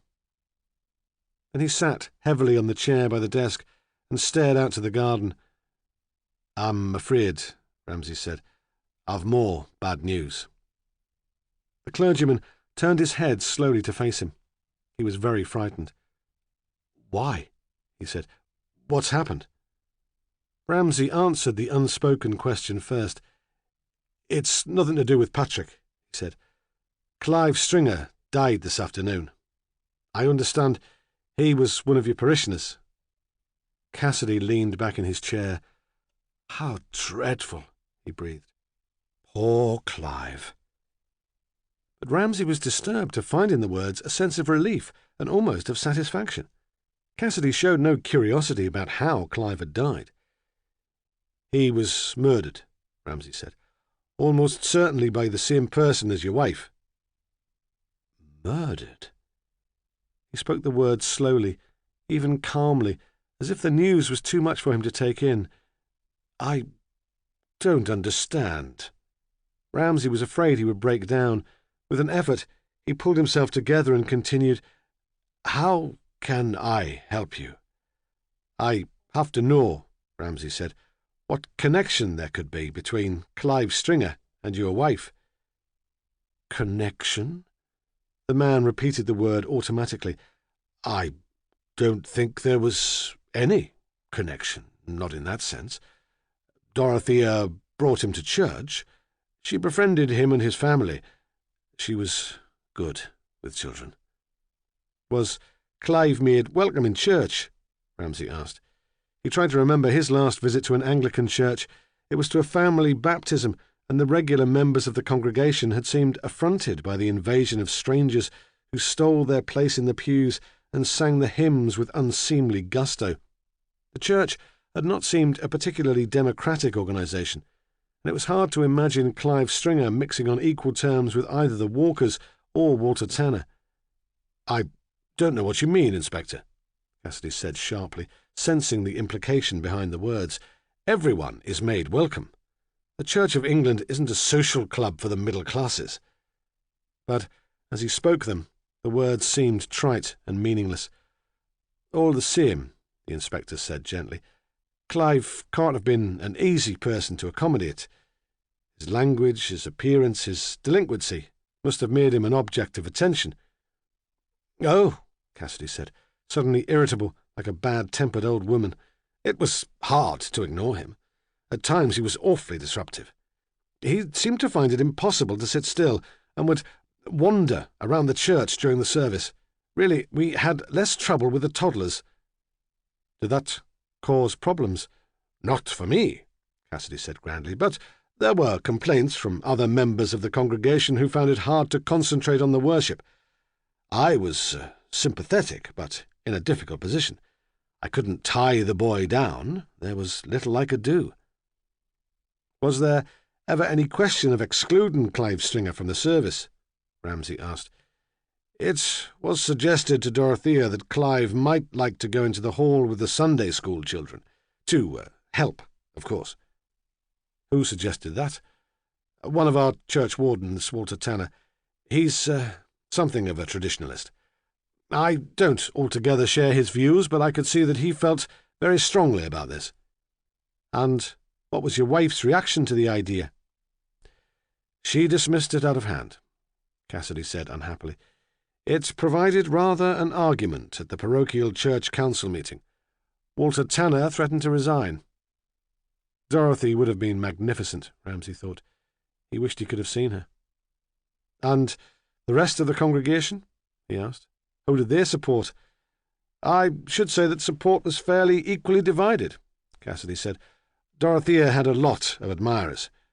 She introduced a lot of new people to the church, young people, families. They supported her. And you? Ramsay said. What did you think? There was a shocked silence, and for a moment Ramsay was made to feel that the direct question was an impossible breach of manners. Then he answered bitterly, I didn't think anything. I just wanted to stop the unpleasantness and bring people together. Besides, my opinion didn't seem to count. He lapsed into silence again. Then, with something of the old charm, he turned to Ramsay and smiled. I'm sorry, Inspector, that wasn't fair. I suppose I'm saying that I saw my role as a conciliator. Besides, I never had Dorothea's courage. Ramsay sat forward in his chair. I'd be grateful, he said smoothly, if you could tell me something about Mr. Tanner. I'd like your personal opinion of his standing in the town. Was he well thought of, for example? Were there any rumours concerning his private life? Well, of course Walter's well thought of, Cassidy said. He's been church warden for years. He's highly respected. You mustn't take Dorothea's opposition to him too seriously. She was young, impatient, and the worst she ever said of him was that he was stuffy. We found your wife's car in Walter Tanner's drive this morning, Ramsay said, and Clive Stringer's body in his house this afternoon. Have you arrested him? Cassidy demanded. Do you think he murdered Dorothea? Ramsay shook his head. I don't know, he said honestly. I haven't reached any conclusions yet.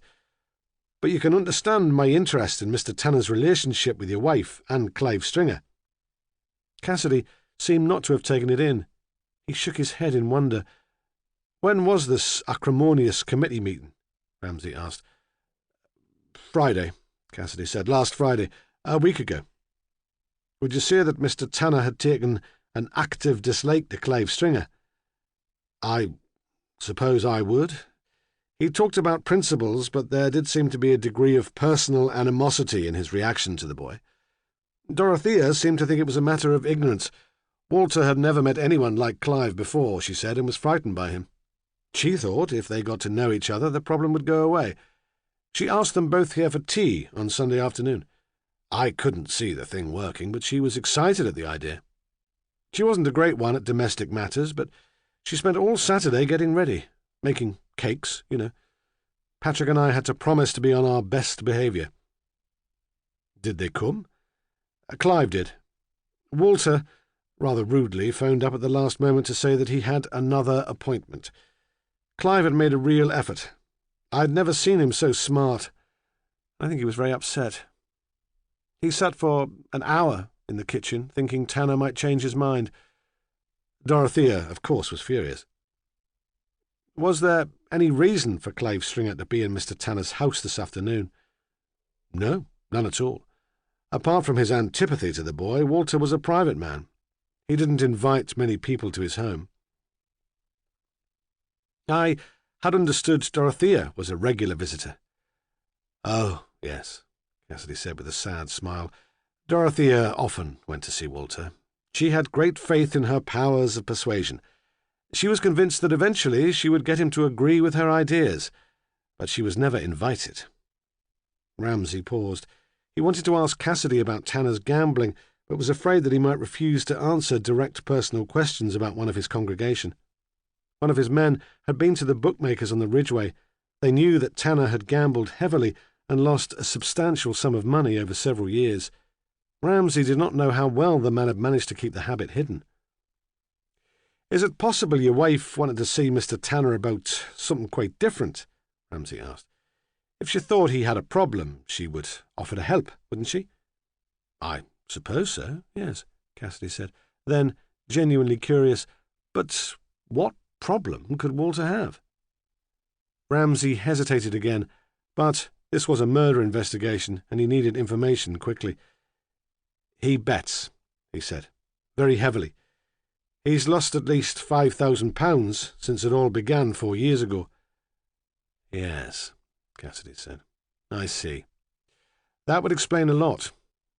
You never suspected that he had a problem?" "I knew that he was lonely and isolated. I hadn't realized he'd turned to gambling. The poor man must have been under a terrible strain. It reflects very badly on the whole congregation. We should have done more to help." "Did Mrs. Cassidy know, do you think?" "I'm not sure," Cassidy said. "Perhaps. But she never discussed the matter with you." "Oh, she wouldn't do that. Not without asking Walter first. She had a great concern about confidentiality." He spoke with pride, and Ramsay thought suddenly that he'd lost sight of the great affection Cassidy had felt for his wife. She had caused him inconvenience and embarrassment, but the passion which had made him run away and marry her as if they were eloping teenagers had remained to the end.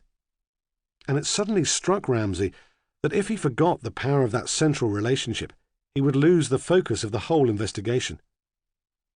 If Mrs. Cassidy had discovered that Mr. Tanner was gambling regularly, what would she have done? Ramsay asked. "She would have talked to him," Cassidy said with certainty. "She would have gone to him and offered support, help." And Tanner would have hated that, Ramsay thought. Nothing could be worse than being confronted by a young woman so flawless and innocent, reminding him by comparison of his own weakness. Cassidy got up suddenly and walked to the window, imagining for an instant the sound of a car on the drive, but he was disappointed and turned back to the room. "I wish Patrick would come," he said. "I don't know where he could be." "Perhaps he's with his girlfriend," Ramsay said. "You showed me a photograph earlier. Did you say her name was Imogen?" "I don't think he's with Imogen," the vicar said. "She was here earlier, looking for him." "Is she at the university too?" Ramsay asked. No, Cassidy said impatiently. "She's a nurse in the general hospital." "How did Imogen and Mrs. Cassidy get on?" "I don't know well enough. Patrick didn't bring her here very often. You know what young people are like." "Would your wife have had any urgent reason to speak to her yesterday?" "No, of course not. What is this all about?" But Ramsay only shook his head, as if he were making polite conversation to pass the time until Patrick returned. "Have you had any other visitors today?" he asked, "since the Walkers brought you back to the vicarage?" Cassidy shook his head. "And you've been here all the time?" "Of course!" The clergyman was almost shouting. "I've been waiting for Patrick." There was a pause, and the church clock struck 6. "I'm afraid I must ask you some more questions about your movements yesterday," Ramsay said gently, "just to confirm your story. There's been a minor discrepancy. Probably nothing important." Cassidy stared at him blankly. "You say that you left here at about 5:15. Patrick said that he arrived home soon after. He just missed you, he said. We have a witness who states that she saw Mrs. Cassidy's car in the drive at 5:30. She saw Patrick and Mrs. Cassidy having tea together in the kitchen. They were rather strained, she thought. Patrick never told us about that meeting. Can you think of any reason for his wanting to keep it a secret?" "No," Cassidy said. "How should I know? You'll have to ask him." "We will ask him," Ramsay murmured. The sun, lower than it had been in the morning, now shone directly through the window, making the room breathlessly hot. Ramsay was thinking that he should leave. He imagined Hunter at Tanner's house, fuming, waiting for more instructions, for some idea of what was going on. He could send somebody else to the house to wait with Cassidy for Patrick's return, but, just as he was about to go, the vicar, oppressed, it seemed, by the heat and the silence and the tension of waiting for his son, began to talk. "I think Dorothea must have been disappointed in me," he said. "Before we married, she only really knew me from my books, and they were written a long time ago. It is rather easy to stand up for one's principles in print. I think she must have been disappointed in the coward she had actually married." "And Dorothea?" Ramsay asked. "Did she have principles?" The vicar sat forward in his chair. "I rather think," he said, "that she had too many." Chapter 16. Walter Tanner sat in the dusty living room and stared with increasing hostility at Gordon Hunter. Although the policeman had arrived more than an hour before, he'd only just begun to give Tanner his full attention. At the start, it had been noise and self-important bustle, with Hunter standing in the hall directing a stream of strangers upstairs. There were still police cars outside, and a small crowd of the less inhibited neighbours gathered to watch. From the landing came men's loud voices, and someone was whistling. For a moment, Tanner felt something of the excitement and exhilaration that came to him when he was gambling. In the betting shop, there was noise, a breathless sense of risk, and the feeling that in the minutes of watching the horses on the television in the corner of the shop, he was really living. This is a gamble, he thought, as somebody else came to open the door and stamped up the stairs without waiting for an invitation. How much I tell the police, how I play the situation, it's all a gamble. Then he looked at Hunter's face and thought that, as in the bookmakers, the punter was always destined to lose. "You can't expect me to believe that this is all coincidence," Hunter said. He was standing, leaning against a solid bookcase with one shoulder. He knew that this was his big chance for promotion, and he was convinced Tanner was a murderer. "I'll show Ramsay that you don't have to have been to the grammar to get results," he thought. "A murdered woman's car, and now the boy's body," he said. "It's about time you started telling us what it's all about. Where were you this afternoon?" Tanner took a deep breath. This was it. He was under starter's orders. "I was on the Ridgeway estate," he said. "Were you visiting someone?" Hunter demanded. "Was it Stringer? Something to do with the church?" Tanner smiled and showed uneven, nicotine-stained teeth. Keep it light, he thought. Keep it confident. Make it seem that there's nothing to hide. Some of it they'll find out anyway. "No, Sergeant," Tanner said. "Hardly that. I was there to visit my bookmaker." "Do you expect me to believe that?" Hunter said. "Are you trying to be funny?" "Not at all, Sergeant. I have a little flutter occasionally. Nothing substantial, of course. It's a little harmless fun since I retired." "There were witnesses," Hunter said. "Of course, Sergeant, of course." And they'd not got much further than that when Ramsay arrived from the vicarage. He'd been back to the station to pick up a car, and Hunter watched it draw up with anger and disappointment. That was typical, he thought. Ramsay had arrived to steal the glory, just as Tanner was about to confess. But Ramsay, it seemed, was unconvinced about Tanner's guilt. Hunter met him in the hall and tried to persuade him to take the retired grocer to the police station for questioning. "Put him in the cells for an hour," he said. "That'll persuade him to talk." "How does he seem?" Ramsay asked. "Cocky. Too bloody cocky. Seems to find it funny." "Perhaps he's hysterical," Ramsay said. There was, after all, something ridiculous about a body in a bath. It was like a second-rate horror movie. "But the evidence," Hunter said. "The car and the boy's body. And now you tell me there was motive too. The vicar's wife had found out about his gambling, and Tanner couldn't stand the lad. It's too much of a coincidence." "Perhaps the murderer has a perverse sense of humour," Ramsay said, "or a grudge against the old man. And we don't know that Dorothea had found out about the gambling. It's only a possibility." He was distant, as if his attention was elsewhere, and he was going through the motions of considering Hunter's opinion. Of all the inspector's moods, Hunter found this the most irritating. "Is there anything else I should know?" the sergeant demanded. "Something relevant which might be worth a mention?"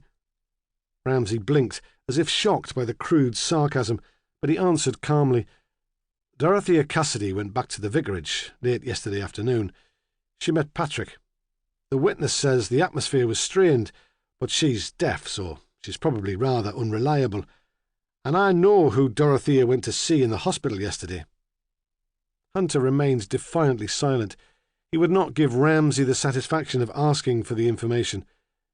"It was the staff nurse you spoke to," Ramsay said. "Her name's Buchan. Imogen Buchan. She's Patrick Cassidy's girlfriend." Hunter swore under his breath. "There is something else," Ramsay said. There bloody would be, Hunter thought. "Joss Corkill saw Dorothea Cassidy at the fair last night. Or he says he did. He might be a malicious witness playing games, but I think I believe him. She was with a young woman whose description fits that of Imogen Buchan. He should be at the fair all night. We'll send someone round with a photo to make sure." Still, Hunter insisted that they should take Walter Tanner to the police station, but Ramsay pulled rank and refused. The double murder had attracted the attention of the national press. They were jumpy and took delight in coming too quickly to conclusions. The phrase, "helping the police with their inquiries," would be seen by them as a euphemism, and Annie Ramsay's evidence made it impossible that Walter had killed Clive. Even if the boy were waiting for Tanner inside the house, he would hardly have had time to commit the murder between arriving home and phoning the police. There was Dorothea, of course. Still a chance that Tanner had killed her, but in that case, who'd murdered Clive? And what could be the motive? Ramsay felt that Tanner was useful because he'd been close to Dorothea and understood the politics of the church. But he certainly wasn't a suspect in his own right. When Ramsay returned to the room, Tanner was standing up, smoking a cigarette. He looked at Ramsay hopefully, seeing him as an ally, someone to rescue him from the bullying Hunter. Ramsay took a seat, waited until Tanner had stubbed out the cigarette, then spoke quietly. "When did Mrs. Cassidy find out about your gambling?" he asked. Walter stared at him, his mouth slightly open. He clearly thought the man must be some sort of magician. He was too shocked to deny it. "Well," Ramsay persisted gently, "it was a recent discovery, wasn't it?" This was a guess, but he imagined that Dorothea would never allow a situation she considered unsatisfactory to go on indefinitely. She would use all her energy to do something about it. Walter Tanner nodded. "How did you find out?" "She'd been visiting a family on the Ridgeway," Walter said, unhappily. "She saw me going into the bookies." The exhilaration which had sustained him through the interview with Hunter had left him. "What did she do?" Ramsay asked. Tanner paused, trying to find the words, stammering over them, and when he spoke, Ramsay was surprised by the power of them. "She tormented me," he said. "She was so certain, so morally superior, so horribly kind, and so beautiful," he thought. A vicar's wife had no right to be so beautiful. "What did she expect you to do?" "To stop, of course. She seemed to think that it would be easy. 'I really don't see the problem,' she said. 'You don't need that sort of thing, not you, Walter, not with your faith.'" "But it wasn't that easy." "It was impossible," he said. "I knew she was right, and I tried to give it up, but it was like a terrible addiction." He paused again and ran his tongue over his lips. "Then she thought I should make the whole thing public. She said I needed the support and encouragement of the whole congregation. If it remained a secret, I'd never stop." "Did she threaten to tell the others?" Ramsay asked. "No," Walter said. "To be fair, she never did that. But she was always here, putting pressure on me. 'Why don't you tell them at the PCC meeting?' she would say. And then throughout the meeting she would be there, staring at me, waiting for me to speak. She didn't see that her interference just made things worse. It made me realize what a mess I'd made of my life. I couldn't stand it." "When was Mrs. Cassidy last here?" Ramsay asked. "On Saturday morning. She came to ask me to Sunday afternoon tea." "But you didn't go, did you?" "No," he said. "I couldn't face it." "Did you kill her?" "No," he said, with a strange comic dignity. "I wouldn't have killed her." There was a pause, the sound of footsteps on the stairs, the slam of the front door. The house was suddenly quiet. "Has anyone else got a key to your house?" Ramsay asked. The lock wasn't forced. Then, after some thought, Walter answered, "No. When my mother was ill, a woman came in to look after her. She had a spare key. I don't think we ever got it back." "How do you explain the fact that the door was open?" "I don't know. I suppose I forgot to lock it when I went out. I was upset." "Tell me about Clive Stringer," Ramsay said. "Why did you dislike him so much?" I didn't dislike him, Walter said. Not really. It was what he represented. And what was that? I suppose, Walter said slowly, he represented all the changes Dorothea had made in the church. He made me uncomfortable. You have no idea what he was doing here this afternoon? None, Tanner said. If Dorothea had been alive, I would have suspected her of sending him. She had some silly idea that we might be friends. But of course that's impossible. Yes, Ramsay said. That's impossible. He felt a sudden deep sympathy for this sad little man. The violation of his privacy by the murderer was a crime in itself. From outside, a long way off and distorted by amplification, came the sound of rock music. The carnival parade was about to start. Ramsay realised it was already evening.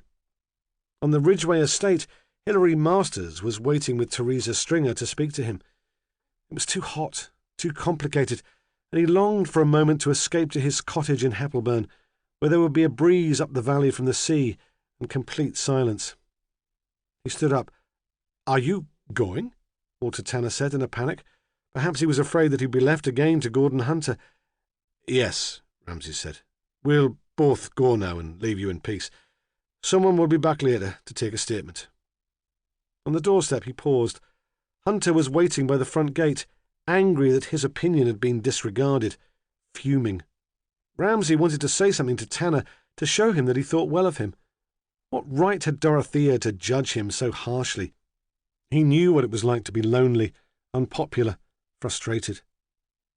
Mrs. Cassidy must have cared about you, he said, to have shown so much interest. But the thought seemed to give Tanner no consolation. She cared too much about everyone, he said. That was the problem. He stood in the porch and watched the men walk down the street towards their cars. Beside the cars the men paused. Ramsay could sense Hunter's hostility, but had neither the patience nor the skill to deal with it.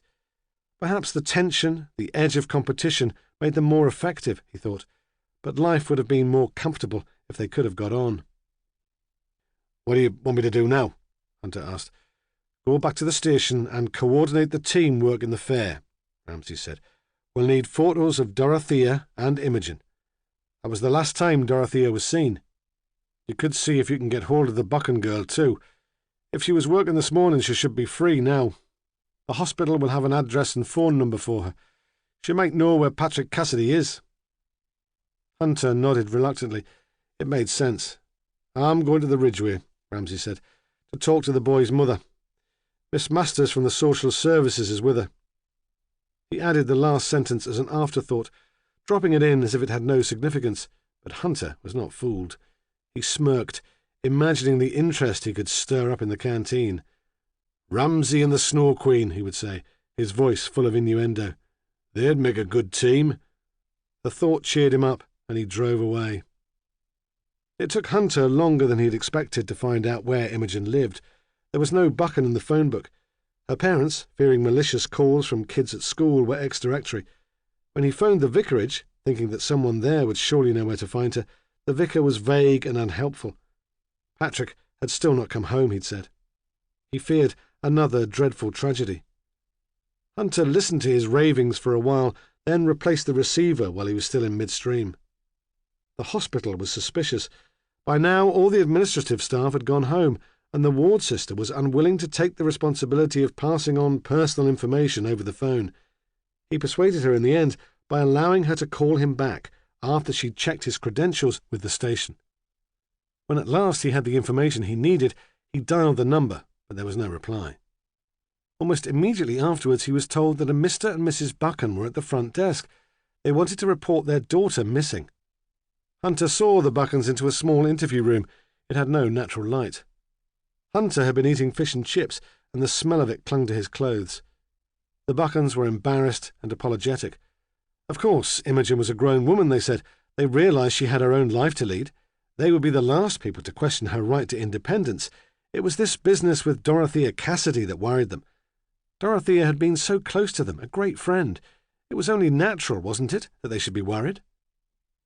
Hunter tried to contain his excitement. There was probably nothing sinister in Imogen's disappearance. These were middle-class parents whose daughter had fancied a bit of life without telling them. "Has she got a boyfriend?" he asked, in his specially perfected, bored voice, though he knew the answer already. The last thing he wanted was for them to panic. "Of course," Mrs. Buchan said. "I thought we'd explained. She's going out with Patrick Cassidy. That's why we're so concerned." "And she's not with him now?" "Apparently not. He seems to have disappeared too." Surely that was significant, Hunter thought. Patrick Cassidy had lied about meeting his stepmother the afternoon before.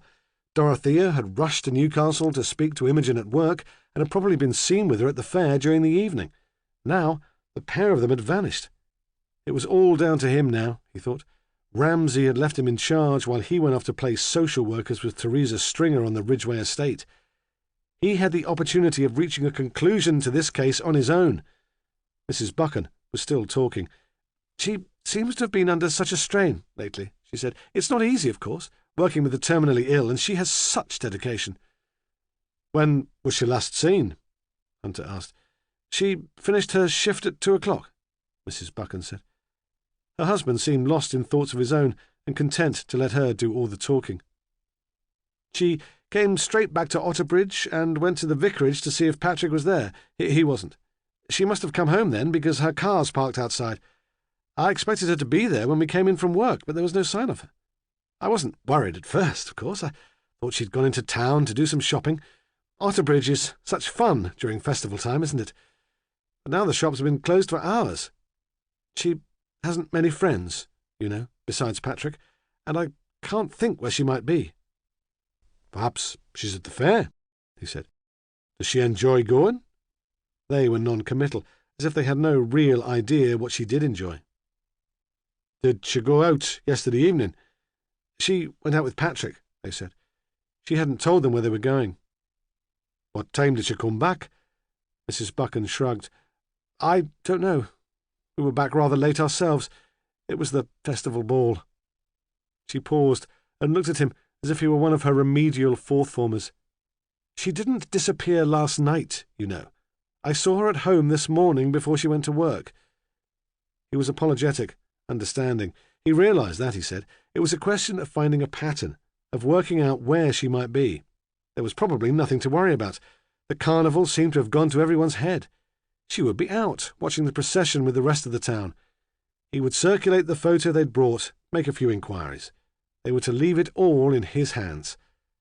The Buchans left the police station, reassured, charmed by him. Chapter 17. It took Ramsay longer than he'd expected to get to the Ridgeway. His drive across town coincided with the start of the parade, and none of the roads he tried was clear. Front Street was closed to traffic, cordoned off with plastic bunting, which reminded him of the tape they'd used to mark the area where Dorothea's body had been found. As he sat in a queue of cars, he heard the rhythmic crash of the brass band, which always led the procession. It conflicted with the fairground music and the amplified noise from some of the floats. He could see nothing from the car, but he could picture the event. As a child, he'd always been brought to Otterbridge for the carnival, and nothing had changed very much. Behind the band would be a group of miners, carrying the banner of a pit which had closed years before, but which was still given pride of place. His father had worked down the pits, but had refused to take part in the parade. "Look at them," he would say, "dressed up like a cartload of monkeys. So much for the dignity of the working man." There would be children in fancy dress, and the sword dance team, and the lorries carrying floats, elaborate tableaux celebrating local charities and businesses. As a child, the floats had fascinated him. What it must be like, he had thought, to ride up there above the crowd, waving.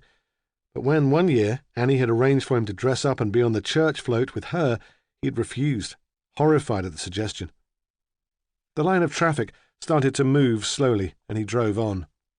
He'd never seen the town so busy. Perhaps the heat of the evening made it impossible for people to stay indoors. They jostled in a stream along the pavement, spilling occasionally into the street, so Ramsay was forced to stop again. There were family parties, the children made nervous and fretful by the crowd, groups of teenage boys, high-spirited and loud, clutching cans of lager, and groups of young women giggling in fancy dress. The pubs were all full, and customers were forced onto the pavements with their drinks. It was an explosive mix, Ramsay thought. The hot evening, the alcohol, the gangs of young men all set on showing off. He was glad he did not have the responsibility of policing it. As he was forced to stop again to allow a pack of Cub Scouts to cross the road in an orderly crocodile, he thought he saw Joss Corkill coming out of an off-licence with a bottle in his hand. But when the traffic moved again, he'd disappeared. At last, he was clear of the town, and he drove quickly along the bypass towards the Ridgeway, knowing that he was a fool to hurry because Hilary Masters would have given up waiting by now.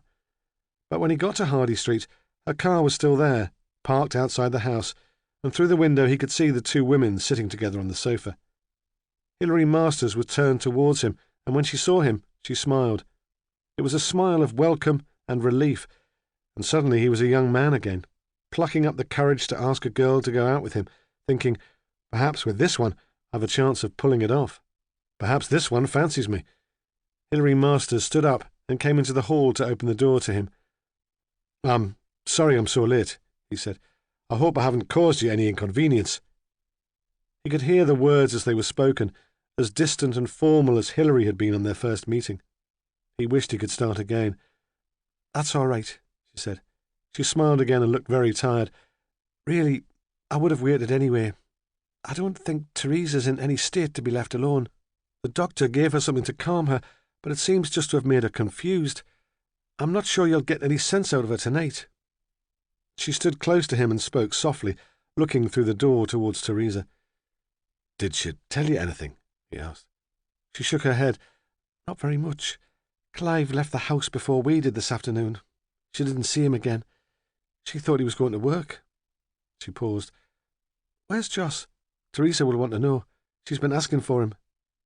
"We let him go," he said. "He couldn't have killed Clive, and I don't think he met Dorothea yesterday afternoon." She seemed worried by the news, and he wondered if she had some inside knowledge. Perhaps Teresa had confided in her, and she felt unable to pass on the information. "He hasn't been here," she said. "I don't think he'll come back," he said. "He was talking about leaving." Poor Teresa.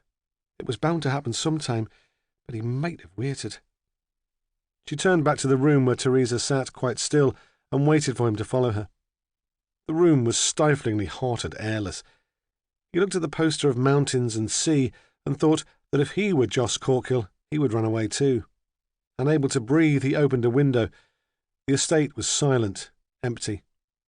Usually at this time on a sunny evening, it would have been at its most lively, with children on bikes, adults on their way out, but even the ice cream vans had deserted the place for the centre of town. The Ridgeway Community Association was entering its first float, and though no one thought it had a chance of winning, they all wanted to be there to cheer it on. He turned back to the room. Teresa Stringer stared at him, bewildered. He was not even sure if she remembered who he was. "I'm sorry about Clive," he said. She shook her head, as if she were unable to take it in. "You took Joss away," she said. "What have you done with him?" Would it be kinder, Ramsay thought, to lie, to tell her that Joss was still in custody? He could not do it. "We let him go," Ramsay said. "We haven't charged him." "Oh," she said, and he thought she was relieved. That was hard to tell. "I expect he's at the fair, then, or the pub. He'll be back later, when they throw him out." And she gave a little smile, as if that had been an attempt at a joke. "Yes," Ramsay said. "Perhaps." He looked at Hilary Masters, hoping that she might explain that Corkill was unlikely to return. But she seemed preoccupied, and he thought again she might be keeping something from him. He was afraid of being, in her eyes, the heavy-handed policeman, and he did not pry. "Where's my baby?" Teresa cried suddenly, like a child waking up in the middle of a nightmare. I want my baby." Hilary Masters sat beside her again on the sofa and took her hand.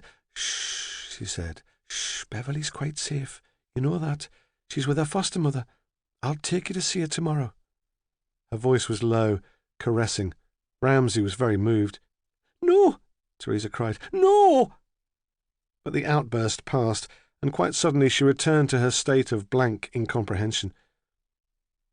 "Tell me about Clive," Ramsay said gently. "Do you know who killed him?" She stared at him. obviously terrified. "I don't know anything," she whispered. "You ask Joss.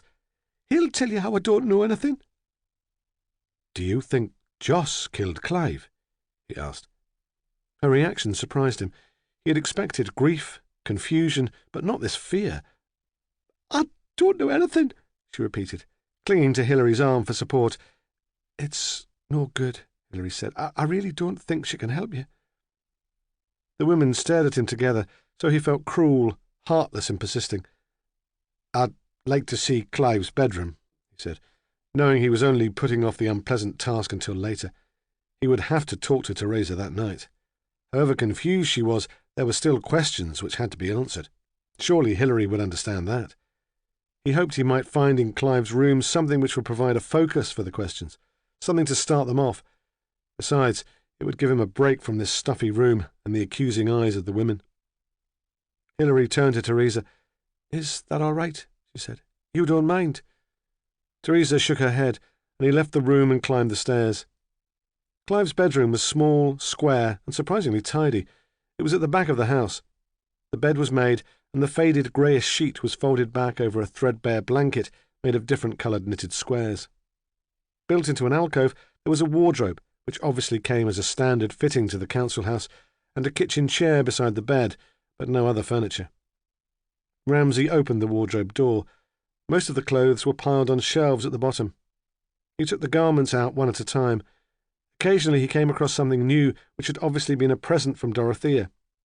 There was a brown T-shirt with an Oxfam logo and a bright hand-knitted sweater, but the rest had the limp, shapeless look of old jumble. Inside the wardrobe door was stuck a photograph of Dorothea and Clive together, standing formally outside the vicarage. Clive was upright and proud and grinning broadly. Was it tact, Ramsay wondered, which had caused him to hide the photo away? Did he think his mother would be hurt by his affection for the vicar's wife? Ramsay looked under the bed and found a pile of comics and a lot of dust. On the chair by the bed was a plastic mug of water and Clive's watch. That too, Ramsay remembered, had been a present from Dorothea. Clive had been wearing it the day before when he waited for her to come out of Mrs. Bowman's flat in Armstrong House. I never asked the old lady about that, he thought. I never followed up the discrepancies in their stories. He could not see why it would be important, but the thought of the watch troubled him, niggled throughout the rest of his conversation with Teresa. Before going downstairs, he paused and looked out of the boys' window and wished again that he could be in Heppelburn. In the living room, it seemed that the women had hardly moved.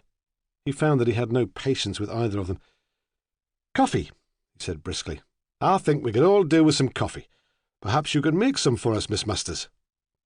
The social worker looked surprised, but she went into the kitchen. Teresa watched her go with terror. "Teresa," he said. He tried to sound kind, but realised that the effect was patronising. Fatherly concern did not suit him. "I'm sorry to intrude like this, but I need to ask you some more questions." She nodded. "You didn't tell me what Dorothea talked about when she came here late yesterday afternoon," he said. "It would be helpful if we knew what her plans for the rest of the evening were. Has anything come back to you?" She was more alert now, and very tense. "It was nothing important. She just came to see how I was feeling." "Tell me about Clive, then," he said, keeping his voice calm. "When he left here today, where did you think he was going?" "Back to work," she said. "You were here, weren't you? You heard what he said." "Was it usual for him to come home for his lunch? It's a long way." "It depended what he felt like," she said. "They weren't paying him." "But he was there to do community service," Ramsay said. "He wouldn't have been allowed just to wander about." Hilary Masters came in then, carrying mugs of coffee, holding them awkwardly by the handles, all in one hand. "It wasn't really community service," she said. "Not in the legal sense. He was a juvenile. He was placed on a supervision order, and the arrangement to work at the old people's home was made informally between Dorothea and the warden." "So he never worked set hours?" Ramsay asked. "He was supposed to," she said, "but it was hard to keep him to a timetable. He was easily distracted." Ramsay remembered that the same thing had been said about Dorothea. He wondered if the boy's inability to stick to anything had been a factor in his death. Had his attention been caught by something the murderer wanted kept secret? Had he, in his vacant, bumbling, innocent way, become involved in Dorothea's murder? He might have gone to the fair, Teresa said suddenly. I always liked the fair. Ramsay put the mug to his mouth, but found the liquid inside almost undrinkable. Hilary had put milk in it, and he wondered if she would ever know him well enough to realise that he always drank it black. This is ludicrous, he thought. I'm so tired, I can't think straight. Outside in the street there was the sound of a car horn being hit over and over again, laughter, a radio played far too loud. Someone had started their celebrations before reaching the town. "Did Clive tell you anything?" he said. "Anything which might help us find out who killed him?" Teresa shook her head and looked at him over the rim of her coffee cup, like a stupid, frightened animal. "He never talked to me," she said sadly. "Not once Mrs. Cassidy started visiting." She paused. "I expect it was my fault too.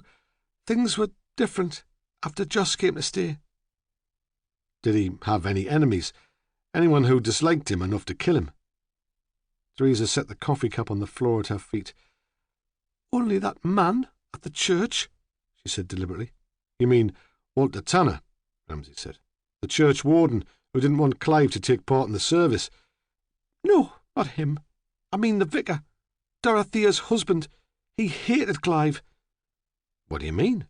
he demanded. "How do you know?" But by now the exchange seemed to have exhausted her. She lay back on the sofa with her eyes closed. Perhaps the sedation given by the doctor was just starting to take effect. Perhaps it was a way of avoiding more questions. Ramsay felt the urge to shake her. What right had she to escape into a drugged sleep, he thought. But he said nothing, aware that any attempt to disturb Teresa now would be interpreted by Hilary as callous brutality. He stood up. "I'm sorry," Hilary said. "I told you she wouldn't be much help. It's all been too much for her to cope with." "What will you do with her now?" "Wait till she wakes, then take her home with me. I don't think she should be left alone, and I don't like the idea of staying here." She paused. This is it, he thought. She's giving me the chance to find out where she lives. But he was as nervous as a boy and could not ask for the address. He could always find out later. "Perhaps if Teresa feels like it, we'll stop to watch the carnival," Hilary continued. "She's like a child. She'd enjoy it. It may stop her brooding for a while." "You're very patient with her," he said. She shrugged. "It's my job. Besides, I explained, Teresa's always been special. My first client. She trusts me. It's a responsibility." "And how can I compete with that?" he thought. He saw clearly for the first time how frustrating it must have been for Diana, his ex-wife, competing for his attention against the responsibilities of his job. They stood awkwardly on the doorstep. A mongrel ran along the pavement and cocked her leg by the wheel of his car. "Look," she said, "when this is all over, perhaps I could cook you a meal. Show you that not all social workers live on lentils." "Yes," he said. "I'd like that." He realised that he was beaming. "When?" he wanted to ask. "When can I come?" Instead, he wrote his home telephone number on a scrap of paper and shyly handed it to her.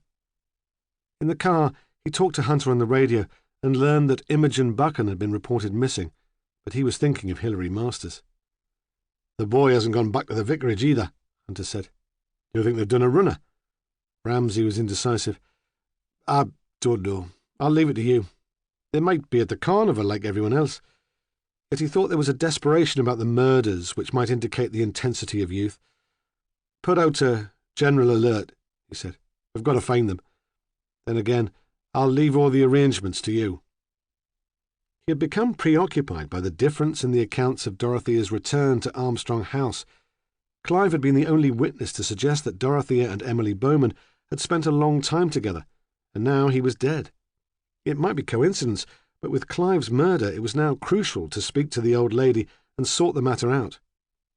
He pulled away from the curb, aware that Hilary Masters, standing by the window in Teresa's front room, was watching him. Chapter 18. It was 9 o'clock, and the sun was low in the sky, orange, diffused on the edges by thin cloud. At last, Emily Bowman's room was in shadow. She felt comfortable for the first time that day. She sat in the same chair by the window and tried, as she had every evening for the past 2 weeks, to compose a letter to leave behind after her suicide. All around her the building was quiet. Most of the other residents had gathered in the rooms overlooking the main street to watch the parade. At tea time, Annie Ramsay had turned up with scones you could break a tooth on and had tried to persuade her to go too. "Come on, pet," she'd said. "We've all had a shock, but there's no point brooding. How we're now. We'd like your company."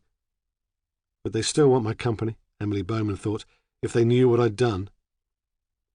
She had eaten a scone to please her visitor and then claimed fatigue. Annie had scampered away to get ready. Reggie Younger had invited her into his flat, she said. She'd always had a soft spot for Reggie, and he had a good view from there, especially from the bedroom. Emily Bowman had been aware of the parade passing along the busy streets, but had taken little notice. Still, the right words for her letter would not come. She wanted to justify the decision, persuade the reader, for she had been unable to persuade Dorothea that she was doing the right thing. And, she thought, though the letter would probably be found by the warden or by Annie Ramsay, it was to Dorothea that she would be writing it. She wanted to make it clear that she was not a coward. It was not the pain which frightened her. It was the inconclusive tedium. To spend the rest of one's days waiting, aimless, seemed wickedly inefficient.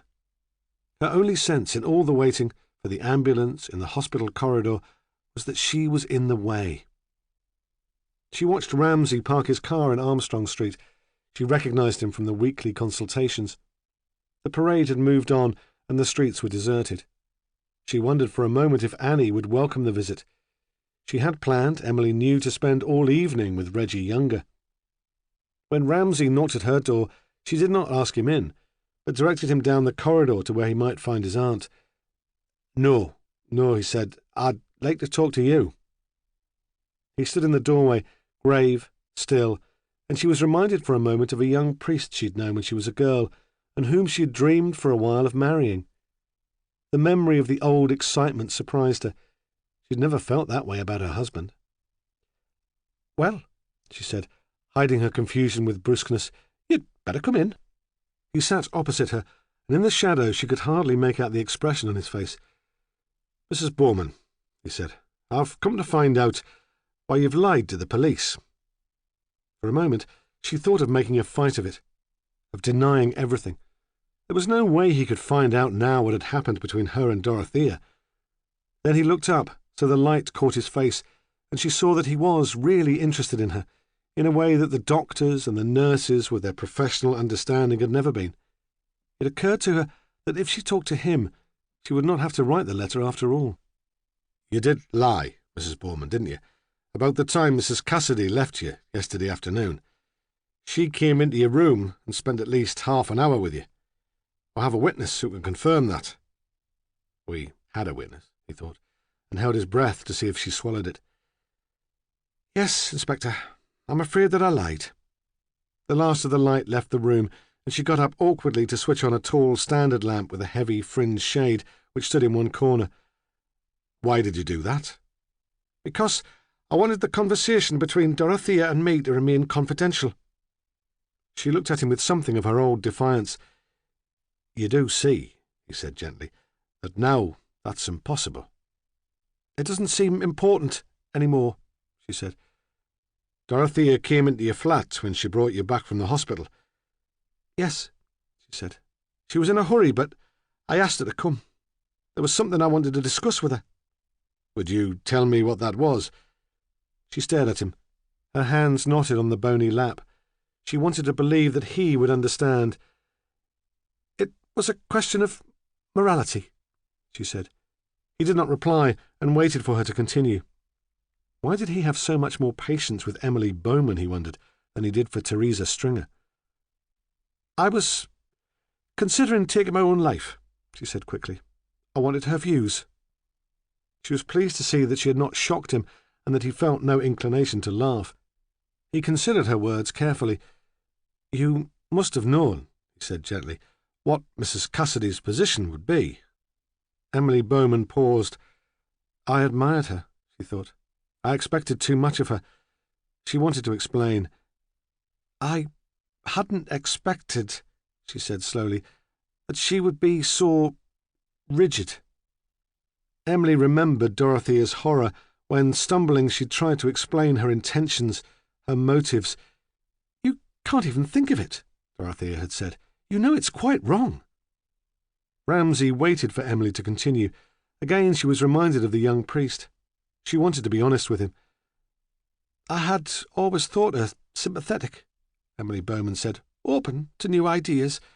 I had considered her rather progressive. Her reaction came as a shock. She spoke even about the devil. It wasn't very helpful. It had been horrible, she thought. Dorothea's certainty, her energy, her impersonal pity had been demeaning. It had reduced Emily to an example in a theological argument. "Did you kill her?" Ramsay asked. Emily moved in her chair. "I just wanted to stop her talking," she said. "She would go on about the sanctity of life. There was a bread knife on the table. She'd had no lunch, and I made her a sandwich. I picked up the knife and turned towards her. She didn't realise. She was very trusting. She kept on talking, telling me all the things I didn't want to hear, too good for me to bear. You're young, and you wouldn't understand. I meant to kill her. What right did she have to stand there preaching? How could she know?" "What happened?" Ramsay asked. "I missed," she said simply. "I meant to kill her, and I missed. I didn't even have the strength for that." "But you cut her wrist," he said. "Didn't you?" "Yes," she said. "And there was, I suppose, some satisfaction in that. There was a lot of blood, and at least she was quiet for a while." "She must have been very shocked," he said, smiling. "No, not very. I don't think anything shocked her, and she was too busy, I think, trying to save my soul." "Well," he said, "she must have convinced you." "Because I'm still alive, Inspector." She seemed to find the idea amusing. "Perhaps you're right. Perhaps she was more persuasive than I like to admit. Or perhaps I'm less brave than I thought I was." She sat back in the chair, preoccupied with her own thoughts. Ramsay thought she was a formidable woman. He hoped she was telling the truth now. If she was lying, it would be impossible to tell. "What time did Mrs. Cassidy leave here?" he asked. "At about 4:15. Your aunt appeared almost immediately afterwards. The game of bingo in the common room had just finished. That usually ends at 4:15, I think." "Wasn't Dorothea worried about leaving you alone?" "Not too worried," Emily said. She smiled. "She had enormous faith, you know. Besides, I promised her I wouldn't take all my pills last night. It was the only way to get rid of her." "Did she come to see you later?" "No," Emily said. "I was surprised. She said she would come, either before her talk to the Residents' Association or afterwards. When she didn't come, I thought she'd given up on me. It was quite a relief." "Did Dorothea tell you where she intended to go after leaving here yesterday afternoon?" "I'm not sure. She said so much, I found it rather exhausting." "Please," he said, "do try to remember." She looked up at him. "Of course. Don't misunderstand me, Inspector. Despite what I said, I liked Dorothea Cassidy and admired her conviction. I was jealous of it. I'm not deliberately trying to obstruct your investigation." He stood up and moved towards her to look out of the window. The curtains of Walter Tanner's front room were drawn against the prying eyes of the neighbours. A uniformed policeman stood outside. "She was going to see Clive Stringer's mother," Emily Bowman said suddenly. "We saw Clive leave the building and walk towards the bus stop over there, and Dorothea said, 'Poor Clive, I don't know how he's going to react to it all.'"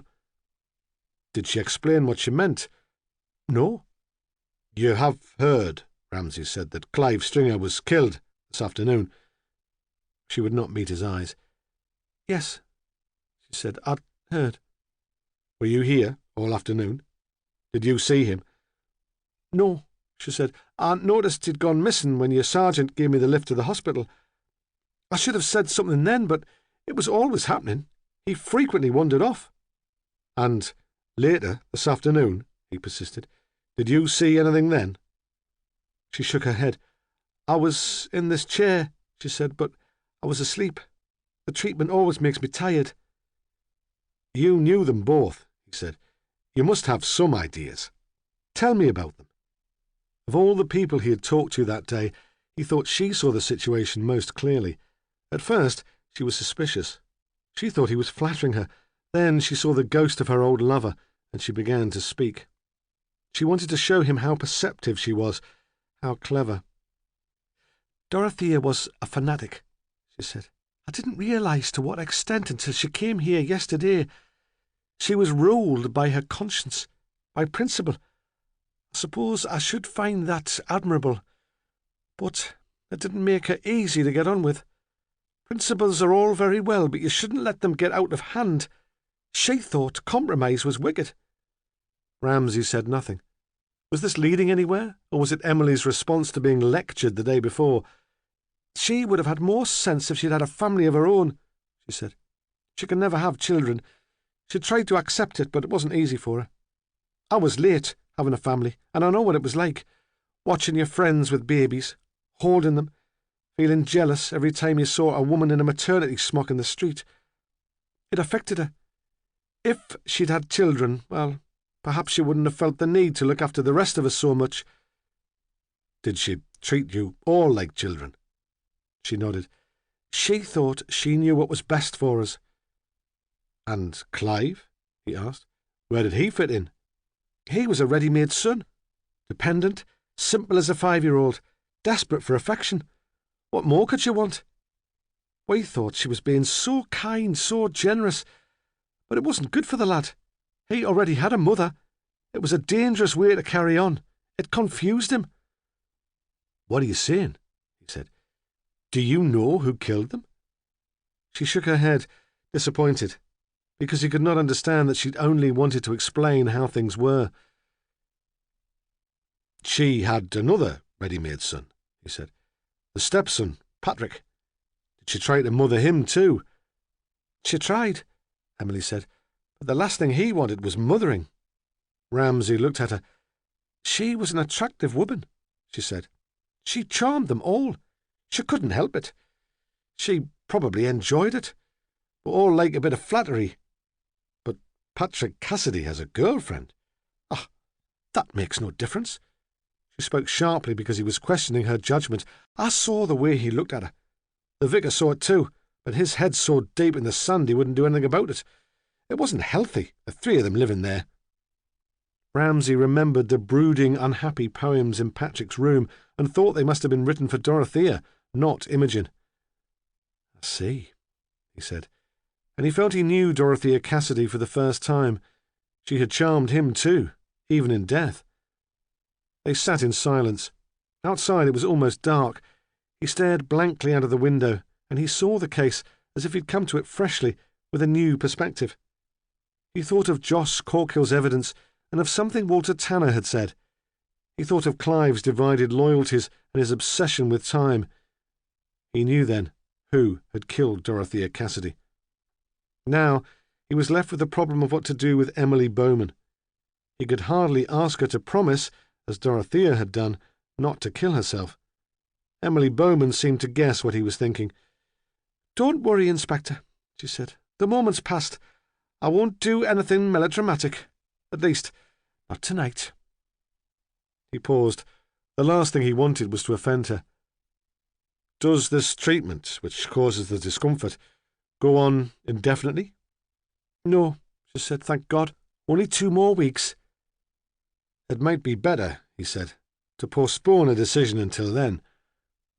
"So it might," she said, and smiled at him. "Would you like company?" he said. She smiled again. "Yes. Send Annie in to see me. She can make me some of her dreadful tea and talk about the men in her life." Outside it seemed hotter, more humid.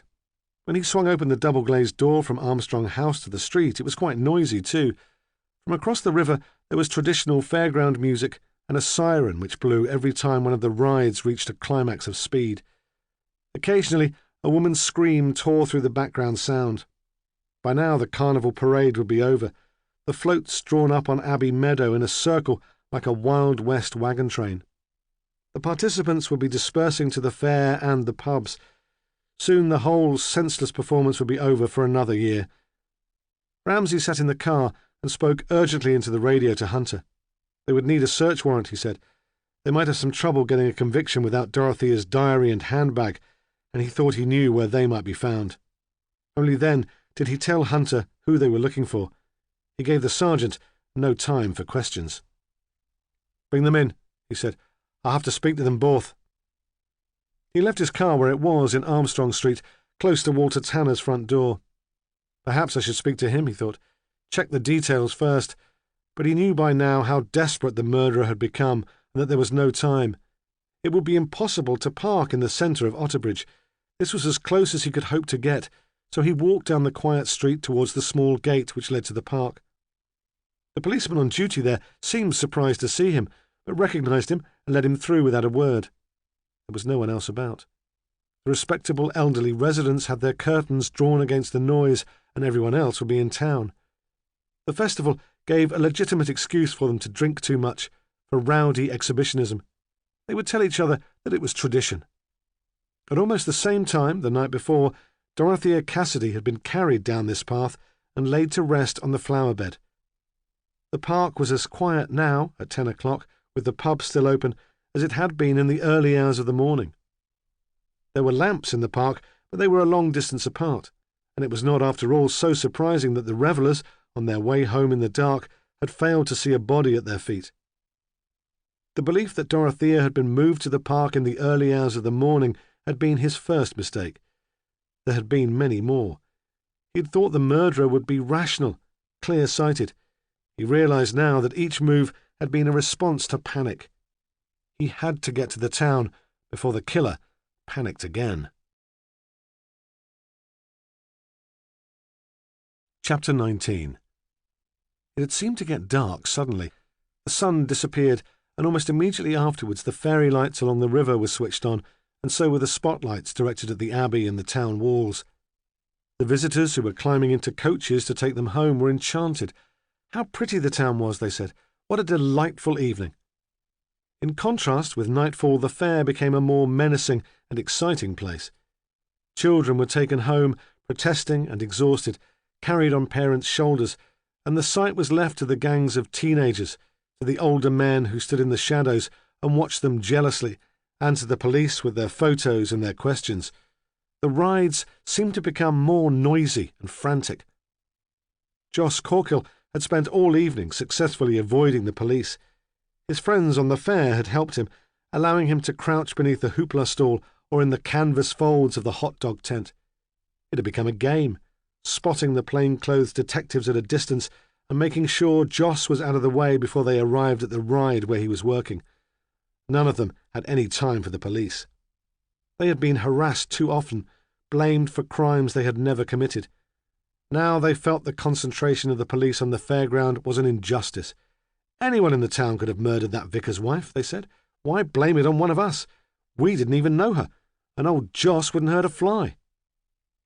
Joss had been drinking all evening and had reached the euphoric peak which was the highlight and purpose of all his drinking bouts. He did not always achieve the high, and he knew it would be quickly followed by depression, but, while it lasted, he was magnificently content. He wondered now how he had ever become entangled with Teresa Stringer and her bloody family. Why had he wanted her to travel with him so much anyway? He was better on his own.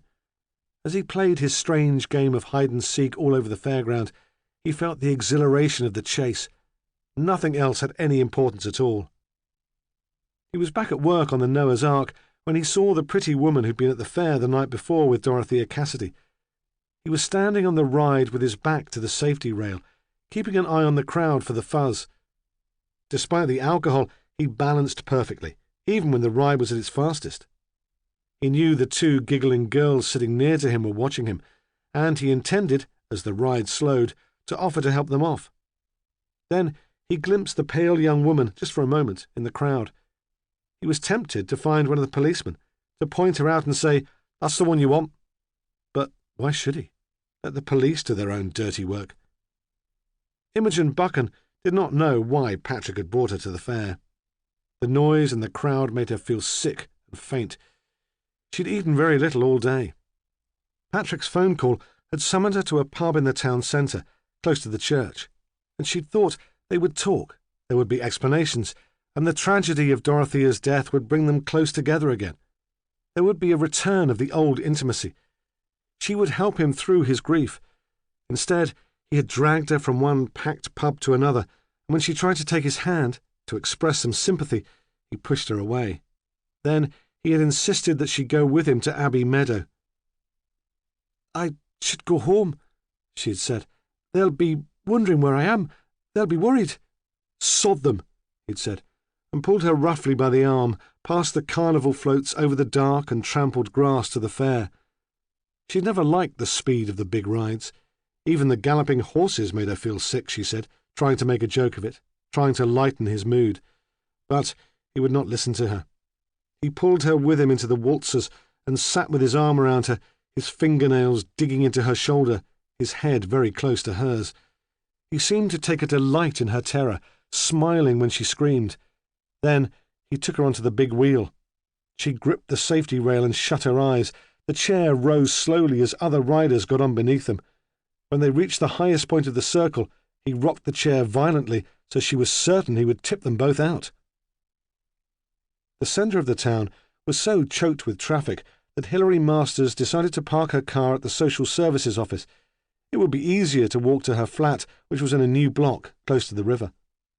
The fresh air seemed to make Teresa more alert, but Hilary walked close beside her, protectively. It took longer than she'd expected to reach the town centre. She'd forgotten that the park had been closed to the public.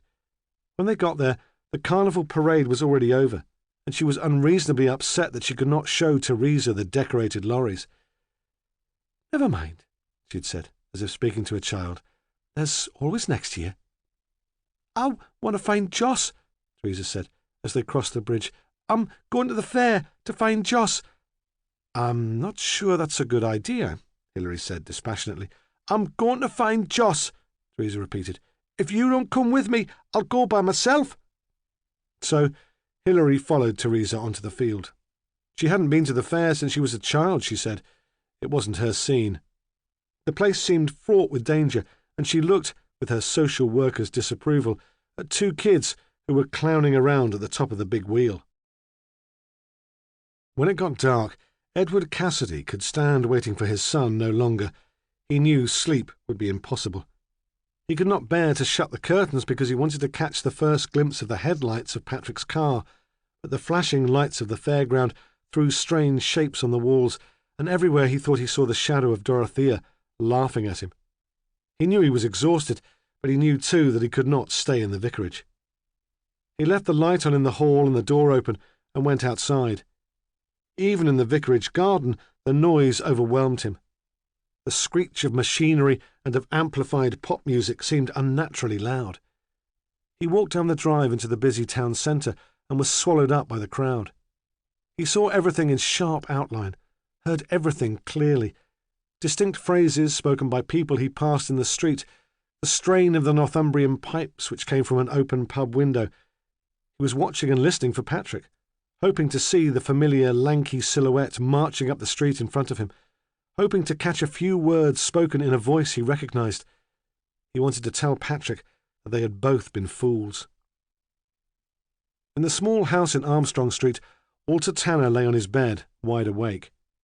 The police had wanted him to move out for the night, had even suggested that they might put him up in a hotel if he had nowhere else to go, but with uncharacteristic spirit, Walter had stood up to them. This was his home, he said, body or no body in the bath. Despite the horror of it all, he was happier here than anywhere else. He was too far from the fairground to be troubled by noise inside the house.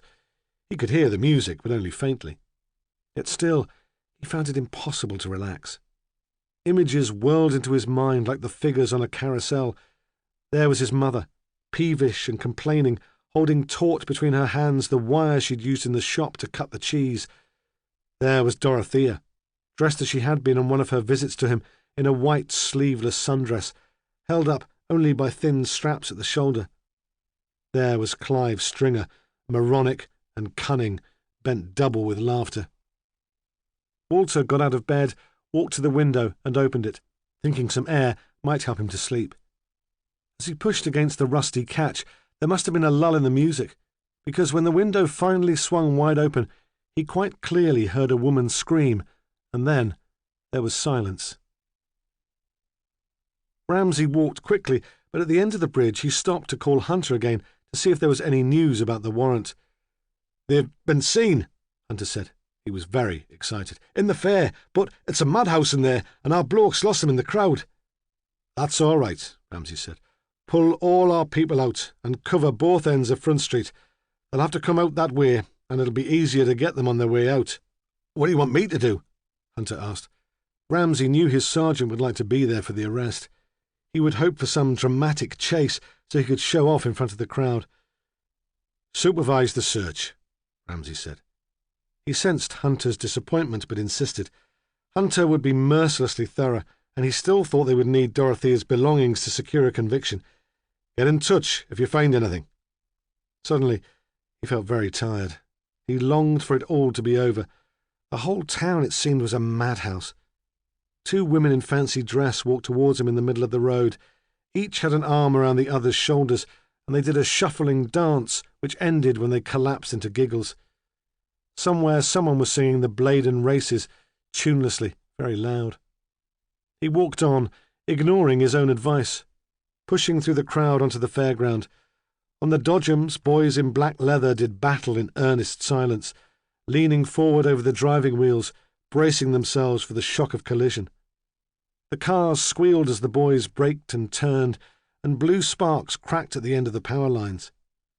Some of the smaller stalls and the roundabouts for young children were being dismantled, but the crowd seemed reluctant to leave. Still, people queued to ride the pirate ship, the waltzers and the big wheel, and while they were prepared to pay, the fair stayed open.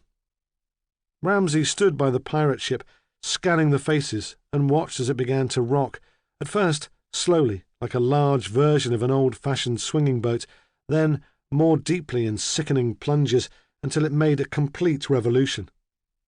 He turned away, no longer interested, certain that there was no one on the ride he recognized. Ramsay saw the 2 figures at the top of the big wheel from a distance and thought at first that they were children messing about.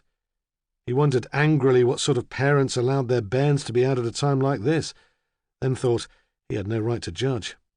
If he and Diana had produced children, they would probably have been uncontrollable. He walked on, moving backwards and forwards over the litter-strewn grass to cover as much ground as possible, scanning the crowd at head height, vaguely aware that the big wheel was moving.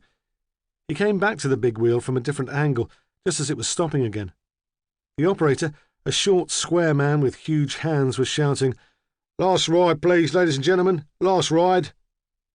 And there was a jostle in the queue as they all pushed forward, anxious not to miss out. Very slowly the wheel moved round to allow people off 2 at a time and the new riders on. Ramsay walked down the length of the queue, looking at the faces, then began to move away, thinking he would join his colleagues in Front Street. He had an irrational fear that without his supervision they would make a mess of the arrest.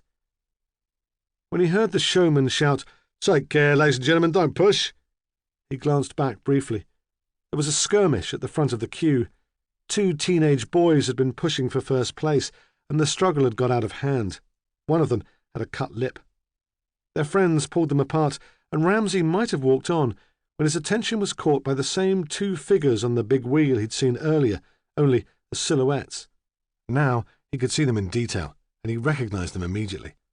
They would be the last people to get off the ride, and still their chair had not reached the peak of the circle. As he watched, it rocked violently, and he knew that this was no children's game of dare. He moved to see more clearly. Teresa Stringer had her hands around Hilary Masters' throat and was trying to force her backwards out of the chair. Hilary's knees were caught under the safety rail, but her back was arched beyond the top of the chair, and each time Teresa rocked, it seemed inevitable that she would fall. Nobody else had seen what was going on. The drama was taking place above their heads, beyond their line of vision, but they were too eager not to miss the last chance for a ride to look about them. Ramsay shouted, but with the fairground noise, nobody heard. He rushed towards the operator, pushing his way through the crowd. They thought he was trying to jump the queue and stood together, shoulder to shoulder, menacing, and would not let him through. He waved and pointed, and they thought he was drunk. In his panic, he had lost all his authority. The big wheel moved round again, and Teresa and Hilary, still struggling, swung to the highest point of the circle. Then, perhaps because someone in charge had decided that they could flout the bylaws no longer, that the evening would have to end soon, the music was switched off. In the silence that followed, Hilary's scream came as clear and sharp as a whistle, and everyone turned to watch, straining their necks in an effort to look up, as if this was some free entertainment to end the show. Ramsay thought it was like witnessing some dreadful pornography. The women locked in combat, their skirts pulled round their thighs, scratching and tearing at each other's hair and faces, and the crowd breathless, excited, aroused by the possibility of tragedy. For a moment, the showman stood entranced, as if he were waiting for Hilary to fall at last. Then Ramsay swore at him, and he pulled a lever, and the wheel moved round jerkily until the women had reached the ground. "They must be pissed," someone in the crowd said. "Lasses shouldn't drink. They can't take it." That seemed to relieve the tension, and the people moved away, realising that there was no chance now for a last ride. Hilary still sat in the chair, her head in her hands, crying. Teresa jumped out furiously. She was like a cat, spitting and clawing, and would have gone for the social worker again if the showman had not pulled her off. He stood, holding her from behind by the elbows, and she was so small and frail that she hardly reached the ground. Ramsay's radio buzzed and cracked, and Hunter's triumphant voice cried out, "We found them! Just as you said they'd be! We've got her now!" Yes, Ramsay thought sadly, we've got her now. He walked up to the two women. "Hilary Masters," he said, not looking at her, "I'm placing you under arrest. I must ask you to come with me to the police station." He put his hand on her shoulder and felt the silk of her blouse and the bone underneath, and thought sadly that he'd been wanting to touch her all day. Chapter 20. He sat with her in the interview room. There was a woman constable sitting in a corner, her knees primly together, her hands on her lap, but they took no notice of her. They were like lovers in a crowded street, so caught up with each other they can see no one else. "She can't understand," Hilary said. "I only did it for her." "Teresa," he said. "You're talking about Teresa." She nodded. She wanted to explain. "It didn't seem fair," she said, "to rake it up after all this time." "To rake what up?" he asked, though he had guessed. "The baby," she said.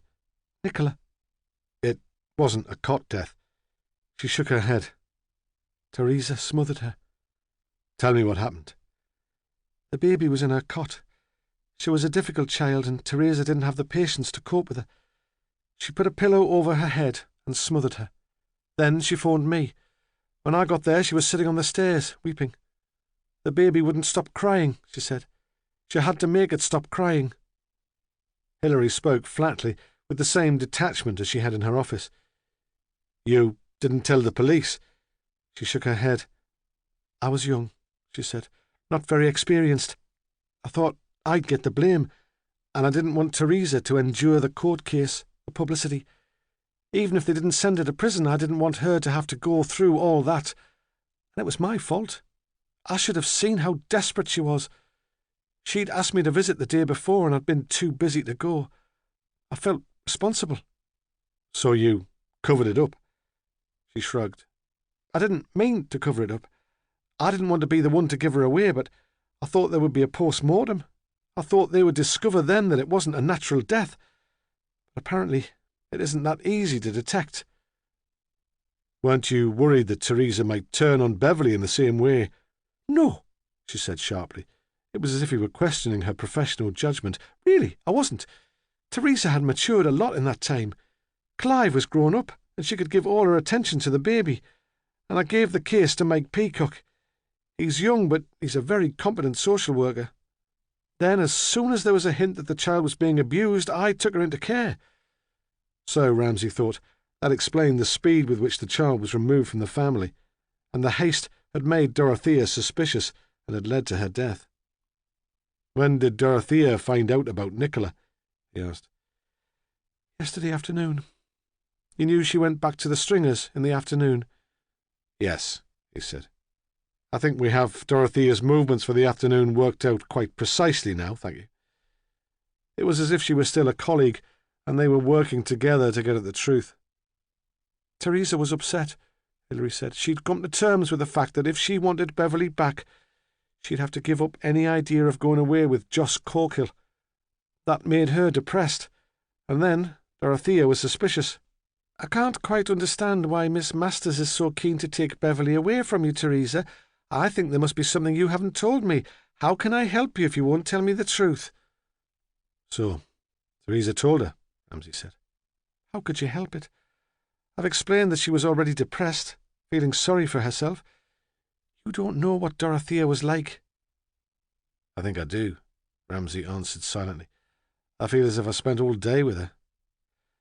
How did you find out that Teresa had confessed to Dorothea? He asked. Teresa phoned me from a call box on the Ridgeway.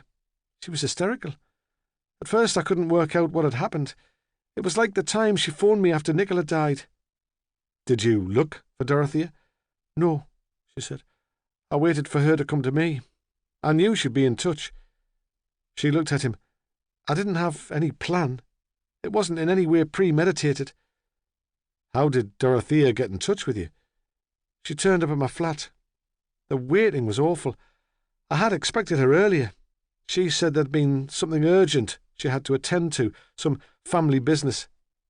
She'd been in the vicarage, Ramsay thought, with Patrick Cassidy, trying to persuade him perhaps that he did not love her, trying to fend off his teenage passion.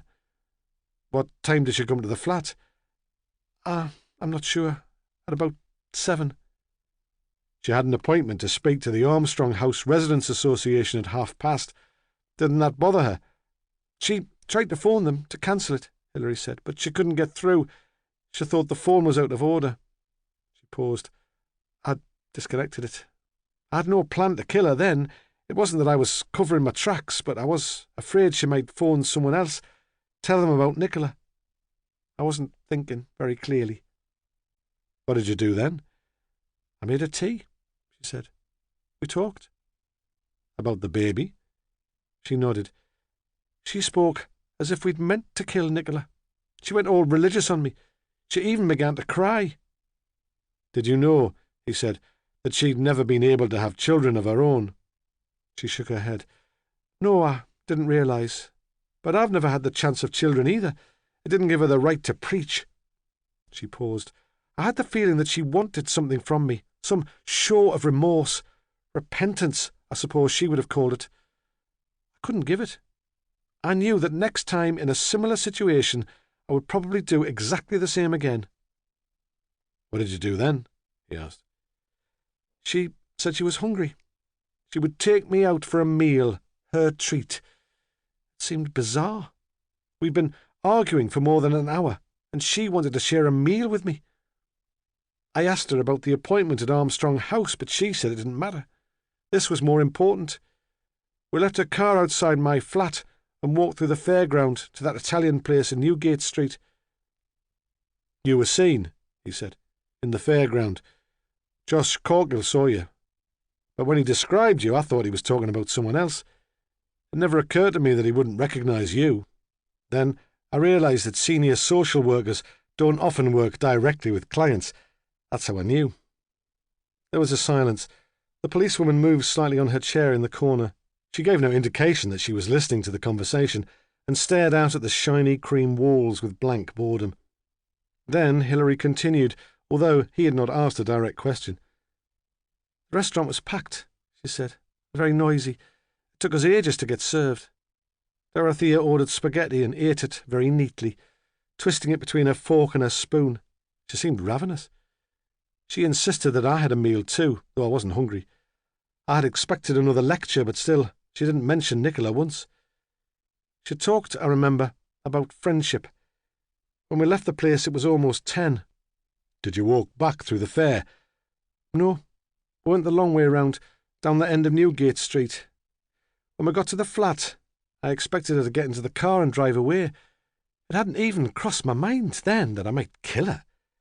She'd been a social worker, and I didn't think that she could really let loose all that publicity. She would know what would be likely to happen. The tabloid press, the MPs screaming for my blood, the witch hunt that would affect everyone working for social services. I thought I could make her understand. Then at the car, she began to start again.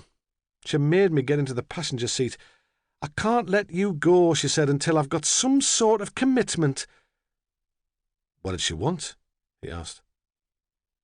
My resignation, she said. I think, in the end, that's what she wanted. Where did you kill her? He asked, in the same tone of mild interest. In the car, she said.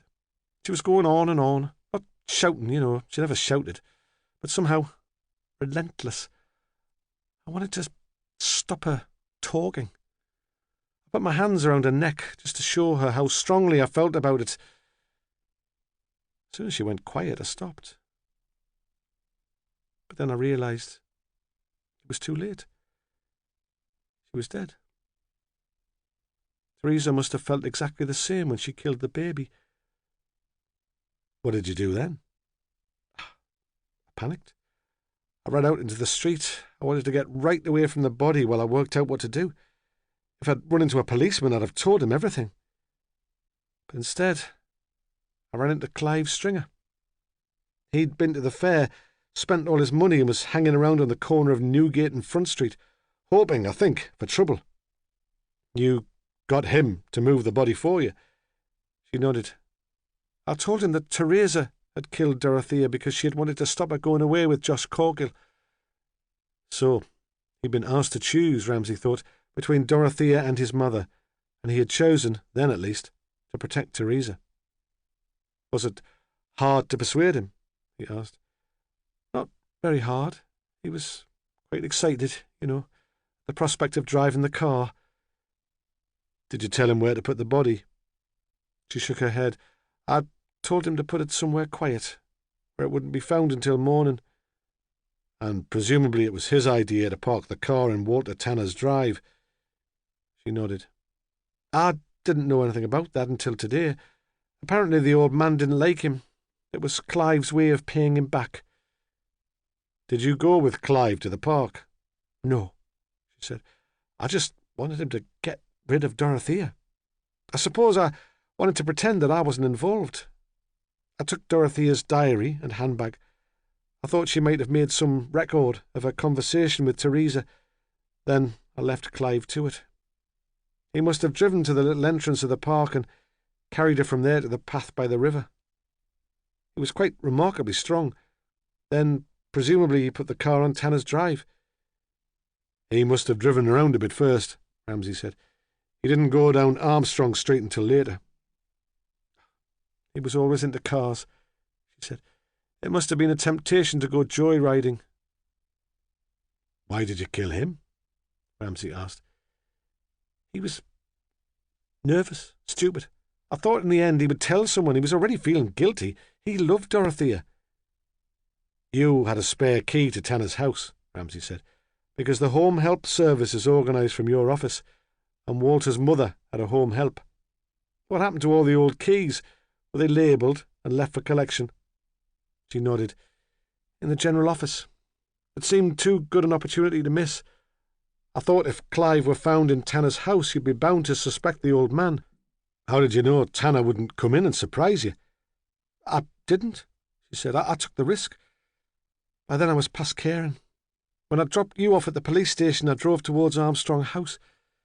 Clive had said he was on his way to work. I picked him up and offered him a lift. How did you get him into Tanner's house? I told him to come with me, she said, and he came. He was used to doing as he was told, and he was used to not understanding what was going on. Clive Stringer's death was premeditated, he said. Yes, she said. I suppose it was. There was a silence. You took off his watch when you cut his wrists, and you put it back in his room, didn't you, when you went to look after Theresa? It was a mistake. I didn't remember until later that Clive never took off the watch because it was a present from Dorothea. It was obvious then that either you or Theresa had killed him. How else could the watch have been returned to his room? I didn't think it would be Teresa. She tried to kill me at the fair, Hilary said. Are you surprised? He cried. You killed her son. For the first time, the pretense that they were equals on some impersonal quest for facts was broken. She stared at him. I did it for her, she said. I did it to protect her. He wanted to contradict her, to tell her that she was deluding herself and that it had been her own reputation and safety she was concerned about, but he thought better of it. If she were to survive the court case and the prison sentence, she would need to believe that her motives at least were unselfish. He returned to the facts. When did Teresa realise? He said. When we got to the fair. She'd been too drugged before then to think clearly. She wanted to look for Joss, but when we got there she seemed distracted. There were two kids messing about on the big wheel. It must have given her the idea. She asked if we could have a ride. She seemed so keen that I agreed, and she tried to push me out. We would have arrested you anyway, even if she hadn't caused the scene. Yes, she said. I see that now. She seemed suddenly very tired. She lay her head on her arms like a child at its desk. He stood up quietly and walked out. When Patrick, Cassidy and Imogen returned to the vicarage, Edward was already there. They could see him in the bright, harsh light of the study through the uncurtained window, and hesitated on the gravel drive before going in to face him. For the first time, it was cool and quiet. There was a breeze from the river. They had walked down the drive in silence, but now Patrick whispered, "I'm sorry about tonight. I don't know what came over me." She did not know what to say. She was so tired, so light-headed that she felt nothing, not even relief that he seemed to be himself again. She took his hand, and they went into the house. Edward must have heard the kitchen door being open, and he rushed to meet them. "Patrick," he said, "thank God. Imogen, my dear child, you must phone your parents. They're worried sick. They've even been to the police. Sit down. You both look exhausted. Have you left the car in town? How sensible. We'll fetch it tomorrow. Let me make some tea." He bustled about, his pleasure at seeing them shining through his grief. The phone rang. "I expect that will be your parents, to see if there's any news," he said. Then as Imogen stood up to answer it, No, you stay there. You look worn out. You mustn't move. I'll tell them you can stay the night in the spare room and you can go home tomorrow." He hurried from the room. The kettle began to hum. Imogen stood up, rinsed old tea bags from the pot, found new ones in a rusty tin caddy. After the evening of frantic activity, Patrick was drained, but calmer, almost relaxed. "I'm sorry," he said again. "I was so angry. I needed to do something. I shouldn't have taken it out on you." Before she could reply, Edward Cassidy came in. He was serious, rather dignified. "That was Ramsay," he said, "the detective inspector. They've caught Dorothea's murderer. He wanted to tell me, he said, before I heard through the press. Apparently, it was a social worker. Some woman Dorothea had worked quite closely with. He didn't give me many details, but she's admitted everything. It's a relief, isn't it? It's over." Imogen looked at Patrick. He showed no reaction, seemed to feel no need for apology. "You thought it might be me," she wanted to say. "That's what all that was about tonight. You wanted to see if you could make me confess." But she said nothing. There'd been enough drama for one day. "I think I'll phone my parents," she said. "Ask them to come and fetch me. I'd rather be at home." "Can I see you tomorrow?" Patrick asked. But she didn't answer. She needed time to think. When Hunter and Ramsay left the police station, it was beginning to get light. They could see the silhouette of the Abbey ruins against the grey sky. A lorry towing a large caravan rumbled out of the fairground, and many of the rides had already been demolished. They must have worked all night at it. The men did not speak. Ramsay had shown Hunter a copy of Hilary Masters' statement, but there was none of the jubilation that usually followed an arrest. Poor bastard, Hunter thought. He really fancied her. He really fancied the Snow Queen. In the car park, they hesitated awkwardly, each standing by his car, unwilling to move away first. "Look," Hunter said suddenly, "why don't you come back with me. Have some breakfast. My mum's a great cook." He did not for one moment think Ramsay would accept. They had nothing in common and had been rivals since Hunter had joined the team. Ramsay was too stuck up, he thought. He was used to grander things. But the inspector smiled. "Thank you," he said, knowing that Hunter had only asked because he felt sorry for him, but grateful all the same. He was not ready yet to face the empty cottage in Heppelburn. "If it wouldn't put your mother out too much, I'd like that very much." That is the end of A Day in the Death of Dorothea Cassidy. It was written by Anne Cleeves and read by Simon Mattox. This has been an ISIS Audiobooks presentation. Previous titles by this author include Cold Earth, The Seagull, and High Island Blues. For further details of our extensive catalogue of unabridged audiobooks, please call our free phone number 0800 731 5637 or visit our website www.isis-publishing.co.uk. This audio program is presented by Audible.com. Audible, audio that speaks to you wherever you are.